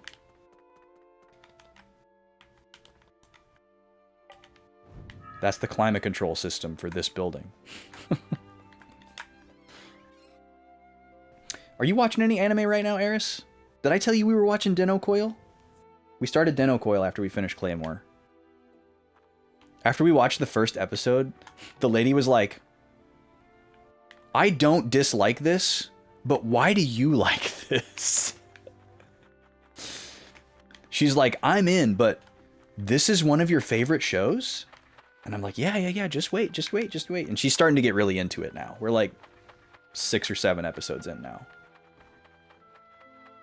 And it's so much better than I remember. And it's also really cool getting to rewatch it on Blu-ray after so much time. Because my first watch, I was just watching, like, you know, torrented 480p episodes.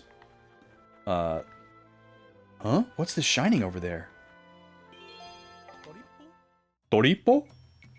Hang on a minute. Oh, wait. I gotta remember the actual Toripo voice that I'm supposed to do. Okay. Hang on a minute. I've been waiting to see an Aurora droplet. I did the wrong voice for him earlier. Mr. Aurora! That's the legendary Aurora droplet. The one who possesses it will be led to the Aurora ruins. Please give me that Aurora droplet. I would do anything for Toripo. What can I say? Here. Thank you, thank you. And in return, I shall give you this. That is not a good trade. I shall keep my shop here while I make preparations to go to the Aurora Ruins. Oh, okay, so he's going to be in like a static location for a while. So Aurora Ruins is clearly like a running joke. I think we already have like 5 crystal necklaces. So that was a pittance, to say the least, for him to give me. But obviously we want Toripo to be happy. That's the important part.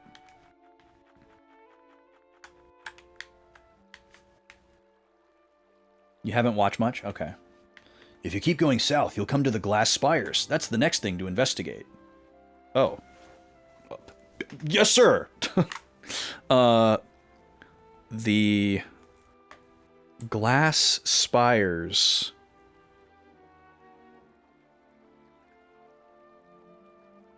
South of Noluta.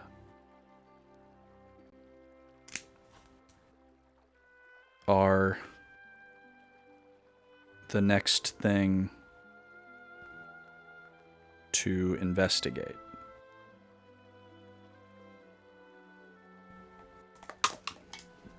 And I'm just going to write down that this was a Jabral soldier that said this, so I remember where I got this information, in case it ends up not actually being anything that we care about.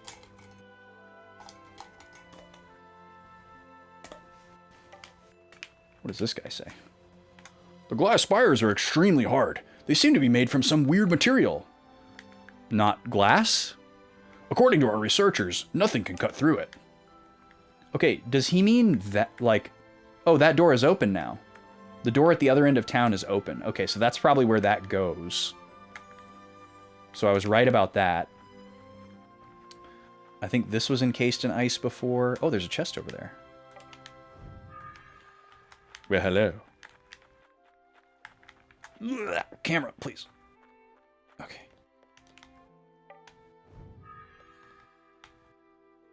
Nothing. We love nothing. Alright, we haven't been in here yet. Oh wait, yes we have. Have we? No, we haven't. Don't mind me, sir.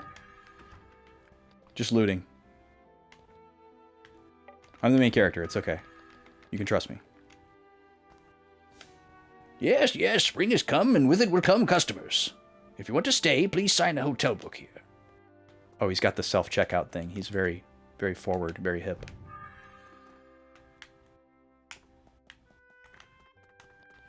Can you imagine if we had self-service hotels? That sounds so cursed. Probably exists somewhere. Sounds like something Europe would have. Yeah, I have been in here. I just missed a couple of things that I could examine.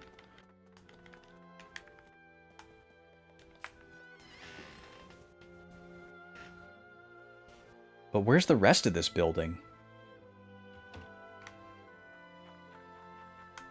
Maybe Asia where trust is higher. Yeah, true. That's a good way to put it. That's why I defaulted to Europe as well. Like, there's a little bit more courtesy baked into a lot of those subcultures.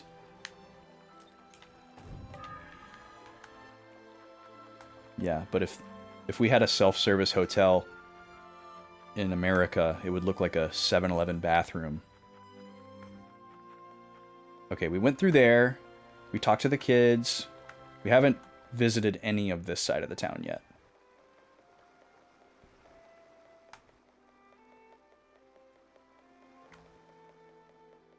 So these folks got reunited. That's going to be juicy. Look at their cute coats. That glass spire standing in the south. No one knows who built it. It was already there when my mom was a kid. Oh, it's my wife and son, to have lived to see them again. I'm so glad you're all right. She's talking about them, not us, but we can pretend. Even though we were all right before, and there's no reason that she would say that to us. We already looted their house. We've been in here. So they were the analog for Jiro's story. The little kids were the analog for Maro's story. And then the family in this house are the analog for Kluk's story.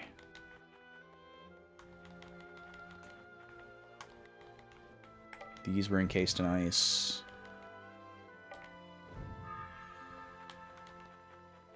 These were not. Oh, but we missed that one. What's up with these doors blocked by barrels and stuff? That seems like a fire hazard. Spring is here at last. We can go out and Mom will come home. Oh, that's right. Her parents are in Devour, but they might be dead. I must tell that child about the death of her parents. Okay, they are dead. But I'll do that later. Let's enjoy spring. Yeah, that's the spirit, old man. And then what if you die? Great plan. I'll tell her later. Okay. Not quite the happy ending that we were hoping for there.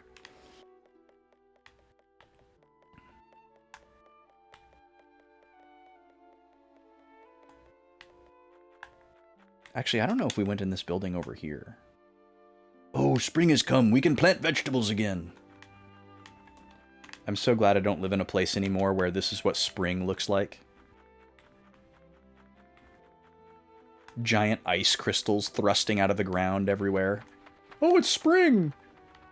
Look at this scarecrow. 10 gold. Hell yeah, brother. Yeah, we've never been over here. Item shop.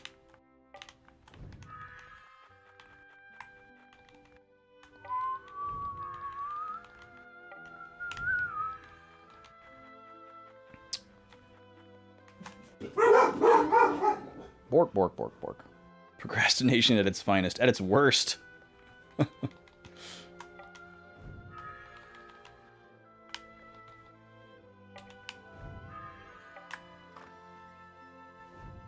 Find out that your, like, elderly family member was planning to tell you something that was, like, really, really important and crucial to your life and your well-being and, like, the trajectory of your entire life.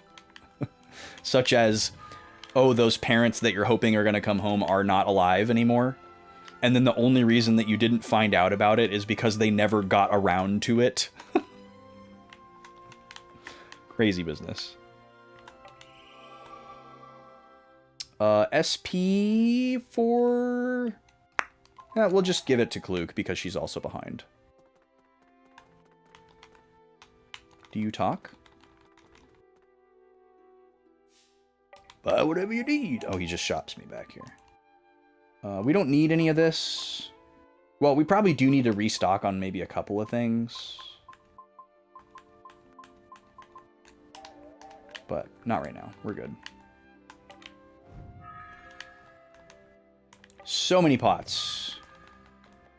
Examine them all. Ooh, look at that nice treasure chest up there. He's got 1 million of them.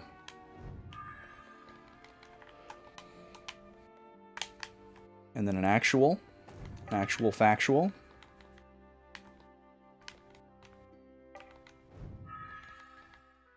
So many pots.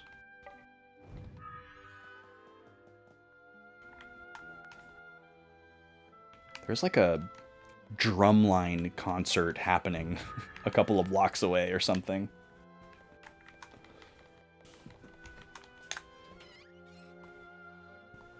It's a very bizarre sound palette.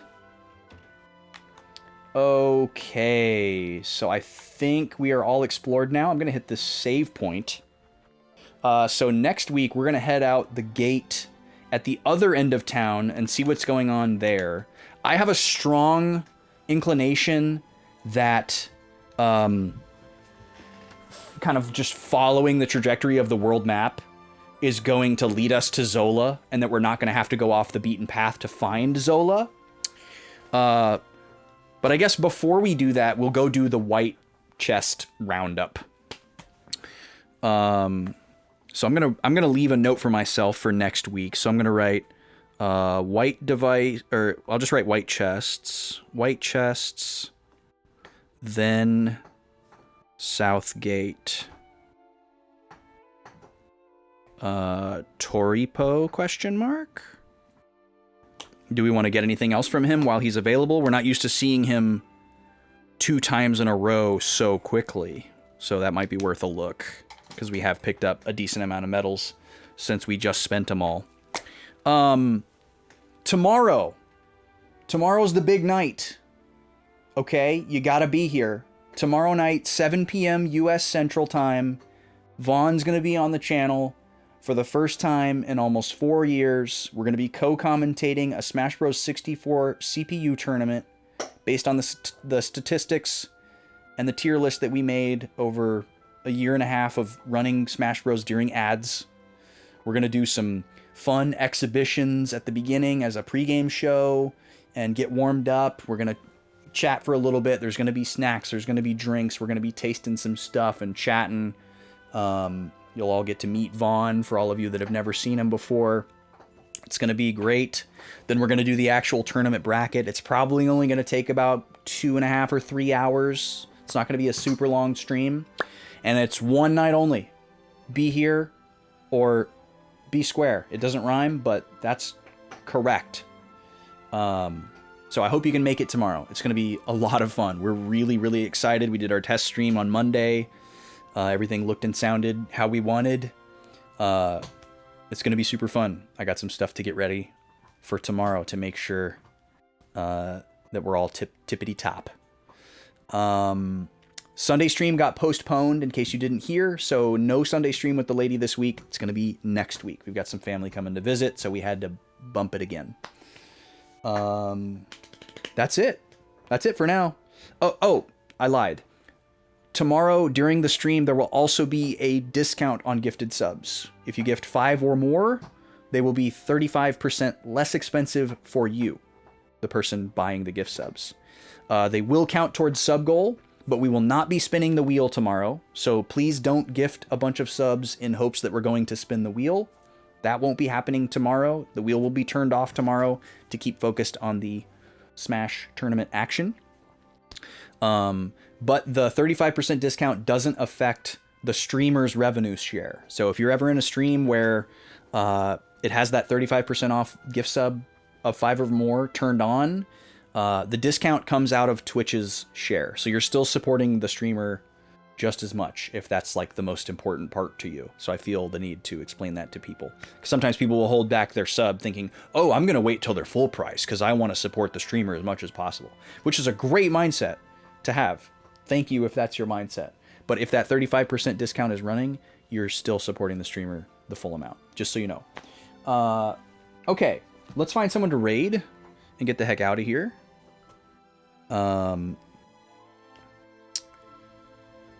Holy notifications. I opened the wrong app. Let's see. Wait, Jackie's still live? Holy moly. Okay, well, I haven't had a chance to raid Jackie in a while, so let's raid Jackie, even if she's ending soon. She's been live for 7 hours. Jackie's playing Final Fantasy 12 right now, and she is loving it. And that is making me so incredibly happy, because I'm a huge fan of Final Fantasy 12, and I'm a huge fan of Jackie. But also, Jackie has been on this very mentally focused journey to try to like get more stuck into her games and the narrative and analysis, specifically for like RPGs. And there's been a bit of a barrier for her for a while, and she's kind of like broken through it. And I'm just really happy for her. She had a great time with Suikoden as kind of like the icebreaker into that chapter, and now she's just really getting stuck into Final Fantasy 12, and it's been really fun to watch. I'm sad that I actually had to miss so much of her stream today because she was in some really juicy bits. But anyways, join us tomorrow for the Smash tournament. It's going to be electric. You won't regret it. Otherwise, I'll be back on Tuesday with more Pikmin 2, more Blue Dragon on Thursday and Friday. Let's go say hi to Jackie. Y'all be good.